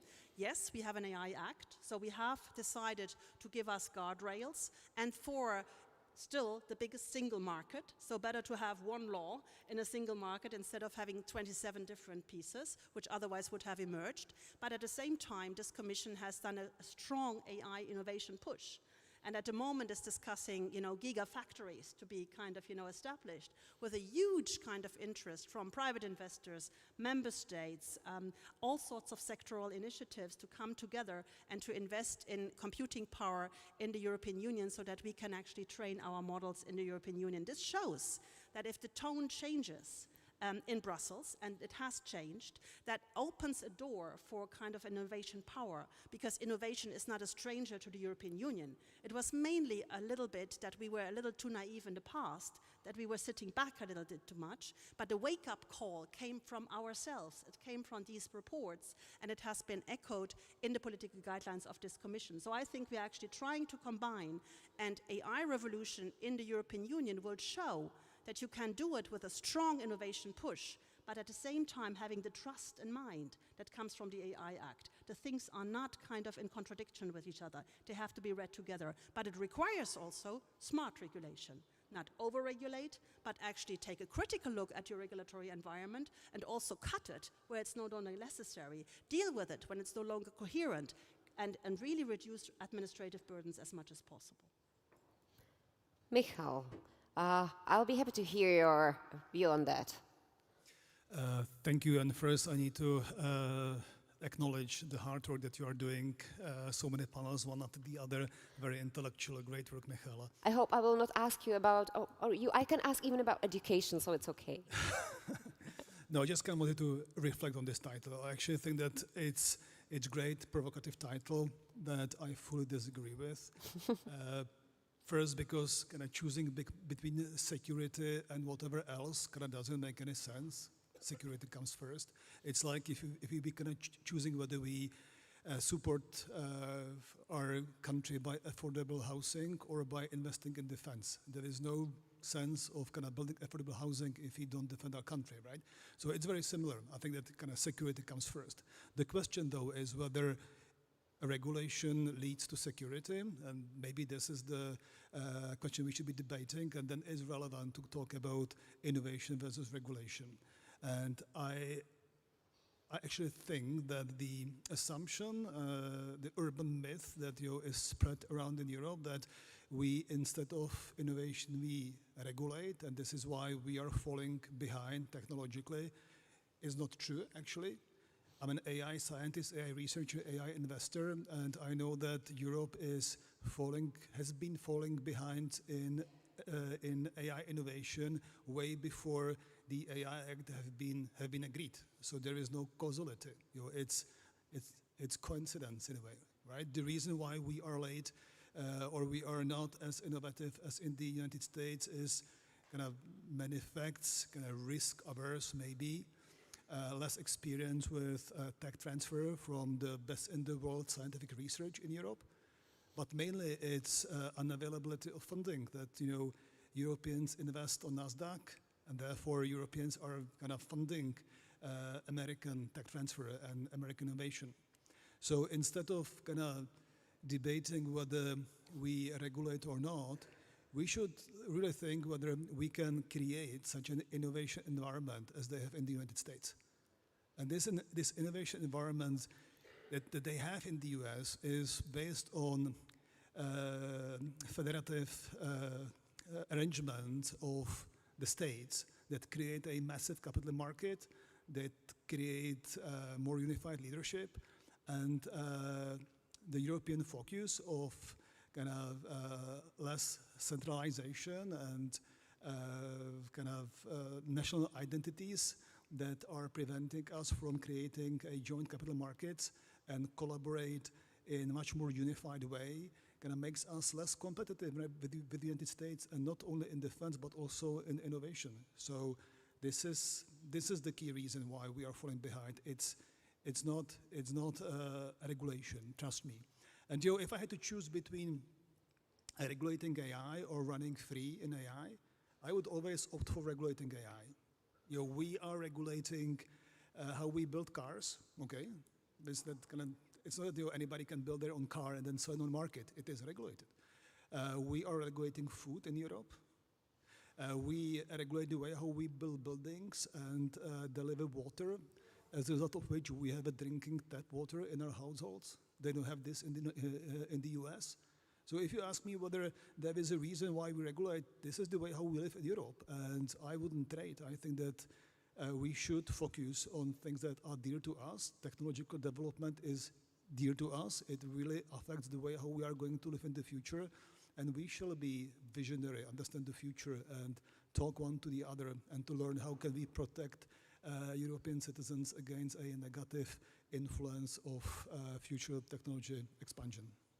Thank you for mentioning even where we can get inspired from the US. I think Andrea can build on that, because you know it from both sides of the Atlantic. And we already, before the panel, discussed that even what we discussed here at the educational panel, that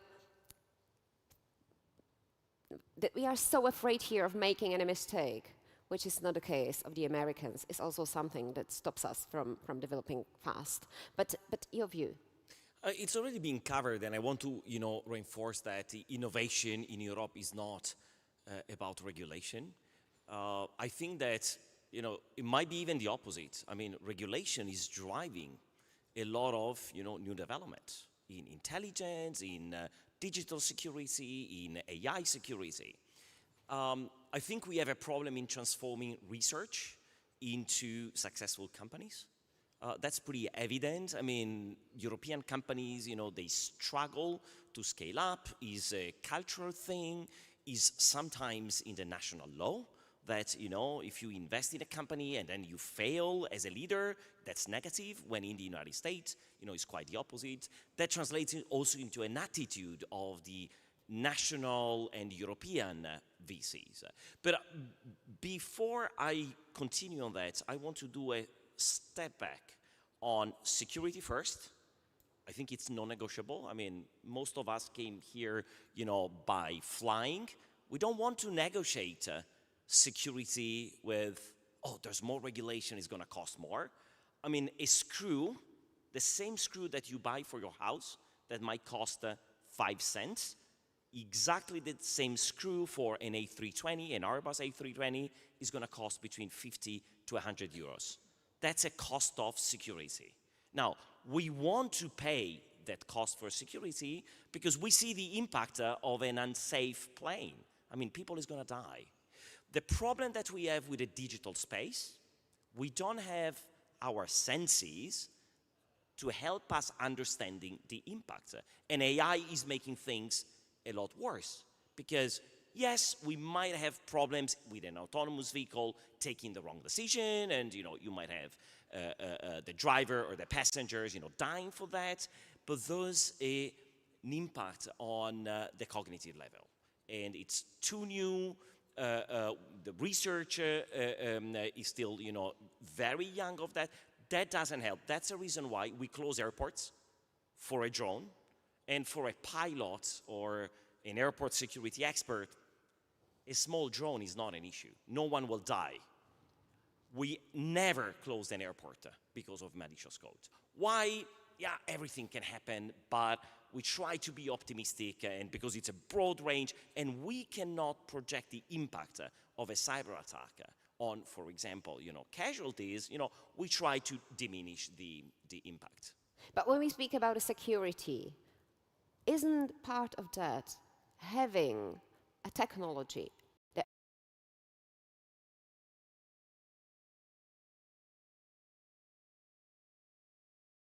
right at the beginning of the conference, is the EU, is Europe able to be an AI creator and not only AI consumer?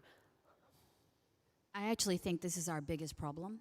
I think there's a certain degree of supply chain dependence that is next to impossible currently to move away from. A really good example is the dependence on things like Microsoft. It's a very clear case, and we saw the case with the International Criminal Court.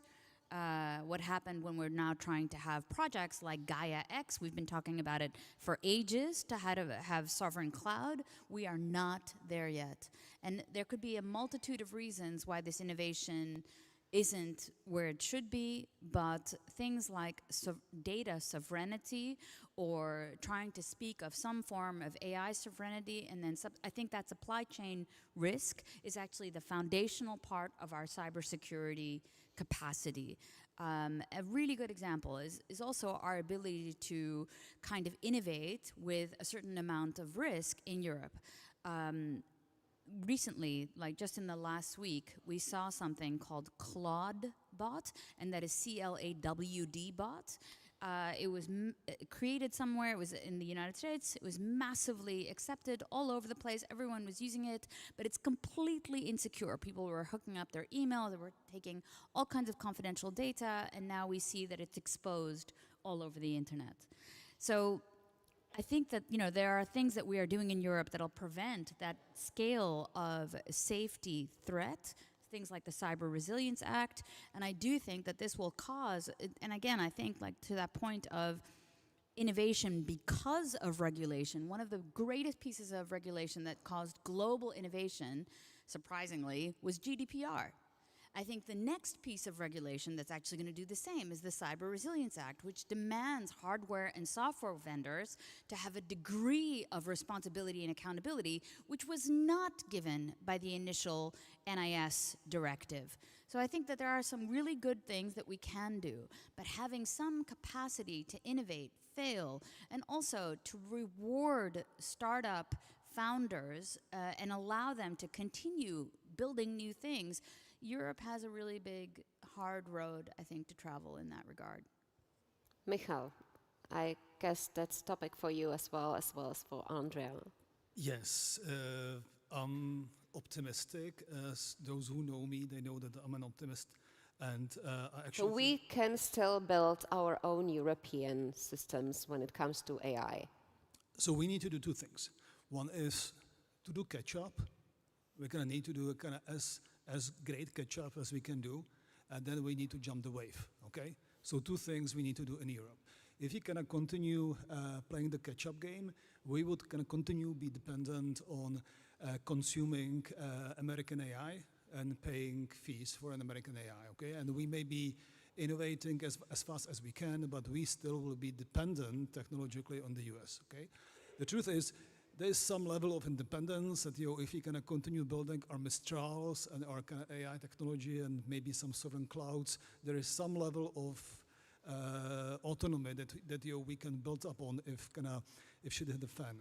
However, what we need to do is be able to jump across the AI wave and try to find opportunity for Europe to build kind of new AI capabilities that we will then make exportable, that we will export to the United States.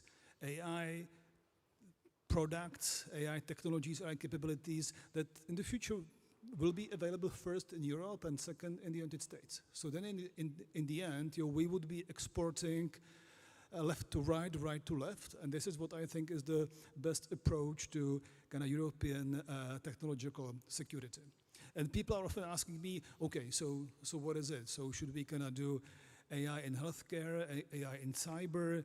And kind of my response has always been, let us try to find a space where currently United States are less focused on. And I'm convinced that in 2025, 2026, Europe continues to be more focused and more successful in scientific research, comparing to scientific research being a focus in the United States, okay? And this is for fact. There is divestment in the US in the space of scientific research. And I'm really bullish about the space of AI for science, building AI models, AI tools that can accelerate scientific discovery, hence technological progress. Partly, I think that this is not being seen as the kind of gold mine use case in the US these days, which by the way is not. And second, kind of Europe continues to be super competitive in the scientific research. So my recommendation would be to kind of collect our resources and our talent in Europe and try to build tech that would accelerate scientific research so that Europe is going to be competitive in scientific research in the future. I like this positive thinking, and I'm keeping my fingers crossed for it working out well. Andrea or Renata took a microphone, so I guess you wanted to react on, but Renata, Andrea, you may, at your view, what is then stopping us from already jumping on this wave, on this road towards, well, being the one who is selling their thoughts and ideas, not only via people, but in products to the US, to China, to other countries, changing? So, first, I'm not sure that, so the situation today, we have like 42 frontier models, AI models in the US. We have barely 3, in Europe. So if we start having an objective, we need more European AI. I mean, we already lost the battle today. But the AI is accessible. It's not like quantum. The AI is accessible to everybody, even if it's in the United States. AI is a tool and can be used to solve problems. and there's problems where, you know, in Europe we are better than in other regions of the world. So first, we should not use that as a barrier, but as a leverage. Of course, there's a concern. If I don't own the model, in particular, if I develop solutions for national intelligence or for security, is it safe that I use a model that is hosted, you know, outside Europe? But that's, you know, another discussion. It's not about you know, inventing new AI models that we keep here. We need to leverage the bridges that are already there between the United States and Europe. We need much more help from the European institutions to make that, you know, more structured. There's a lot of programs where US investors, you know, are willing to invest in Europe. It's not easy to have access. For example, there are a lot of, you know, research funds that today are open also to US counterparts. It's not the same for, you know, other funds. Thinking how we can stimulate the small and mid-sized companies where Europe is investing to sell more to the nations, you know, number one. And second, to have, you know, these, you know, connections with the United States. For the United States investors, Europe is a market.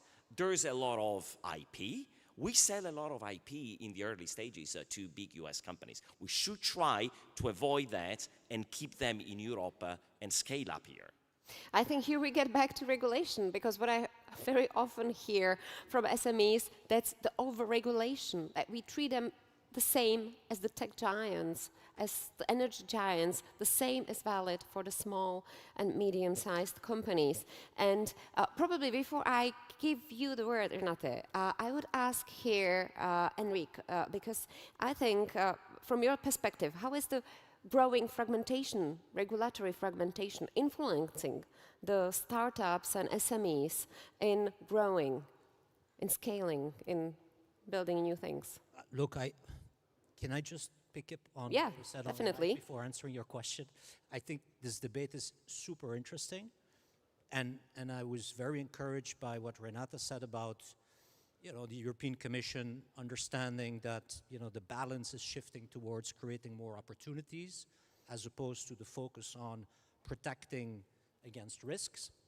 But I think we really need, for AI, I really think we need holistic policy solutions. We don't need an AI policy.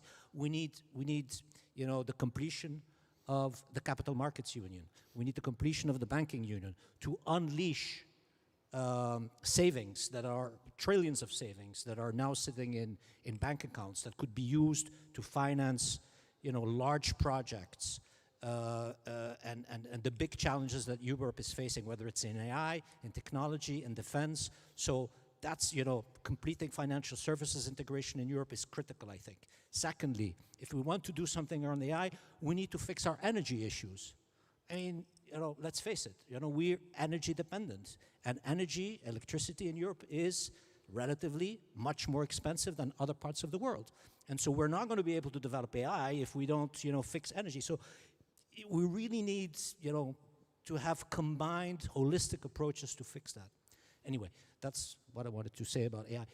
But on regulatory divergence, I think global approaches are not helpful.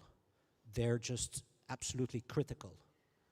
And the reason in cybersecurity in particular is because cybersecurity threats are global, are automated, are AI-driven. They're very innovative. And so the responses need to be global as well. And unfortunately, there's a lot of regulatory divergence around the globe. There are different approaches. We have the European approach with, you know, the Cybersecurity Act, the Cyber Resilience Act, NIS2, DORA, our whole regulatory arsenal. And then you have other regions of the world that have more approaches based on voluntary codes of conducts. And so we need, in a time where there's greater fragmentation, unfortunately, we need to have more dialogue. And this is where I think global companies like MasterCard have a specific role to play, because we, in the current environment of fragmentation, of reduced multilateralism, we have a global view. We have a global view. I said it, we operate in 200 countries, and so we see things that policymakers and regulators don't see because of this fragmentation. And so that's why I think it's of critical importance for companies like MasterCard that have this global view to engage in public-private partnerships with regulators and to promote this type of dialogue, not only for our benefit, but particularly for the benefit of, the heartbeat of our economy, SMEs. You brought in another question, which is the coordination of the regulation over the Atlantic, which is a step further that we would probably wish to be working on, but is it the case already? Well, first of all, I would really like to come back to this question of, can we still catch up on AI in Europe? Because I feel very strongly that the jury is still out, especially when it comes to industrial application of AI, and here in strategic sectors. And that's why, in our Apply AI strategy, which is not a law, which is really more a policy document and which has been highly appreciated by the heads of states on the competitiveness journey for the European Union, we identified critical strategic sectors where security and defense is one, but also automotive and also agriculture, where we all have in the European Union still a very strong industrial base, and where it's about kind of bringing that kind of industrial base to the next level for the AI revolution. But we need to do many things to get there. We need the digital infrastructure to build that, and that's where the combination of also the debate that is out there, you can have international cooperation, and I'll come to that, but there is, even when you are, like me, sometimes at international events such as G20 or G7, there is a debate out there about capacity building nationally or in your own courtyard, and building, your sovereignty in your own courtyard. And that is something that the European Union also must do.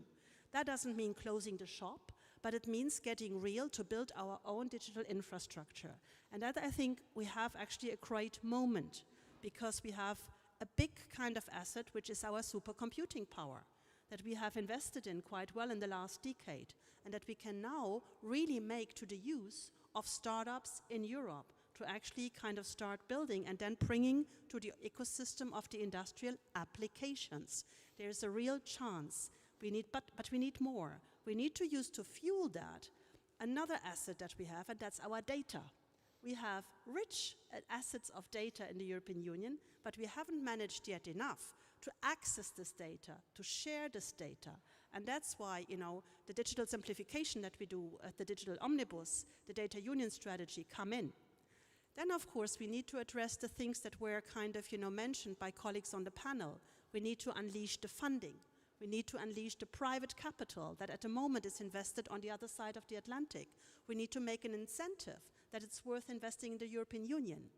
And the other point, when the startups start kind of using the supercomputers in the European Union, we need to avoid that then when they want to scale up, they leave. And that's why the idea of what our president has announced in Davos, an EU Inc., an easy system, a one single system of a company that you can create in 48 hours digitally, that will be digital throughout the life cycle, that has an easier going on regulatory kind of complexity in the years to kind of grow, is a real big promise. It's the so-called 28th regime, as Draghi has said it in his report.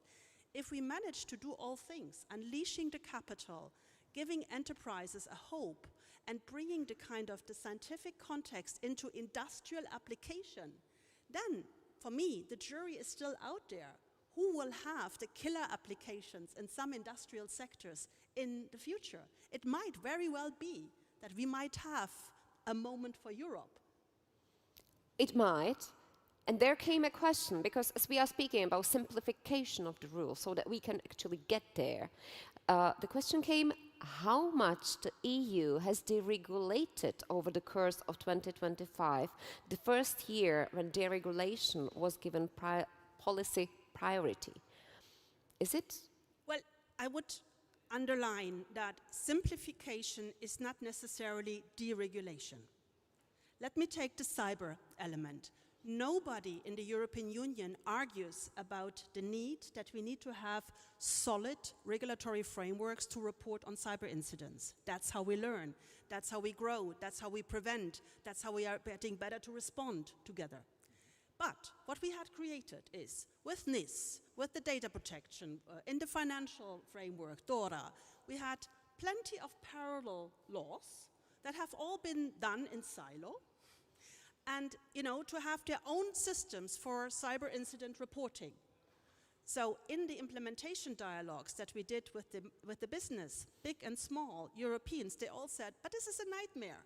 Can't you give us an easier way of kind of reporting these kind of cyber incidents? And this is, for instance, something that we have in our digital omnibus. We don't kind of lower the level of protection on cyber because we need it. We heard just about that this is also an investment in competitiveness in the future. But we have a single entry point idea. So one single entry point, you report once and you serve for several purposes. This is the kind of simplification work. You reduce the number of regulation, you cut the red tape, but you don't lose the objective that was pursued with the regulation. That's what I would kind of underline. And I think we're making progress. It's not easy because it's a different way of legislative work. The idea of the simplification omnibuses is also that it should go fast so that we see the result faster. We have, I think, in the Commission, I'm working on that with partners in other services in the Commission, I think there's a cultural change. But of course, we are only one institution. When then the proposal comes out, we have to work with that with the Council and with the European Parliament. There's still some work to be done, but I think the message has been understood that we are doing this for the interest of European business who really feel that the regulatory jungle has become too complex and not coherent.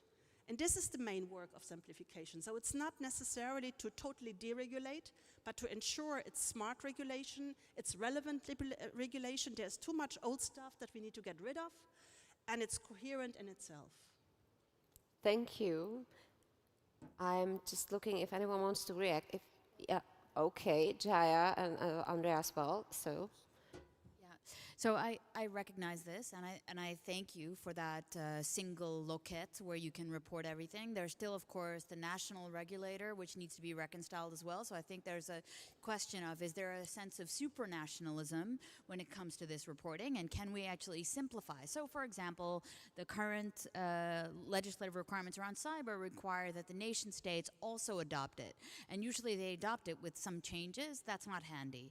So I think that that is something that also needs to be worked on. The only thing I have to tell you, I miss two things in Europe.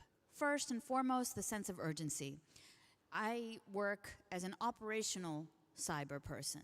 I am not a lawyer, it's purely technical. The velocity and volume of attacks is something that, unfortunately, the response in Europe is not enough because it is not operational enough. Like a good example of what is operational enough is like the capacity building that's done in countries like Israel, where if you see a hacked website, you can automatically report it, it's automatically operationalized, it's automatically dealt with.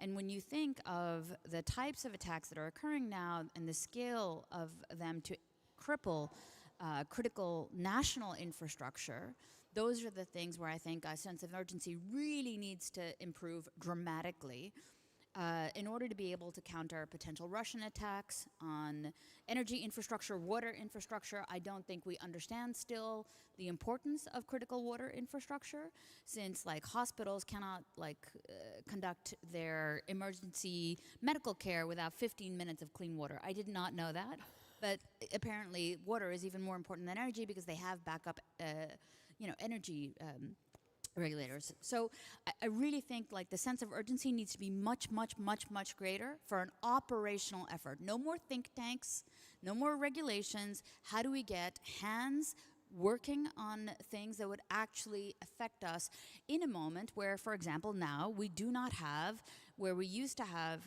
intelligence sharing with the Five Eyes, the Nine Eyes, etc., we do not have that information basis anymore for Russian intelligence sharing. It's not there. How do we build this capacity up ourselves, purely operationally? And the second thing that I miss is, if that's one thing, you made a point before, when startups want to scale up, they leave Europe. A really good example, I used to be the vice chair of the Quantum Flagship. The first experiment for quantum to have a long-distance communication over lasers that was actually done by an Italian. And the first person to actually take this and make it a space-based experiment were the Chinese. How come we can't do this? If we invent something, we should be able to take that invention and scale it appropriately and retain the advantage. Thank you. There were 2 points, 2 requests or calls. Would Andrea add some? Yeah, a couple of remarks. First, let's not forget that when it comes to security, there's still, the sovereignty of the member states, and that complicates things. So maybe we should debate in Europe if it's now, the moment to consider, in particular in the digital environment, security a European issue rather than just connected to, national security. Because I understand that, every nation is different, but the problems that we're trying to combat together are exactly the same problem. Second, regulation is helping, setting a minimum requirements. But I think when it comes to the cyberspace, AI, cybersecurity, the battlefield are companies and citizens, and governments, differently from defense, they cannot easily send an aircraft to protect a digital infrastructure. So we need to empower the companies. That's the most difficult part of the new regulations. I love the new set of regulations that we have in Europe because they start from, high-level principle. Then there's too many details that are distracting the companies with compliance. I mean, compliance it's important, but the focus is educating the new generation of leaders, because at the end, they are those deciding about the protection, not just of their own companies, but of the entire industrial, digital, financial ecosystem in Europe. So this is a suggestion, not changing the regulation, spending more time and money to educate the next generation of leaders, because they have the tools. It's simply, they're used to deal, analyze, evaluate financial risks.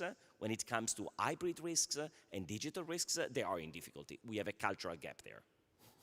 I think you are dealing very often with the cultural gap when it comes to small and medium-sized companies, again, when I turn to Heinrich, because what is then the role of a big company, big technological company, sitting between the regulation and the small businesses? What responsibility do you have to translate all this complexity into something that the SMEs can actually understand or adapt? Or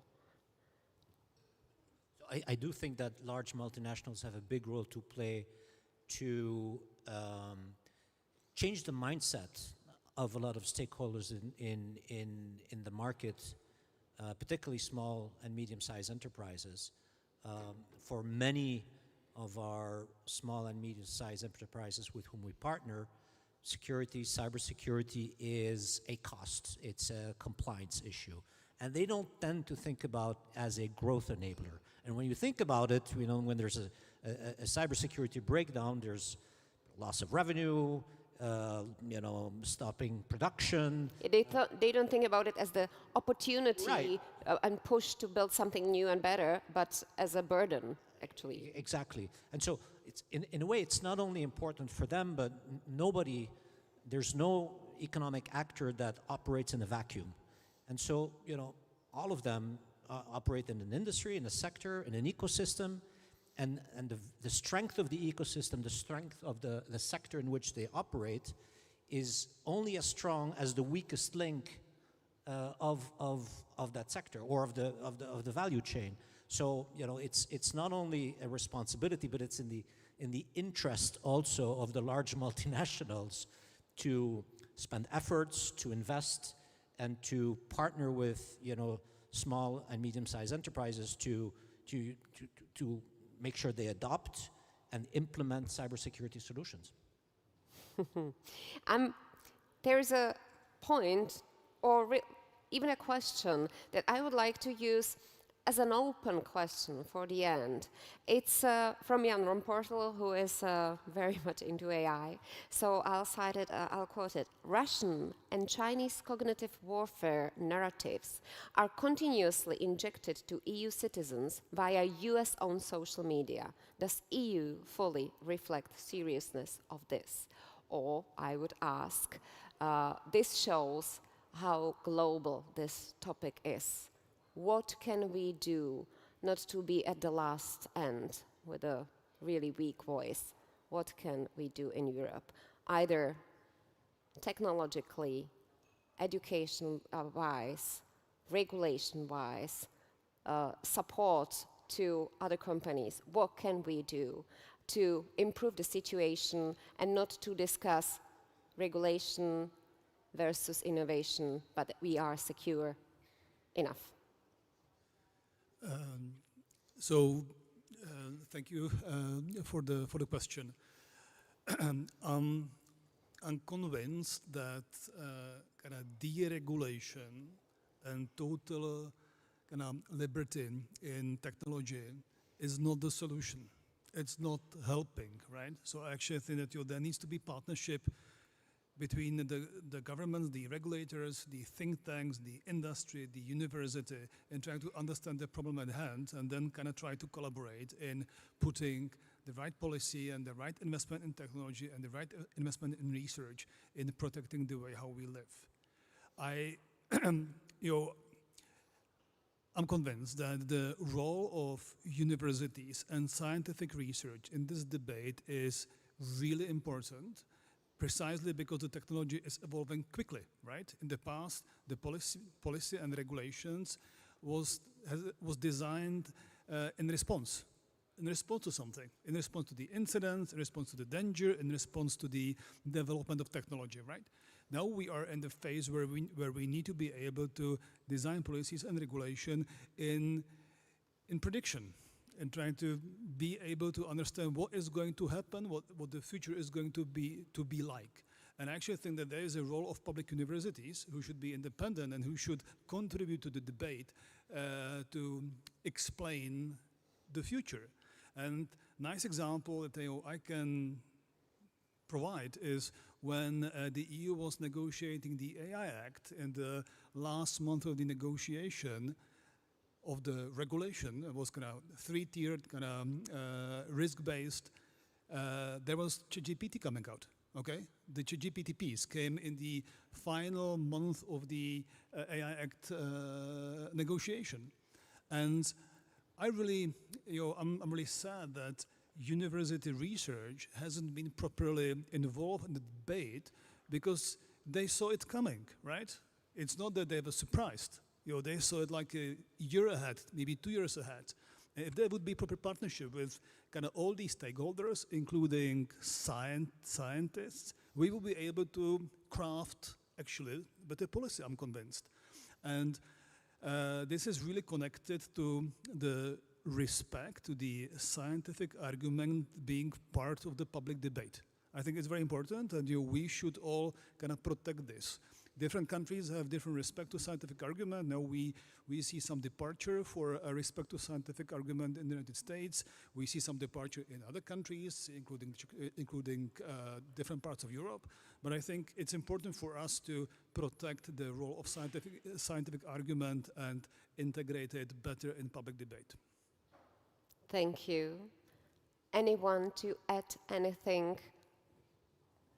I would expect everyone briefly commenting on that. So Andrea, please. I mentioned before, the cognitive threat. This is exactly, the question is exactly about that. It's a risk.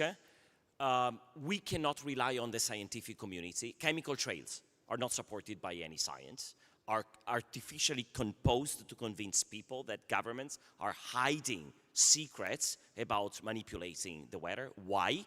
To diminish their trust in governments. What's the final result? You don't go when there's elections. There's a law proposed in Italy called Democratic Shield. It's mainly to avoid cognitive influence on the elections. Even the European Union is, considering to work into this direction. It's not just about elections. It's about everything. If with AI we can manipulate the digital screens are becoming our eyes, where we interpret and we understand reality. We cannot rely on the citizens and on the companies. That's an area where it's so complex, it's so pervasive, where governments, they need to step in and find solutions. It's complex. We need to start investing in analyzing the problem. United States started recognize for the first time cognitive intelligence is the 8th domain of intelligence. Now it has its own dignity. We should be doing the same in Europe, not across the member states. This should be a European, initiative, because we need to accelerate, study the problem, and come up with the right policies. Thank you. This brings me, I'll add you a question to it. If we still maintain the values, we keep with the values, but our adversaries don't have these values, will we be able to protect ourselves against them with the technology? So I want to answer this question, but I want to say I am an optimist. However, no, I don't think we can, because I see us being incredibly naive in Europe. I think that we do expect that there's a certain normative place where we all would operate, and you don't do that. But I think especially when it comes to disinformation campaigns, when it comes to the kinds of things that our adversaries are actually doing versus what we think they're doing, we are so naive. And make no mistake, we use all of the frontier models, but do you really think they're not training on the data? Do we really? Exactly. So how naive are we? Do we really believe that when we send something to be manufactured in another country, that we can completely be sure of the hardware chain that is there? And then, not to mention the software. By the way, the current director, or rather the former director of CISA, said, we don't have a security problem. We don't have a cybersecurity problem. We have a software quality problem. Here is that question then. How capable is Europe in addressing the quality of the systems that we consume? And that is also the disinformation angle. That's, I think, also what shows the question that I chose for the final. But, well, this is, I think, the question that you are supposed to answer. But I would like to finish a bit more optimistic.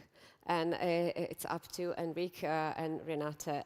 Briefly, please. I will be extremely briefly. I'll try to be controversial. We need more regulation, but regulation with a higher case R, not a lower case R, as opposed to directives. Why? Because I think we need more scale in Europe to be able that innovators try to commercialize their innovations in Europe and not in the United States. They don't do it, I think, because we don't have scale. And in order to achieve scale, we need less fragmentation, more integration of our markets, different types of markets. And in order to achieve that, we need regulations with, EU regulations as opposed to directives. Renate. And if I may add, also a bit more of an optimistic tone, that I think that Europe is actually going in a rough way through the end of naivety and to approaching probably its moment of more independence. That doesn't mean that it's an easy way. That doesn't mean that it's a quick fix. But already when I see how even at the heads of states level, these security themes, and Andrea has rightly, referred to, this is a competence of national member states, but nevertheless, how much these security themes are being debated and how much there is a united front to actually get better. I think that's progress. And also the way we name the threats, the way we name where the kind of malicious actors are. That doesn't yet mean that we have all the kind of solutions ready, but I think it starts with the realization of the problem, and then it needs to kind of translate in resolve and in action. And I hope that we can make progress on that in the coming years. And the rest, I'll leave. Michaela, you still want to comment on? If I may do the optimistic one? Yes. Okay, very short. I'm just going to do the optimistic one with my life story. First 15 years of my professional career, I was building AI because, as a scientist, because I was convinced that it makes sense. The next 15 years of my career, I was building the AI security systems, I was investing in AI security because I wanted to protect the humankind from the AI that we've been building before. In the last 15 years of my professional career that are starting just now, I'm going to lead the oldest technology university in Europe because I'm convinced that it makes a lot of sense to prepare the next generation of our leaders to the world that we don't really understand how it's going to look like, and I think it makes perfect sense. And I'm convinced that this is the answer. The next generation is going to save us. Thank you for the last sentence, because otherwise I wouldn't see it as positive or optimistic if you would be only preparing them. But if you believe they save us, I will leave you with that for the coffee break to discuss it more in detail. And I thank to Jaya Balu, Enrique Bourgeois, Renata Nicolai, Michal Pichotek, and Andrea Rigoni for their views and being here with us. Thanks. And just a brief information before you start chatting. We will be continuing in 15 minutes, which means at 10 to 4. And we'll have a small change in the program because Lord David Cameron is a bit delayed due to the weather. We'll first discuss the energy topic, and as the last point, we will welcome him here on the stage. So 10 to 4, we'll continue. Thank you.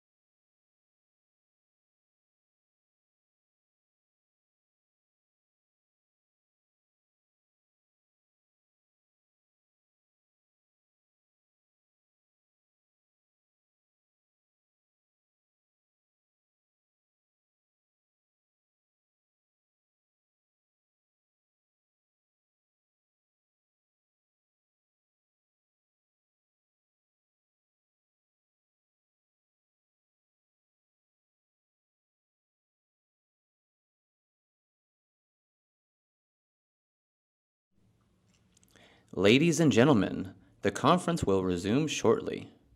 We kindly ask you to take your seats. Thank you.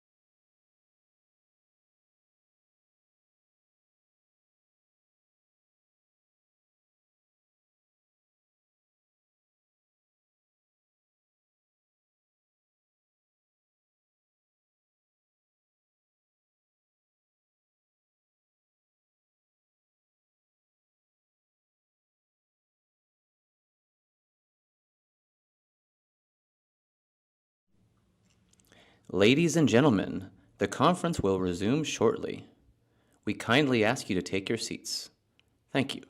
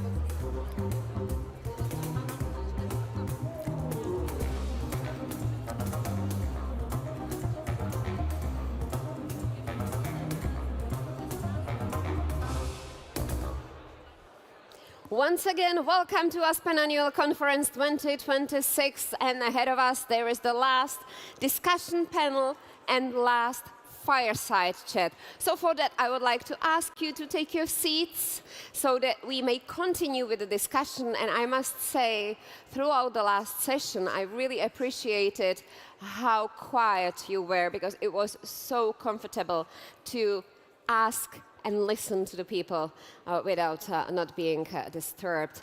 So thank you for that, and I believe we will be able to keep that like that even for the last 1.5 hours. Approximately, that is what is ahead of us there. And we'll focus on energy, security, and climate resilience. Where do we go from here? We know that the situation in Europe is not really that simple.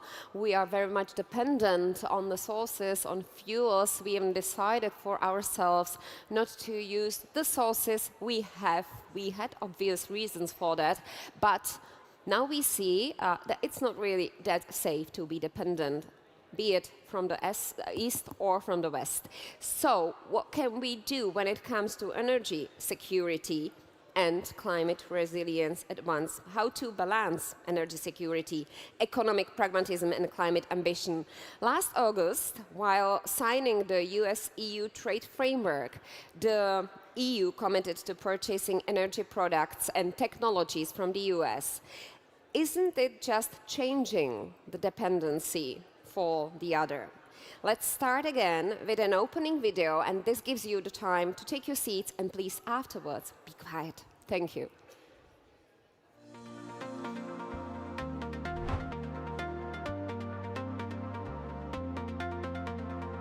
Energy policies of the European Union and the United States are very far away from each other. And the biggest issue today for Europe is how to be partner with the US, which go in totally different direction than the EU. That's a problem for Europe, not for the US. The US can survive, Europe without the US, hardly. So the question for the panel today is, what can Europe do and how? Energy security, decarbonization, two huge topics of the current landscape.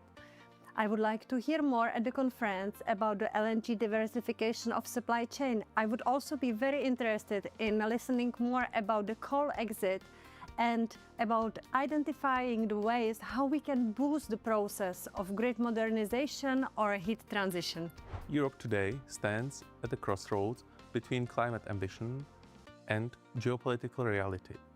We must ask ourselves whether we truly want to be climate neutral, energy secure, and strategically sovereign, and whether these goals are in fact realistic. Many of the key technologies are produced beyond Europe's borders. As a result, energy policy has unintentionally become a tool for the political redistribution of capital and influence, particularly towards China. And then there's gas. Today, it's regarded as a temporary and transition fuel. It replaces coal, reduces emissions, enables the expansion of renewables, and buys Europe time. But at what cost? Russian gas has proven to be a strategic risk. American LNG is a reliable alternative, but one that is geopolitically and infrastructurally demanding. So what does this long-term sustainable model really look like? What can Europe do, and how does a new sustainable long-term model look like? A topic for our panelists. Let me welcome Andrea Shilan, the Chief Strategic and Government Affairs Officer at Arabel Solutions, where he shapes the future of nuclear technology. He previously served as Vice President of GE for CEE region. Welcome. Kamil Čermák, the Chairman and CEO of ČEZ ESCO, leading the change to modern energy. He has worked in leadership roles in telco and media. Welcome, Kamil. Olga Haková is a non-resident senior fellow at the Atlantic Council's Global Energy Center, specializing in European energy security and resilience. Before joining the Council, she led key initiatives at the U.S. Energy Association. Welcome. And Alice Wells, the Executive Vice President for Europe at ExxonMobil, bringing a unique geopolitical lens to the private sector, because she is a distinguished former US diplomat who served as the Acting Assistant Secretary of State. Welcome, everyone.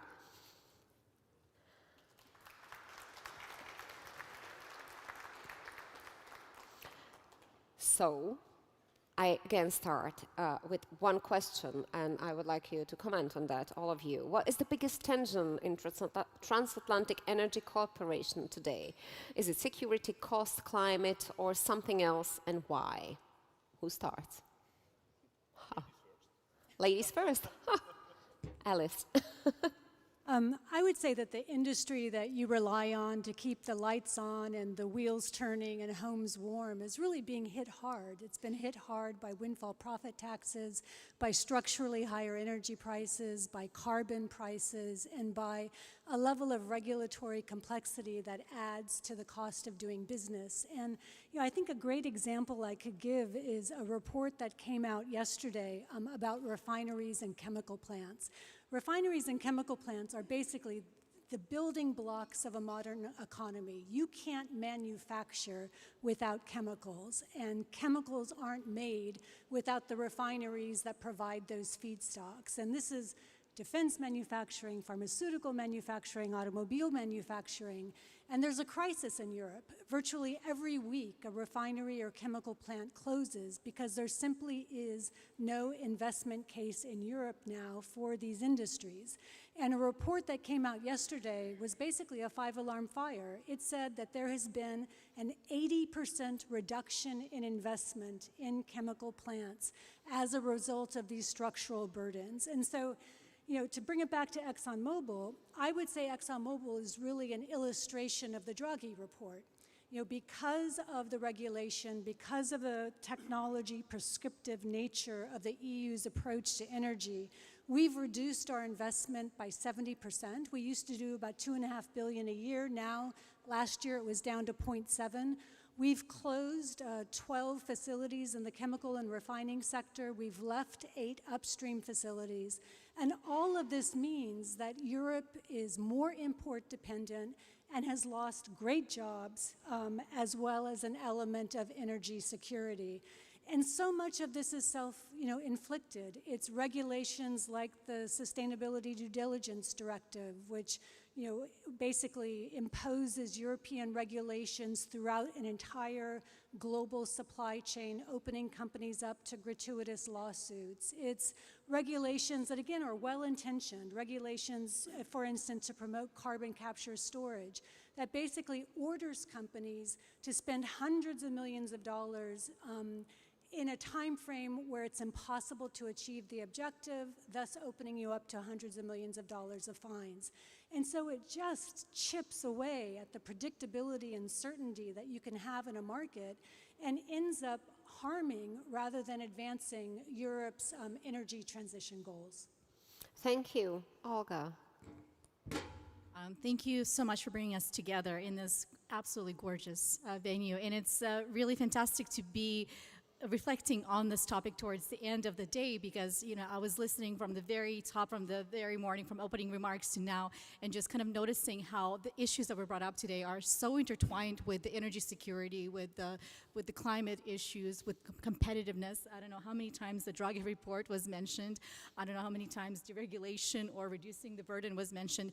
But in your question, it really isn't just about picking one. Really, it's that balance now. We can't afford not to balance the priorities of lower prices, competitive prices, a business-friendly environment, thinking about, yes, addressing climate in the long term particularly, but also thinking about security and continued diversification. And despite the tensions, despite the challenges that we have in our relationship right now, I strongly believe that we can only address those issues together.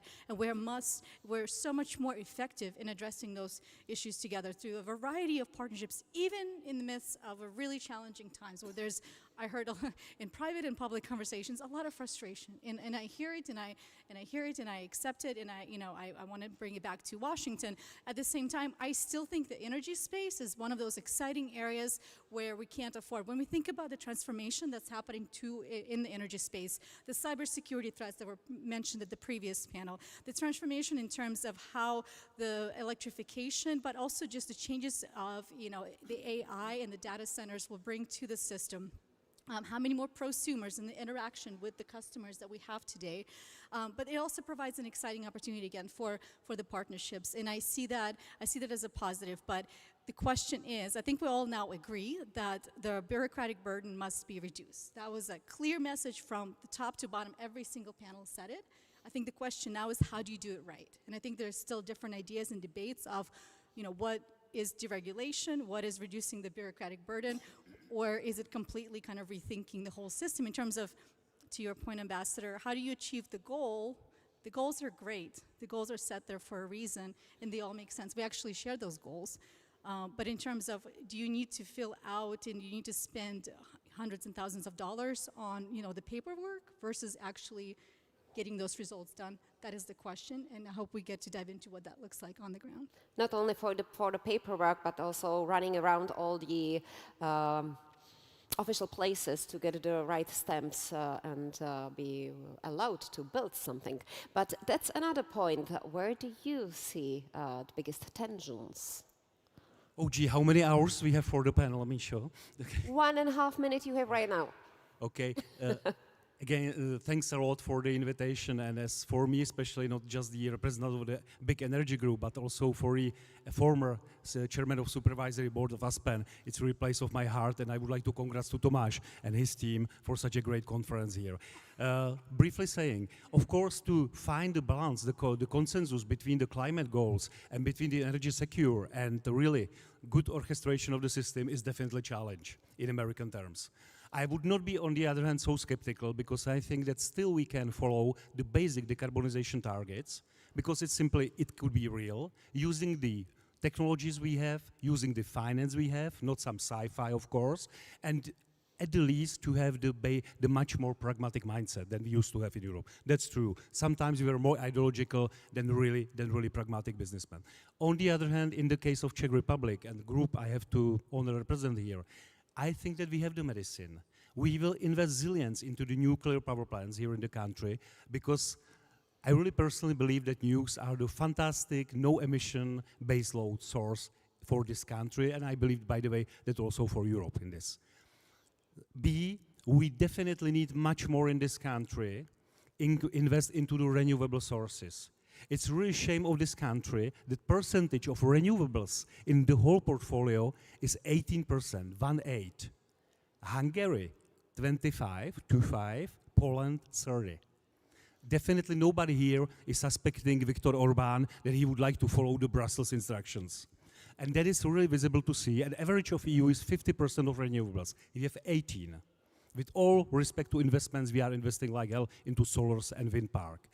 And by the way, there is a definitely equal that much higher percentage of renewables will lower the prices for the end consumers. Look to the countries around. So this is a medicine and key how to follow the decarbonization targets, and also in the same time to be much more pragmatic and having the finally, because no strategies will, no our fantastic strategies will judge in the consumer eyes about our fantastic business. The monthly bills will simply finally judge. And we have the medicine. And by the way, and I heard it from one of the speakers in the video, the gas. This country, we definitely need gas, and we will need natural gas, definitely not from the Russia when this body dictator is doing the body invasion into other peaceful countries. But for example, just Czech Group, we really invest a lot into Eemshaven terminals for LNG, which last 2 years we import the volume of 1 year consumption of Czech Republic. So this is a historical turnover. And we will need the gas for this country at least for another 20 years. Sorry to say that to our Brussels friends, but I believe that 20 years is the time. Because in this country, we have the very specific situation, and in also former Comecon countries, and that's and then we have the central local heating simply here. And for 4 million people in our population, we will need the gas for many years, not just for 10 years, definitely. But in principle, Micho, I believe that in this country, we really have the medicine how to follow the decarbonization targets and also our possibilities and find a basic society consensus, let's say. You know, I really like when someone is optimistic, so I believe that we'll get even to the points how we'll reach it. But, you know, you mentioned Hungary, and we have Hungarian here. So. Jona Podkiváno. Jona Podkiváno. Welcome for everyone. As a proud board member of Aspen, I'm really congratulated for the team, Thomas and the team, and really happy to be here as a Hungarian board member and also as a representative of a nuclear company, EDF. Also someone who really worked in the region in the last 25 years. Let me be very simple with the answer. I think that this is a very important wake-up call, the current geopolitical situation. For Europe, we need the security of the electricity, for the energy. Energy security is the key, but this is an issue today. We would like to be independent. Definitely we are not. We want to be, but we need partners to become independent. We need to be realistic, pragmatic, as I said. We need to understand the reality. There are electrons, there are protons, the energy is physics, is chemistry. And I think that we are really in a situation when the policy making needs to understand the reality. There are technologies which are available. There are industries, Draghi report, we talked about, and you mentioned, and I cannot agree more, we really kill now, today, a real competitive European industry, which is the chemical industry. I cannot agree more, and this is really unfortunate. A couple of remain industries are in Europe, which are still globally competitive, not the digital sector, as we learned today, not the automotive sector, as Ivan, we discussed it many of the time. Unfortunately, that we need to do more there, but what we can do, that we can do more and we can be more realistic to keep the competitiveness in such as industrial chemicals or in nuclear one. Electricity, and it's produced by the nuclear, it's a net zero. I see the countries like Viktor Orban's Hungarian country, which has a 2050 net zero economy target. Nobody and never changed it. Now more than 8 gigawatt solar is installed on the system. Wind, a little one, because there is no wind in Hungary. But if you see, still 40% plus the nuclear, and there is a huge investment into nuclear. As soon as it is possible, the government wants to build it. I think this is a realistic approach, not just in Hungary, in other countries like Poland. But I think that we will have an opportunity to continue. Yes, because I would, even the connection, you said, we need partners for our independence. This is what raised my question. So how independent can we be in Europe? How long will it take, if ever? But Alice, you were raising hand. You wanted to, you have a microphone just there. Great. We've heard about renewable energy, we've heard about nuclear energy, and what I would say is it's an all of the above. We need all solutions on the table, and what would be helpful is to reframe the conversation. What we need to do is eliminate the carbon emissions associated with oil and gas, because oil and gas is going to continue to be needed for hard to decarbonize heavy industry. And so as we deal with that, and as we develop new sources of energy, we can find the most affordable, the ones that make the most sense, country by country, rather than taking a prescriptive approach which either demonizes oil and gas or dictates unnecessarily expensive and unrealistic solutions. I ask my question now again while using your question, because you put it better. What does the EU need to do to maintain and improve our energy security? So not independence, but security. And is there anything that we are overlooking? I think Olga, or Andre. I think it's for everyone. Sure, I'm happy to kick off and hand over. I love that we switched over to security because frankly in the global world, what is independence? And I think, it's security, it's resilience, right? It's being smart and aware of where the different components, because even when it comes to homegrown renewable energy, when it comes to nuclear energy, we have to look at where the different fuels are coming from, right? What can Europe do? We talked about the regulatory side and how that's a challenge, but what does that mean in the energy sector, right? I think it's so easy to say these big statements that, we need to reduce the regulatory burden, we need to connect the markets. What does that mean? So just a couple of examples on the energy sector, right? When you have 27 member states and you have various tariffs across, that's just one example. It's not consistent all across. I'm not saying every single country has an electricity market tariff or a natural gas or a pipeline tariff, but that does happen. So the conversation, the big announcement on Nordic wind developments, let's just use that as an example. Very exciting to have, Europe announce something and take charge of the narrative and, announce something positive. But when we think about if that 100 gigawatts or even half of that was to go forward and you don't have a fully interconnected market and you don't have the signals where electricity, electrons, we talked about how they don't care about geopolitics, they just want the signals and they want a highway, a grid to travel to. And having the signals from the countries where the electricity is needed and it is most expensive, how do you send the least expensive electricity across Europe to where it's needed most and level out the market? That is a way to simplify it without getting too technical. So that's what's needed, a really fluid market, because otherwise you're going to invest billions of dollars into a project, whether it's wind or something else, and you're going to curtail this precious electricity that could be used, to either support the markets, to generate income for the country or the private sector that's producing that electricity, or to power AI. So there's all sorts of opportunities and specific things, and that's just one. The physical side of it, that's the market question. The physical side of it is actual interconnections.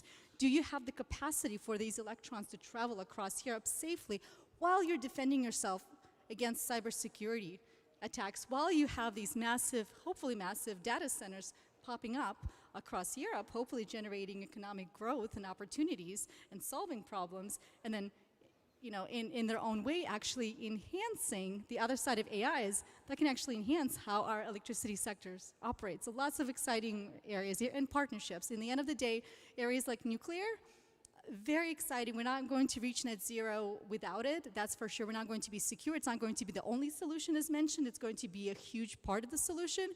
But again, you need partners, and we need to remember how to build at scale, especially some of the newer technologies, SMRs and such. It's interesting how we always come to, we need more integration, we need more cooperation, we need more connectivity.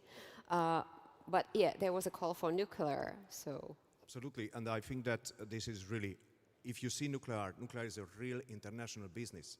You cannot avoid it.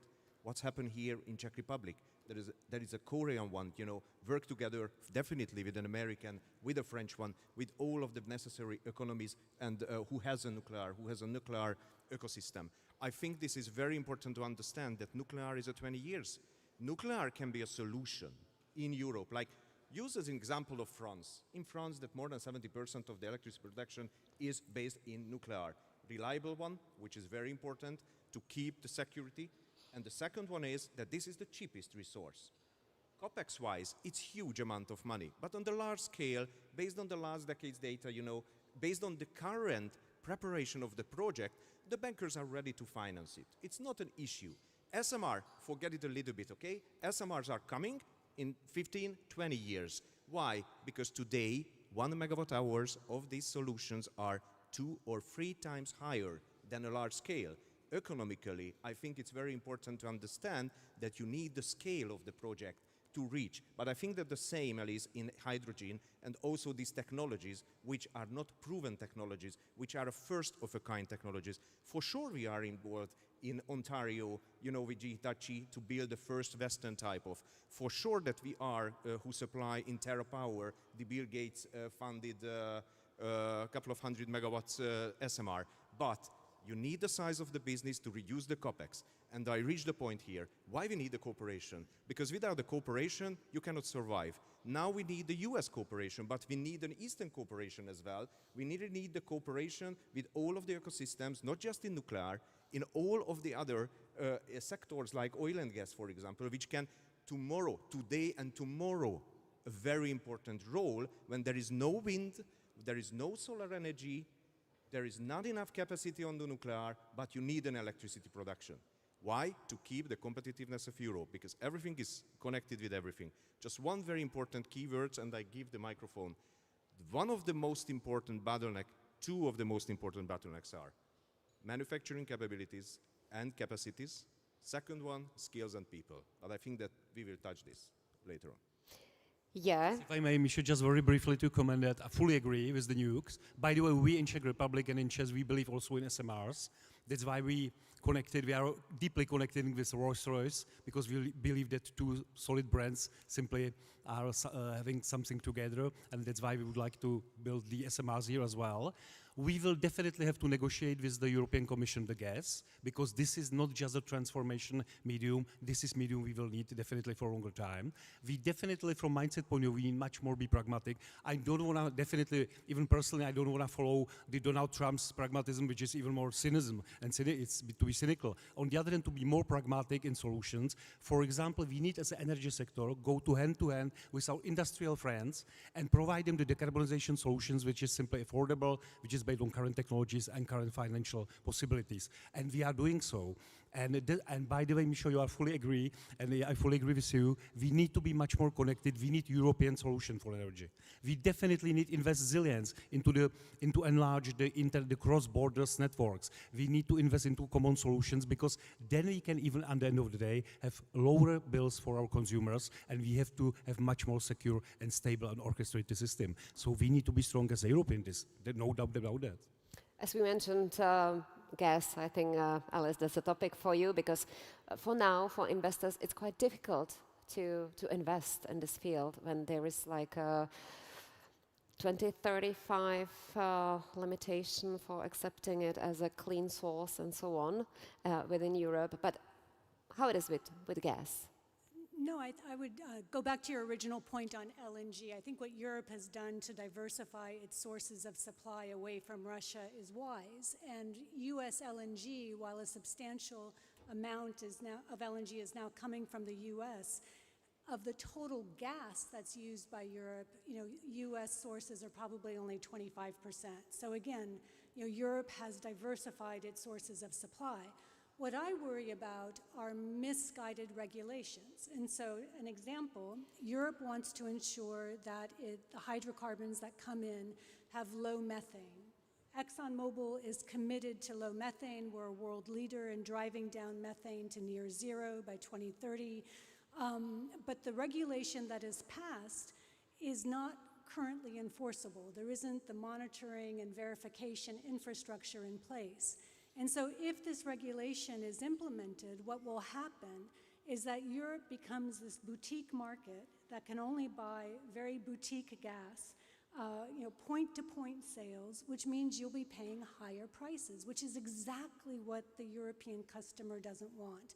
And so I think there just has to be greater collaboration between EU officials as they draft these regulations, so that the appropriate time and methodology and infrastructure can be in place so that European consumers aren't hurt in this process. I'll move it a bit different now, because do we have the sources in Europe? When we speak about nuclear, we either buy from the US Westinghouse or beforehand from Rosatom. From Atom. Okay. But we are dependent again when it comes to solar. That's Chinese technology.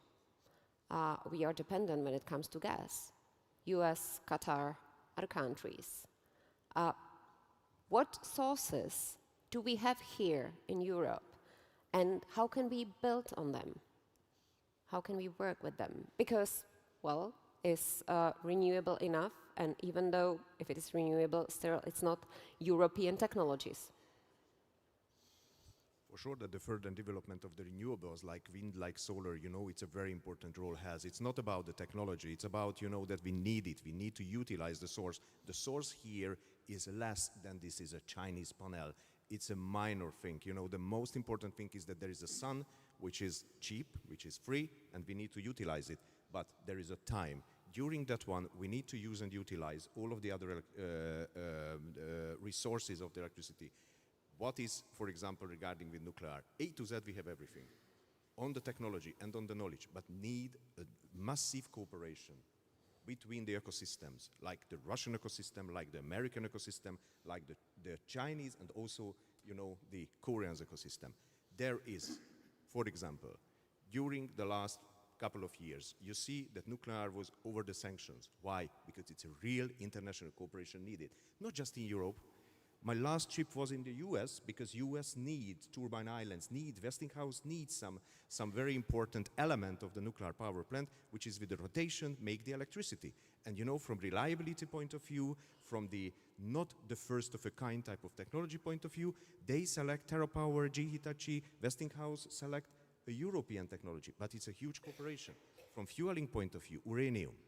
US used last year a lot of Russian uranium. This is not a secret, that this is the reality. And I think that this is very important to understand that there are dependencies. Everybody has a dependencies. We need to use this time of the cooperation, for the cooperation, strengthen the cooperation, pragmatic way, what we need to do, try to find the best possible prices. I cannot agree more with you. If we make a very unique regulatory, we will be in a boutique and the price will 3 times higher than normally. Now actually the price, how much higher than the US? The gas is 4 or 5 times for the European economy, which is a real big competitiveness issue. Sorry to say, this is the biggest competitive issue. Manufacturing and industry need a cheap and reliable electricity. With that mixture, we try to do our best, and we need to achieve during the last, it will be a decade or a bit more, towards the net zero economy. Kamil. By the way, we have also local sources. I would like to mention that one of our daughter companies is investing a lot of money into preparing the lithium mines in North Bohemia. We have very solid, robust portion of lithium here in this country. And we are pretty busy to explain the local community in North Bohemia that this is quite important, not just for this country, but also from Europe. And if we will be able to make the whole value chain there in North Bohemia, which is the part of the country which definitely needs some support after a lot of restructuring of industries and coal, which will definitely disappear, I personally believe. I was waiting if you mention coal as the domestic sources. It's still here, but my personal belief that it will disappear sometimes, let's say 2030 plus, 1, 2, 3 years. But definitely it's already disappearing. By the way, next week, the last hard coal mine, CSM in OKD company will finish, and this will be the finish of after many decades, almost 100 years, the coal mining in Czech Republic, the hard coal. So, for example, lithium mine, and plus the factory, plus, for example, gigafactory in this country, this is a fantastic chain of raw materials supported by Europe, and we can be also then exported into other part of EU, not using the danger, let's say, sources from the, let's say, risky countries. So I would also say that we have some chances as Europe, and in this country as well, by the way. Yeah, Alice?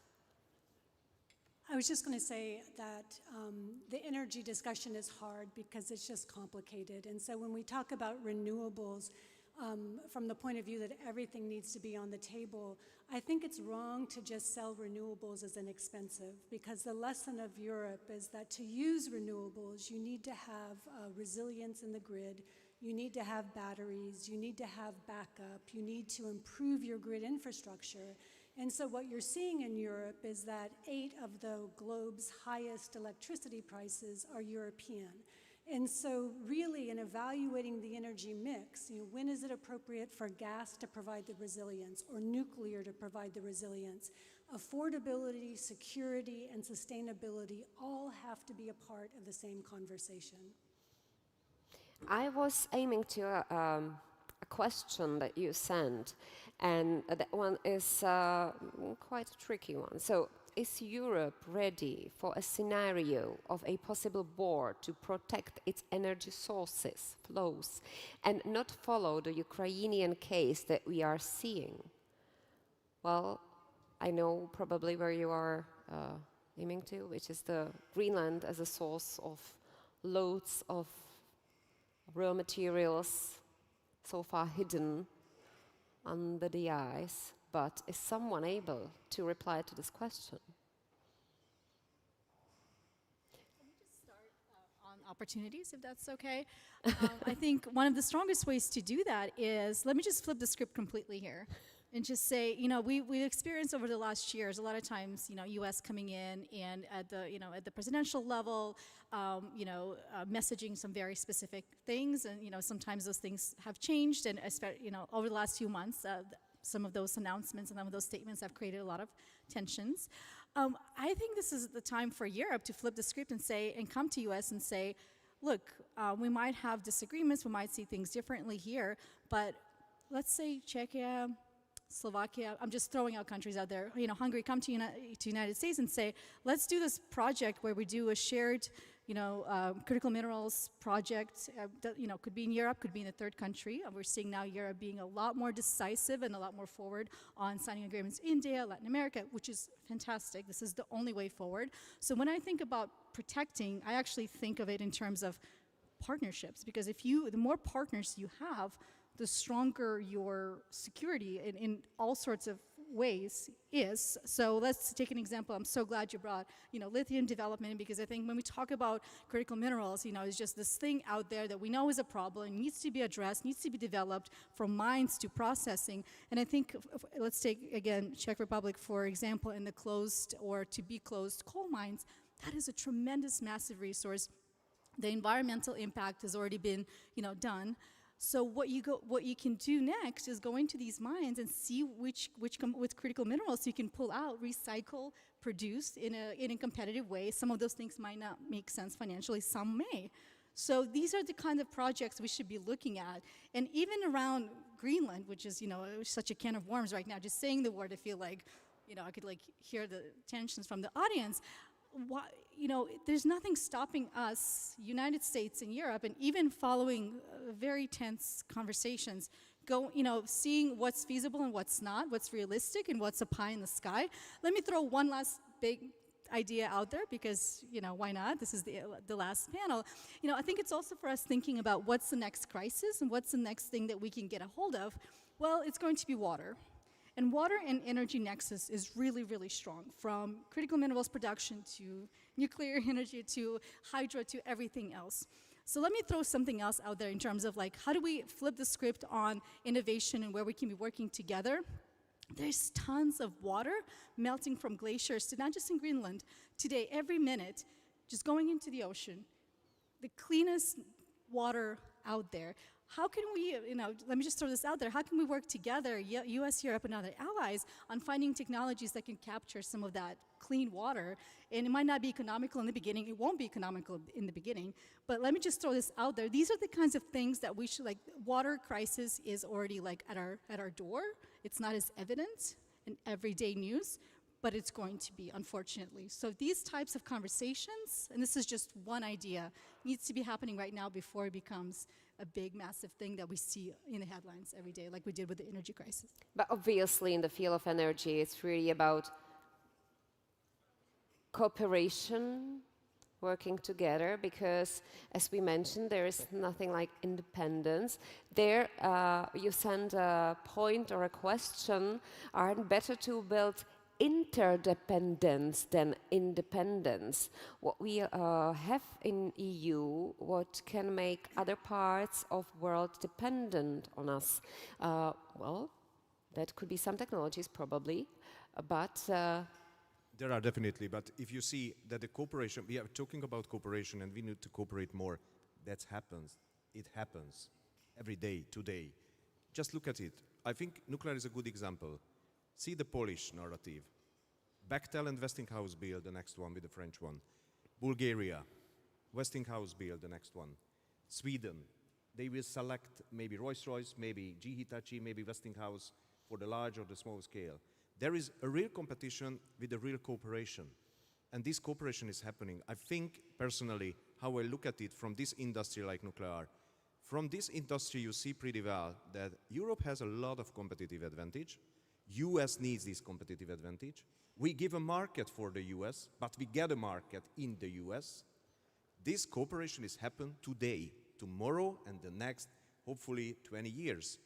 There are, in the current geopolitical circumstances, for sure that we have a wake-up call, resilience, energy, security, independency, but not with a way to stop the cooperation. I think that we need to cooperate more. Defense, for sure that there is the NATO. We have a lot of defense issue nowadays, but it's a great wake-up call for Europe. Come on, what's going on in case if there is not a cooperation? It not means that we need to break up the cooperation. We need to talk and find a way, on a pragmatic way, to work together more. Camille? I mean, just small comments. Fully agree with that, definitely. By the way, we also, regarding the geopolitical situation, we need a transatlantic relation. They definitely clear with the respect of all culture wars which are there. We need it, by the way. Just a small remark to my dear US colleague. I would be not so tough to renewable sources actually, because I'm a big fan of nukes. I'm pragmatic friend of natural gas because we need it. Just my company investing 5 billion euros into the gas plants right now at the moment till 2030. On the other hand, the connection of the network, the investment into the network, flexibility, accumulation. This is something which is recreating the modern energy sector, being more independent. And by the way, this is fantastic business for energy sector. Energy sector also is changing, transforming, and we simply need to go ahead and not to be just in the old times. So that's why I really think that the mix of nukes, renewables, and gas is something for this country which is fantastic. But I would be not so tough with the renewables, because we definitely need it, and the space is really big. And the other investment, accumulation, batteries, this is something which is really should be a part of modern energy. My personal belief. Alice, yeah, I would like you to comment.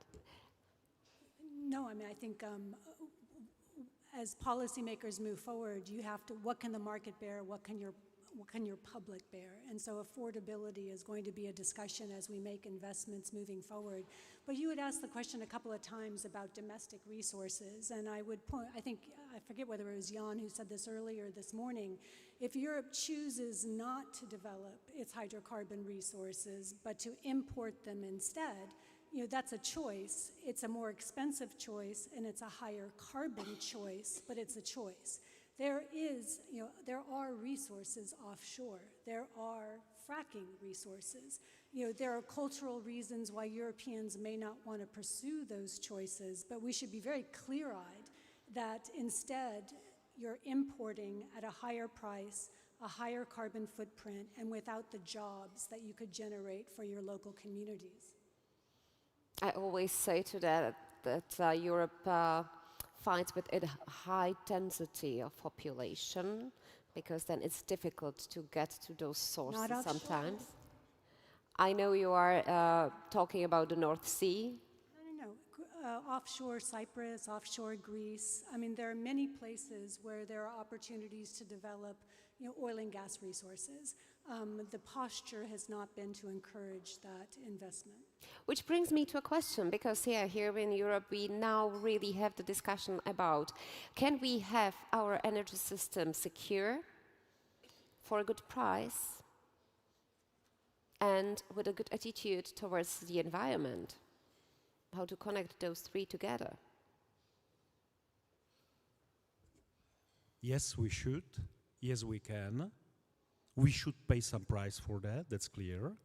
But if we will create a robust mix and having kind of strategy, which is for not just for one, let's say, political temporary period, but really for decades, at least in our sector it needs 20, 30 years, then yes, I think that it's something we can afford. With the change of mindset, which will be much more pragmatic and less ideological, we can.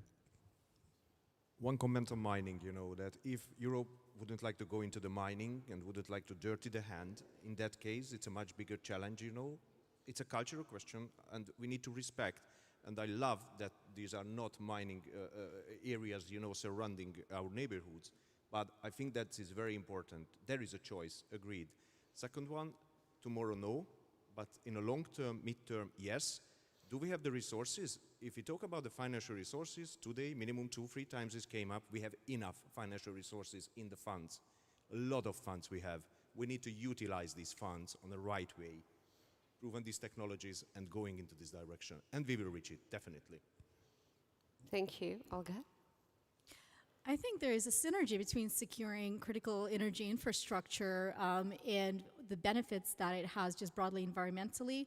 When we think about the threats and the nexus of both kinetic, cyber, but also threats from exacerbated weather events, when you secure critical energy infrastructure, you are protecting it from both human, like malign players, but also from whether it's flooding, whether it's heat, whether it's other conditions that threaten the way the network works.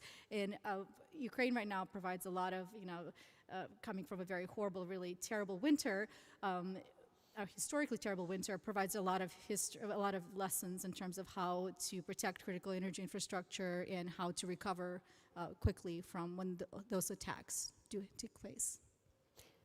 Just one example, if I may, just short one. If you see the two sides of the transatlantics, SMR, we discussed about it. The US government last year decided that 2.1 billion allocate for the further developments of the technology. Do you know where is the money? On the bank account of the companies who applied. Europe opened last year IPCEI, European Project of Common European Interest. It's a huge amount of money. Do you know what is the plan to allocate the money to sign the contract 2028? That's very important. We need to be fast. This is the message. We need to be much faster because we will miss the opportunity in technologies where we still competitive globally. Again, the call for acting fast. One more topic that was mentioned already on the video. How can we boost the process of grid modernization? Olga already mentioned that importance of the grid, as asked by Eva Petříčková in the video. And there was a question also, or a point from someone, and yeah, it's actually, yeah, I'm missing the grid investment element in this source-related discussion. So any thoughts?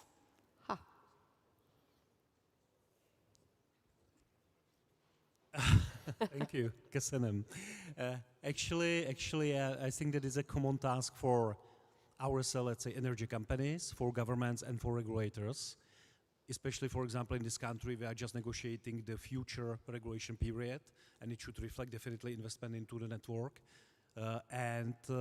Simply, again, to invest into grids is something which will create modern, sustainable, and robust energy, helping the mix which is necessary for this country and for this Europe. So I think that it goes hand to hand. But it's a really common, challenging task between this famous triangle: companies, regulators, governments. It's clear.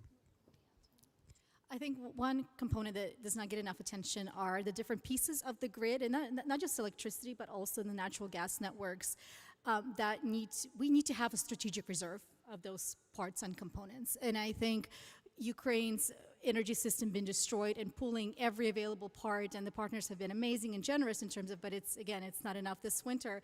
I think that has demonstrated just how robust that problem is, but it's not just Ukraine, it's not just a country that's at war, that's also just Europe and the United States. We have a 2-year backlog on some of the transformers. That is scary. That is something that should keep us up at night. It's something that we can and absolutely should address, but it's not going to happen just magically. So and then if you were to take that step back and say, where are these materials coming from for the actual wiring and some of the metals, then we get into we go back to the critical minerals discussion and our reliance on China and getting really serious about what does it look like to bring some of those projects to the United States, to Europe, or partner on those projects together in third countries, whether it's Australia or across the world. Alice. Absolutely, the investments in the grid are necessary, and every country is grappling with this now with the advent of AI and the increasing electricity consumption.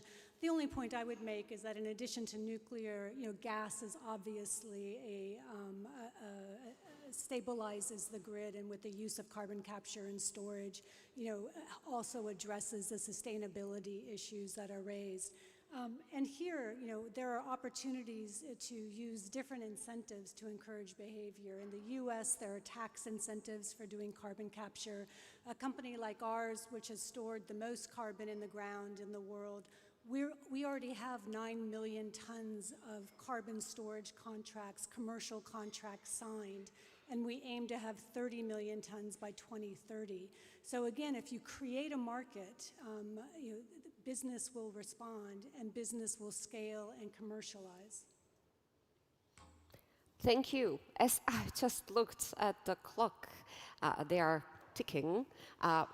We need to sum up or wrap up the discussion. So, is there one specific decision, political or commercial, that must be made in the next, as you said, we have to act fast, so in the next 12 months to keep energy security in Europe and for reasonable price with climate goals? What we need to do fast? I think one pressing issue is address carbon leakage. Right now you have industry which is paying carbon prices but competing against companies who don't pay a carbon price and exporting into markets where there is no carbon price, ensuring that European industry is not competitive. And so that needs to be dealt with quickly. Thank you. Andrea? Invest into the technologies, speed up, accelerate as much as it is possible, and don't lose the opportunity in nuclear, but in other technologies like hydrogen and also the grid and the grid technologies where Europe is so famous. Also invest into the skills and people. It's a wake-up call again. Know enough people, know enough engineers in Europe for this electricity and the security and the resilience. We need more people. Camille? Definitely speeding up the nuke program, like the big nukes and also the SMRs, that's clear. Invest into flexibility, into accumulations, invest into the grid, definitely. And finally, since we really need some inspiration, I don't know if Mr. Cameron is already here, but I would just say from the energy point of view and energy mix point of view, the UK in EU was a fantastic country for inspiration. So I don't know, Sir David, if you are already here, but we are missing UK in European Union, definitely. At the least as an energy sector, but I think that not just because of that. Thank you. Final thoughts, bring in private sector, bring in companies into, shaping whatever the regulatory updates are happening.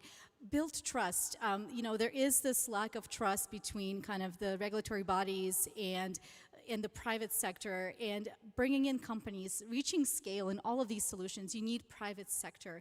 And listening to companies to say, what is going to make it easier for you to do the right thing? Most companies are trying to do the right thing. There are some exceptions, of course, not all are created equal. But working closely with the private sector to reach all of these environmental, climate, security objectives is going to be key. And one final thing, I would invite you to come to DC with big, bold ideas, whether it's at the national level, whether it's at the regional, Central European level, whether it's at the EU level or even bigger, because this is, Europe, this is your turn. Come, what is on your wish list? And please share those ideas and set the agenda. The call for cooperation again. Thank you very much. Thank you to Alice Wells, Olga Hakova, Kamil Čermák, and Andrea Šilan. Thank you.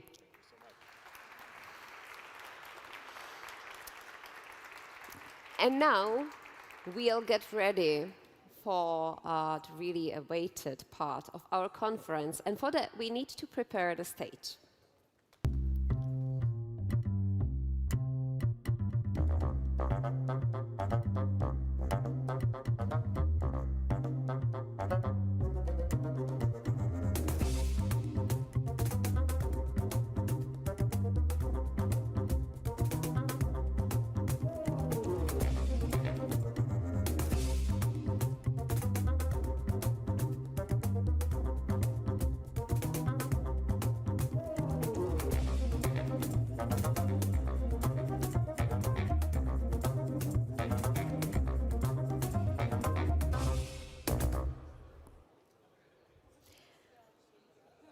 Ladies and gentlemen, I think we move now to what is undoubtedly one of the most highly anticipated sessions of this conference. Not long ago, our next guest warned that the lights on the global dashboard are blinking red.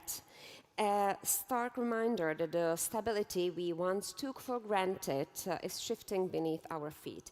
As Britain redefines its place between a transforming Europe and a shifting America, we find ourselves in a terra incognita.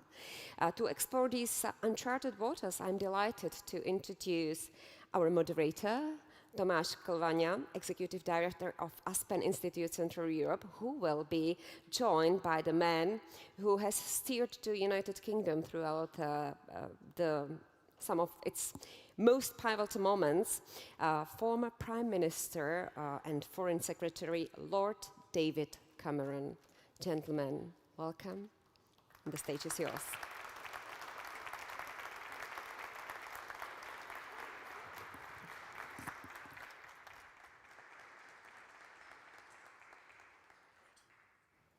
And I'll ask for one more microphone, and I'll take care of that, gentleman.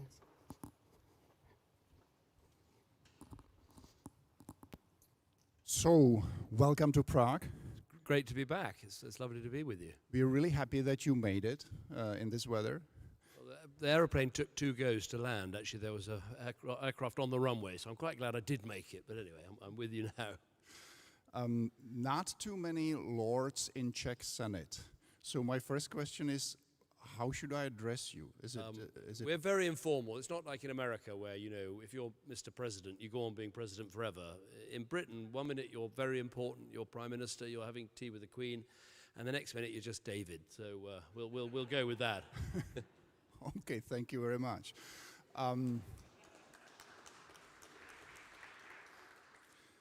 Is the United States today still an ally of Europe, or more of a partner, or maybe something else entirely?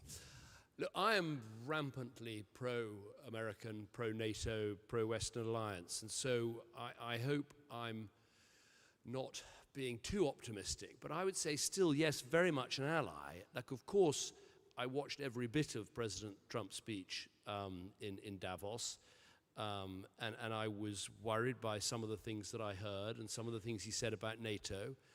But fundamentally, this is, you know, like any relationship, this is one we've got to work on. There are some in Europe and elsewhere who almost would welcome the idea of strategic autonomy. That'd be a massive mistake. We want to keep America involved in our institutions and in Western defense.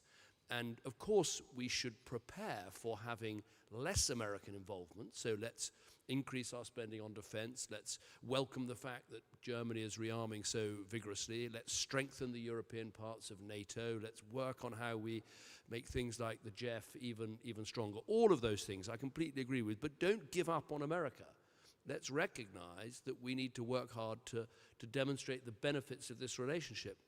But I'm absolutely convinced there are benefits.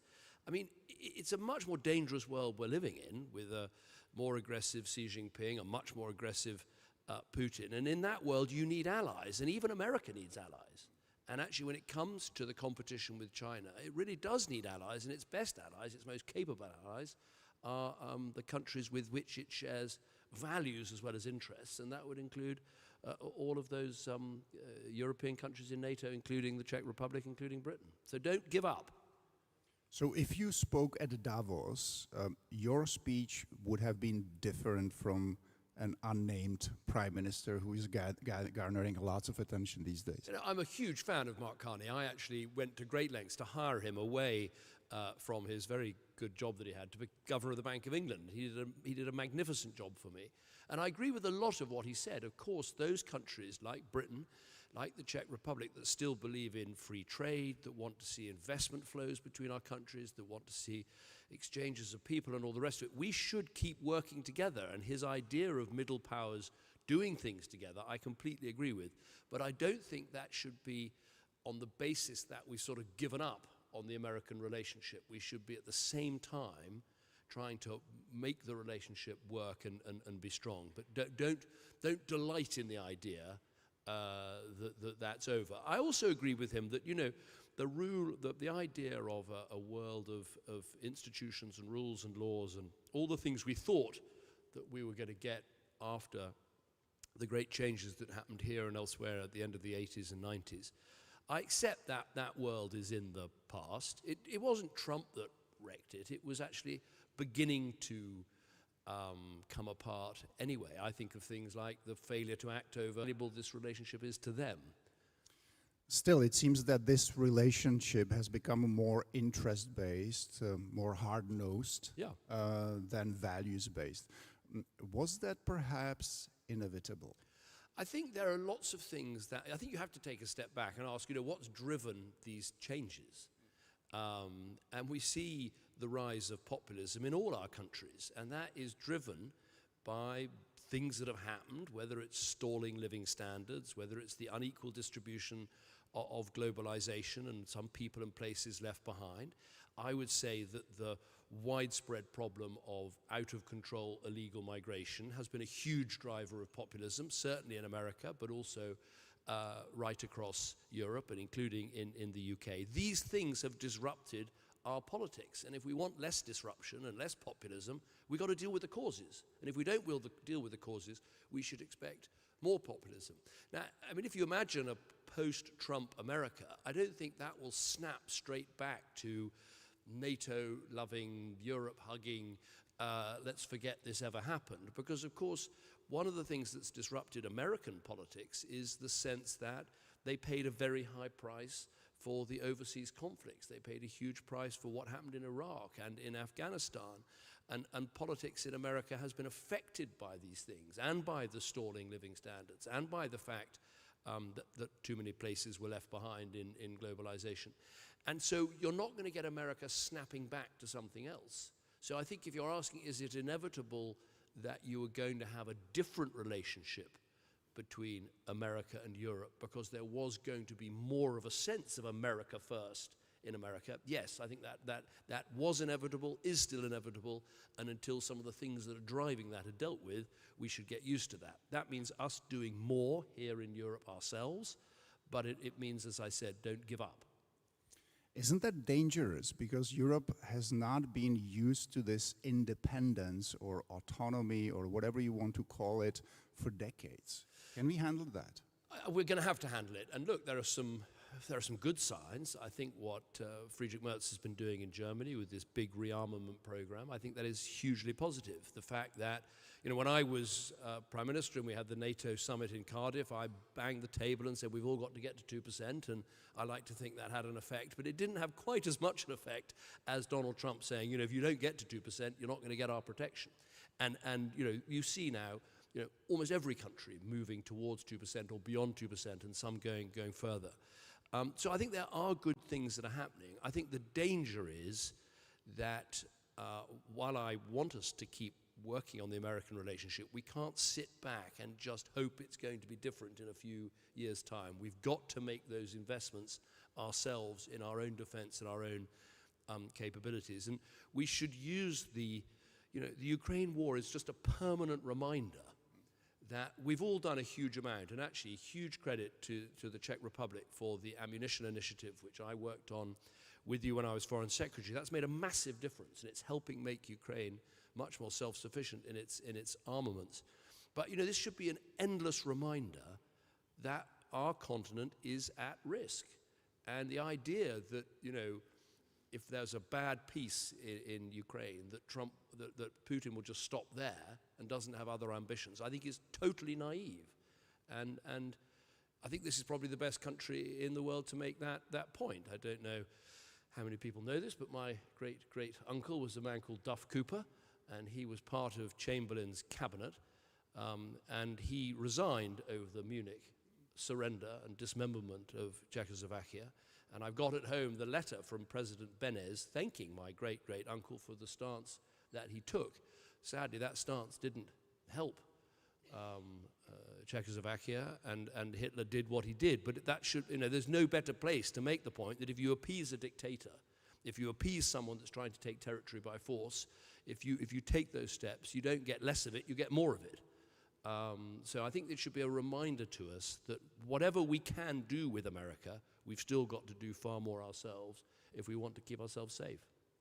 Is the UK today mainly an Atlantic power or European power? And which of those two identities is going to be more decisive in the next decade? We are both. I mean, I think one thing I agree with Keir Starmer about is it's wrong to choose. I mean, we have great relations, not just obviously with the United States, but also with Canada and with the countries of the Commonwealth. We all seen ourselves as this sort of swashbuckling, seafaring power, but we also see ourselves as a European country, and we shouldn't choose between the two. You know, without getting deep into Brexit, I would say now that perhaps we're going to prove we'll be a better neighbor rather than an unhappy tenant. And actually, if you look at Ukraine, I would argue, you know, no country's done more in Europe. Maybe Germany's done more financially, but in terms of direct help for Ukraine, really helping that country with its defenses, with its armaments, with its strategy, with its economy, with its aid.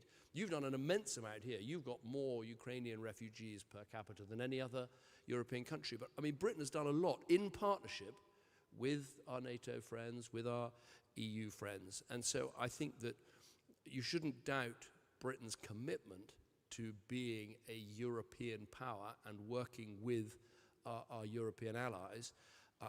My hope is that the EU will come to see us as not just a friend and a neighbor and a partner, but a best friend, a best neighbor, a best partner, because we've got capabilities. Of course, the EU is bigger than the UK, but we have capabilities to bring in this world of danger and the need for defense and the need for strong finances and all the rest of it.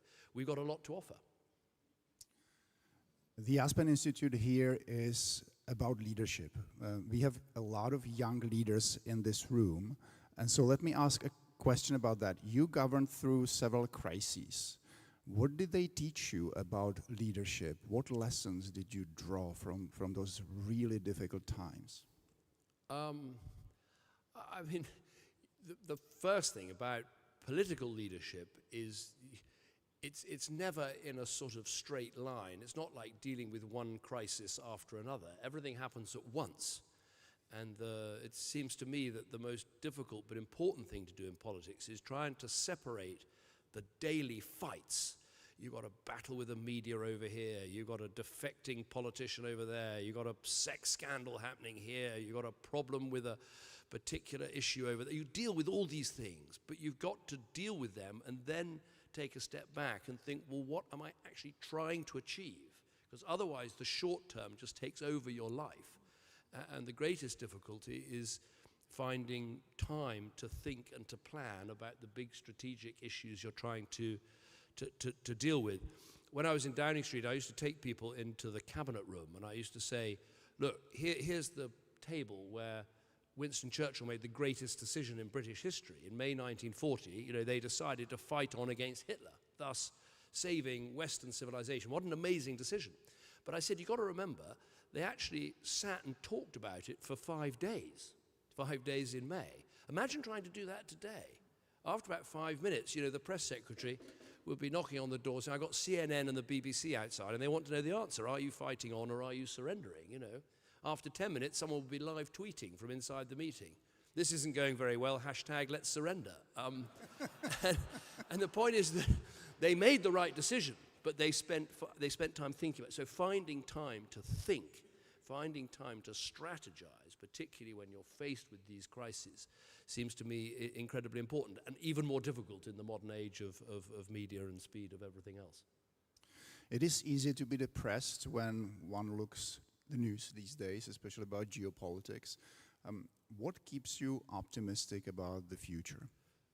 Well, I still think we've got, you can see that autocracy is having a bit of a fight back against democracy at the moment, but I still think we've got the magic formula. I still think democracy, the rule of law, market economics is still the best recipe for economic success, political success, cultural success, artistic success, happiness. I still think it's I suppose what keeps me reinforced about that is, we might have people coming in small boats to Britain, you might have people coming into Italy across the Mediterranean. No one's trying to break into Russia at the moment. There are no small boats arriving on the coast of China saying, please, can I live here? People still want the values that we hold dear, the things we care about. We've still got that. I think our problem at the moment is that Europe, and I include Britain in this, has fallen out of love with growth. Actually, in many ways, you're charting a course here in Czechia because you're growing relatively quickly, but the rest of Europe, we are stuck in really low growth situation. And I think there's no simple answer to that, but if you really want growth, you've got to pull every lever, you've got to deregulate, you've got to make sure entrepreneurs can invest and keep more of what they earn. You've got to make it easier to employ people, you've got to make it easier to trade, you've got to make it easier to grow. We seem to do so many things to make it impossible to build a house, lay a railway, build a build a motorway, build a bridge, start a business. We've got to do all the things that get us growing at 2, 2.5, 3, 3.5, 4%, so we can really spread the wealth and prosperity in the way that we think our system should. Whereas if we're stuck where we are now, we're in danger of becoming this beautiful museum, but with living standards that are stagnant, and a terrible crisis as we try and spend more on defense, but we don't have the nerve to reduce welfare, and we've also got huge demands on education and healthcare and pensions and the rest of it. So we've got to break out of this low growth cycle in order to make the most of the magic formula I think we still have. Ladies and gentlemen, David Cameron. Thank you very much.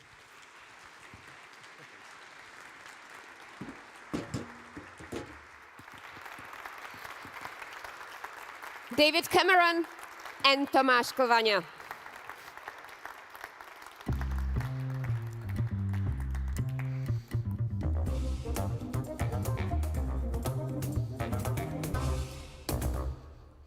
And here we go. Ahead of me, there is the last question I will ask here at Aspen Annual 2026.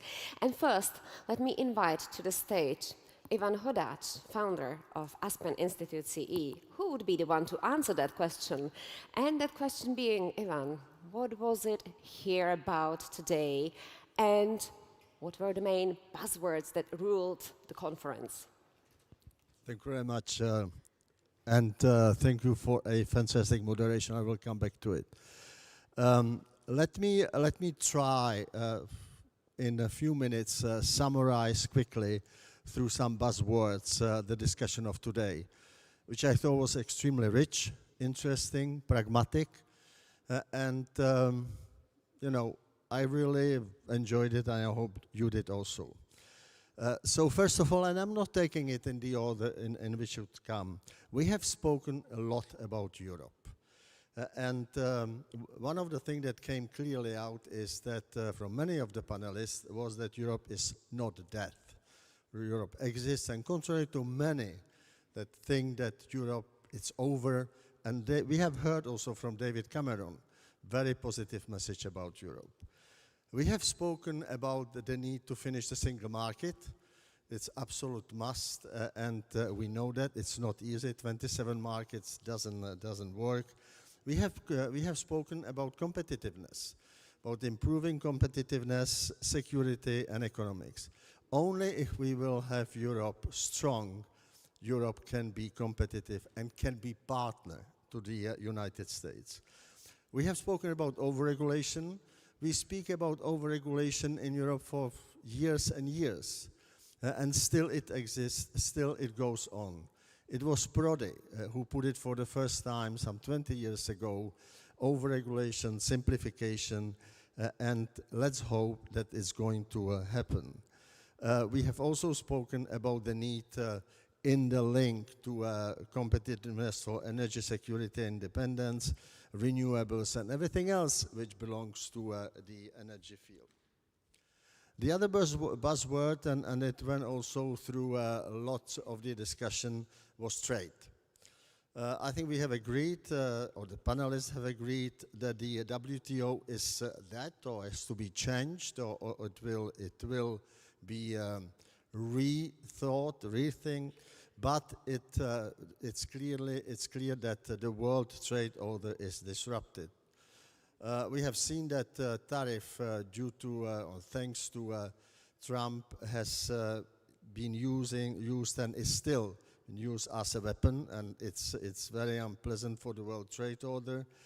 But we have to, in Europe, because of all this, look for new partners. We have been mentioning it several times, and we have spoken about Mercosur, we have spoken about India, we have spoken about developing partnerships with African countries and others. This being said, I think we have all agreed that US is still our, and will stay, our major trading partner, and we have to keep it like that. We didn't speak too much about China. Strangely enough. The word China has been mentioned several times, but it was a little bit on the side of it. We have concentrated much more about Europe and the United States as we should. The other words which were going throughout the panels was innovation and regulation, or innovation versus regulation. It has been mentioned that Europe regulates and the United States innovate. Well, we came also to the conclusion in some of the panels that this is not correct, that the regulation and innovation in fact go hand in hand, and that the truth is somewhere in the middle. There is also lots of regulation in the United States, no matter at which sector you are going to look, and obviously in Europe. We need smarter regulation, that's correct. But some of the sectors need the regulation in order to create a level playing field and guarantee the existence of the single market. So the discussion is not that obvious and not that easy. This, the regulation and innovation has been mentioned also in our discussion about AI and cybersecurity. And we have, at that moment, we have also mentioned the smart regulation, which I have mentioned. A very interesting discussion about education. And there we see that is one of the sectors where we can exchange our experiences, where we exchange the way we use education, we invest in education. And one word which stayed in my mind and which has been also mentioned many times was the mistakes. That in the United States mistakes are permitted, in Europe mistakes are not permitted. This may be correct. But education is one of the fields where we can exchange our experience and should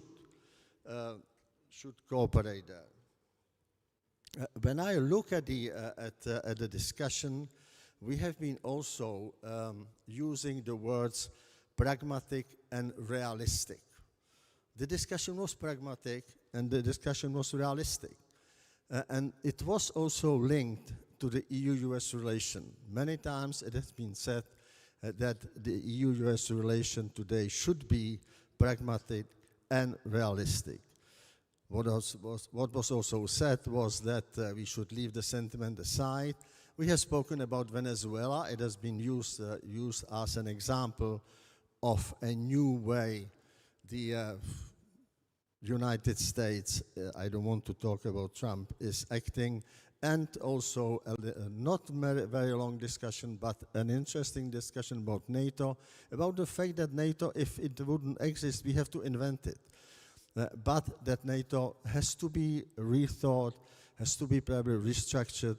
And it was absolutely clear that the United States today, even within the framework of NATO, are not, I don't want to use the word willing, but are not ready probably to defend Europe. So Europe should be responsible for its own defense. And I think Europe is beginning to think that way. And we see clearly the investment in the defense industry and the movements that are happening in Europe go in that direction. The other word that has been mentioned is trust. Trust came again throughout the whole discussion. And it's not only a trust between the United States and Europe. It also was mentioned as a trust of the Europeans in Europe, that we stop thinking, trusting in Europe, and we have to correct this. So we have to trust in what we are doing. So between the United States, there is a loss of trust. Obviously, the figure 16% in Europe of population that does not trust the United States is an ally.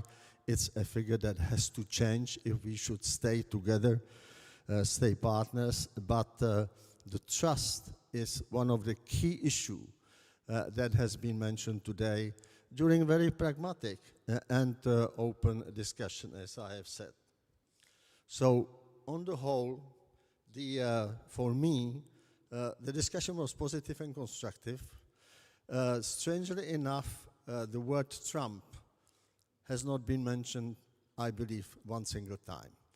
Maybe at the end, but we have not mentioned, nobody has mentioned the word Trump. The panels, the panelists were constructive, positive.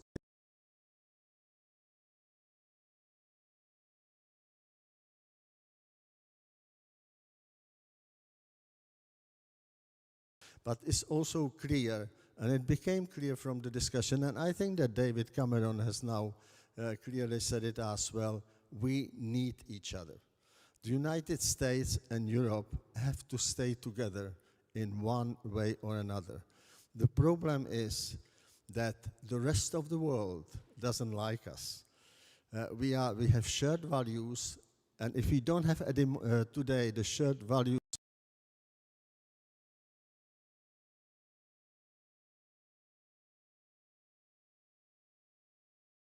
discussion that to me gave the answer that do we have one future? Do we have a common future?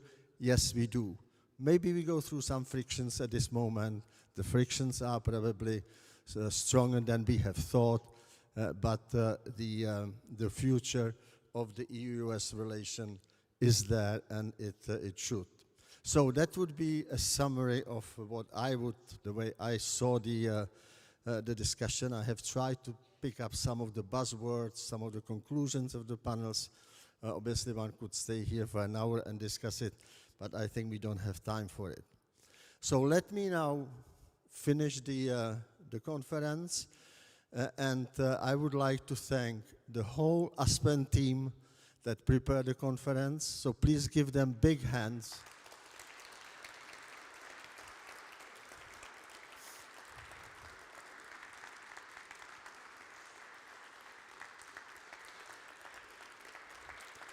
It's almost standing ovation.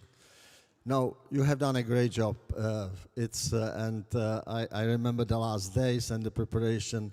It was a tough one. I would like to thank all the speakers and panelists. They are still here. So again, big hands to all of you. Thank you for coming, for being with us from the United States, from Turkey, from other countries. Very international. It is the first Aspen Central Europe conference that is held in English.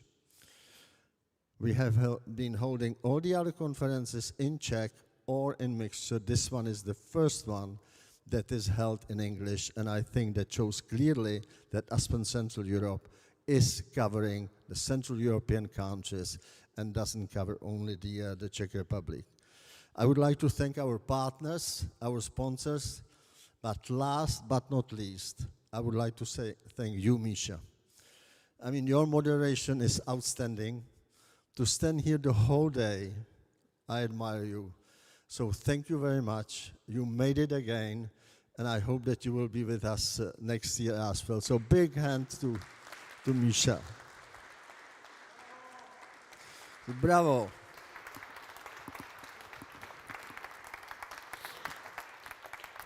Thank you. Thank you.